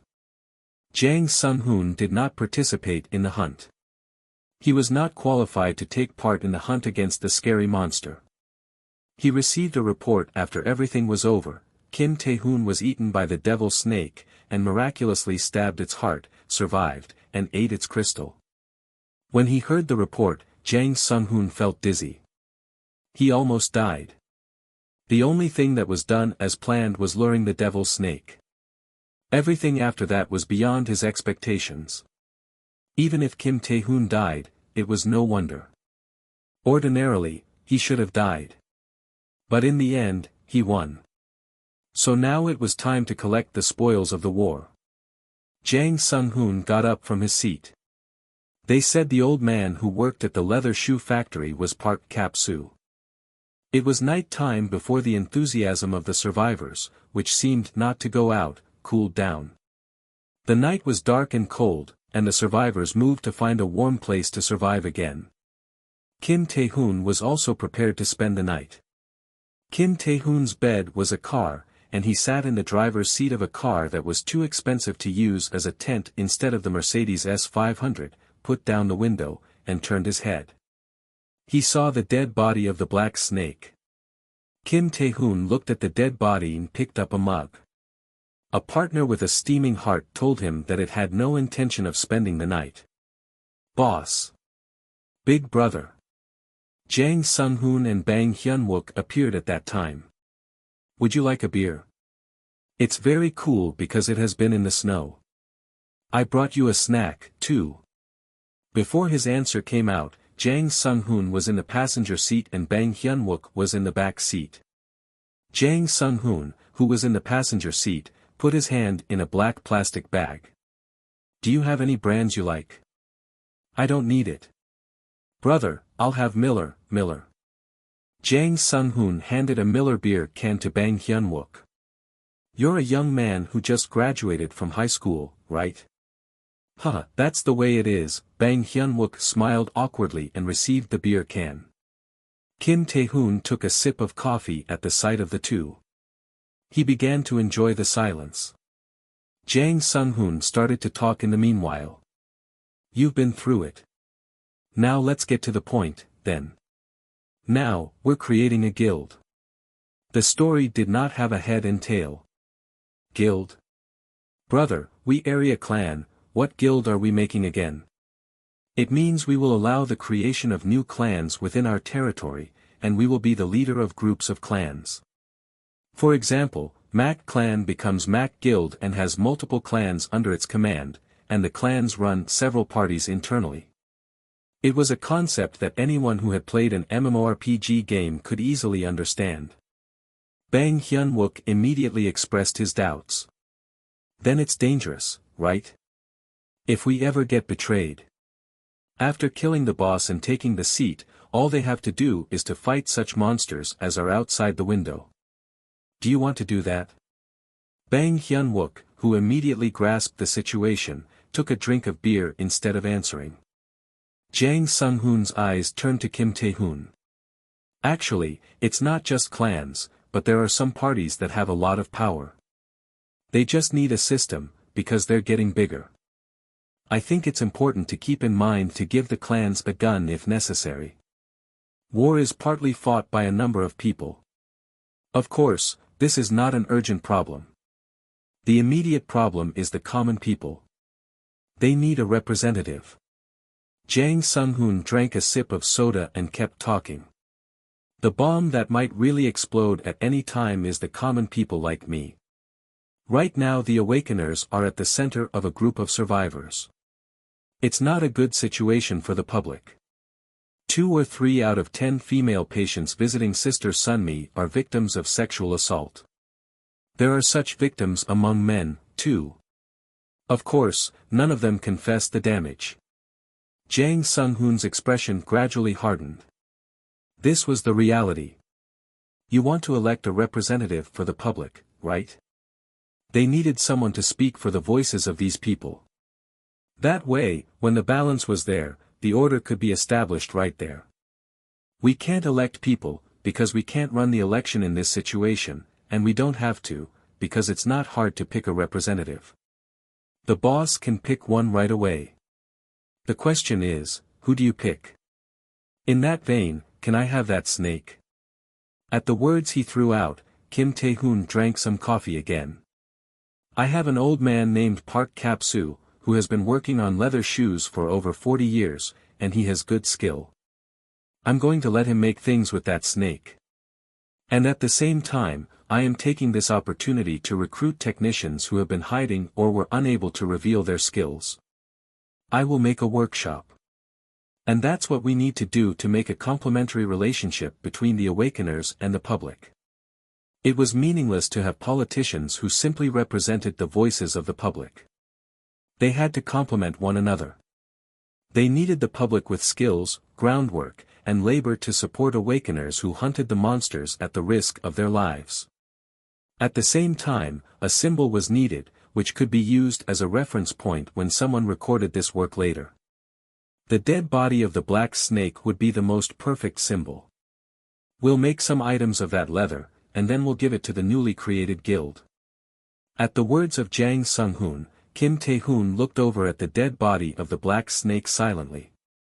Of course, Kim Tae-hoon had no intention of opposing Jang Sung-hoon's words. The silence was a positive expression. Of course I'm not going to do that for free. Jang Sung-hoon also knew that, so he took out a folding map with a smile that softened the serious atmosphere. It was a map of Bucheon City. I'll give you my game, instead of the boss's game. Jang Sung-hoon said, tapping his finger at one place of the map filled with his own writing. There is a possibility that there is a warehouse of Baek Sung-taek here. Who is he? Bang asked, scratching his head. He is a whale, a whale. A whale? A whale. After swallowing his coffee, Kim Tae-hoon intervened in the funny conversation of the two. Who is he? He's someone who focuses on dealing with stolen goods and the theft of cultural properties. He deals in everything, so he is called a whale. Of course, he could not keep the stolen goods in his house, so he had the warehouse built separately, and the warehouse is right in Bucheon. At this star sign. It's one of the candidates. You don't know exactly where it is, right? If I had known where it was, I would have deserted from my regiment and robbed it. How do you know? He's a man very sensitive to the theory of divination based on topography, and he wouldn't have made the warehouse just anywhere. The problem was. Jang Sung-hoon tapped his fingers around the star-shaped area. There were many apartment complexes in the area he pointed out. Bang Hyun-wook, looking at it with his head sticking out from the back seat, frowned slightly.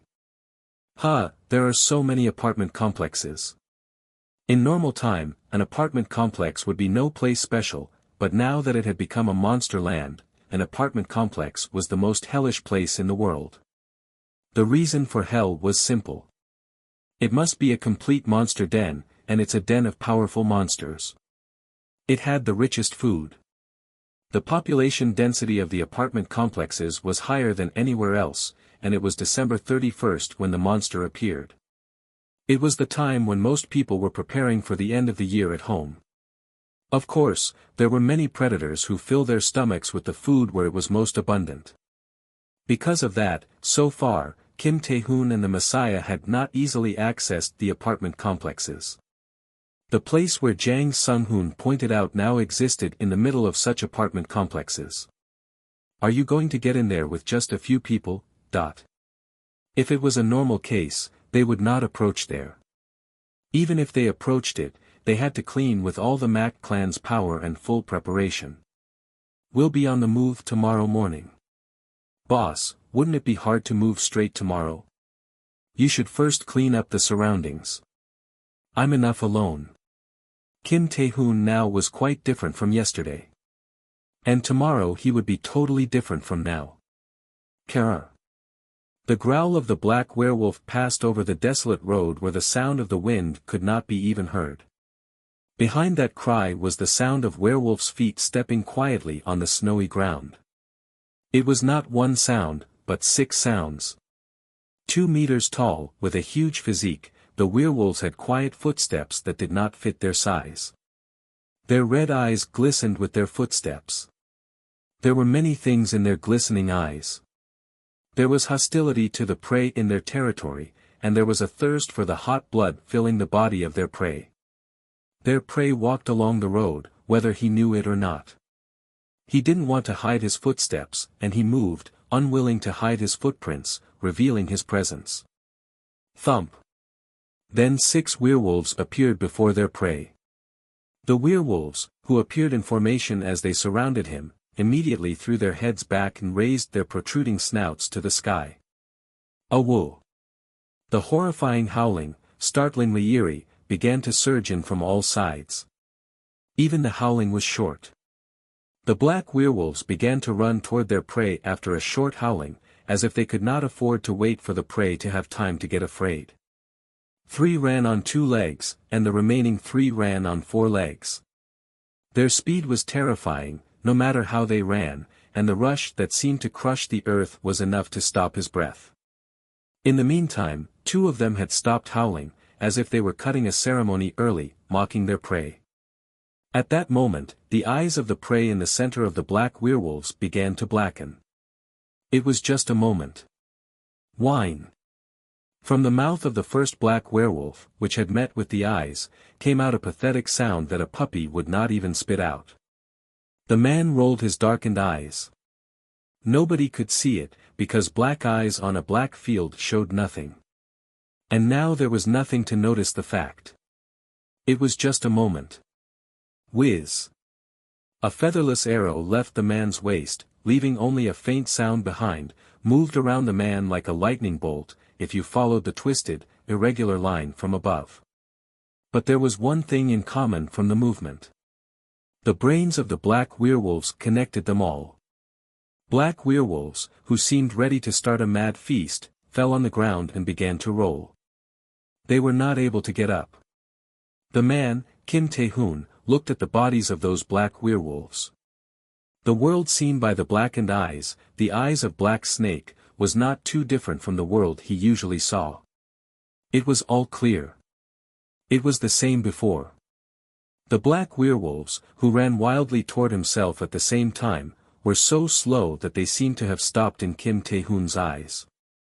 In such a world, Kim Tae-hoon was able to draw the picture he wanted more perfectly than ever. However, Kim Tae-hoon did not feel any special satisfaction. Rather, it was the opposite. This is not enough. In the clear, distinct world, Kim Tae-hoon's lacking in inexperience seemed clear. At that moment, a huge black wolf appeared on his left side with a huge cry. The orange-eyed wolf was huge enough to eat a bear. It was angry, facing an enemy who had turned its own race into meat at once. Kim Tae-hoon turned his head toward the angry beast. The orange eyes of the black wolf and the eyes of the black snake of Kim Tae-hoon crossed. As soon as they crossed, a choking sound came out of the mouth of the black wolf, and its body stiffened. It was trying to hold on to the enormous power of its limbs being pulled in 5 directions. Under that circumstance, the sword was pulled out of the sheath on the back of Kim Tae-hoon. It flew itself and cut off the head of the black wolf without a hint of hesitation. Kim Tae-hoon, who watched it all happen, was able to see it clearly. It's not this feeling. He only felt his own shortcomings. Do you like this video? Let me know by giving it a thumbs up and leaving a comment below.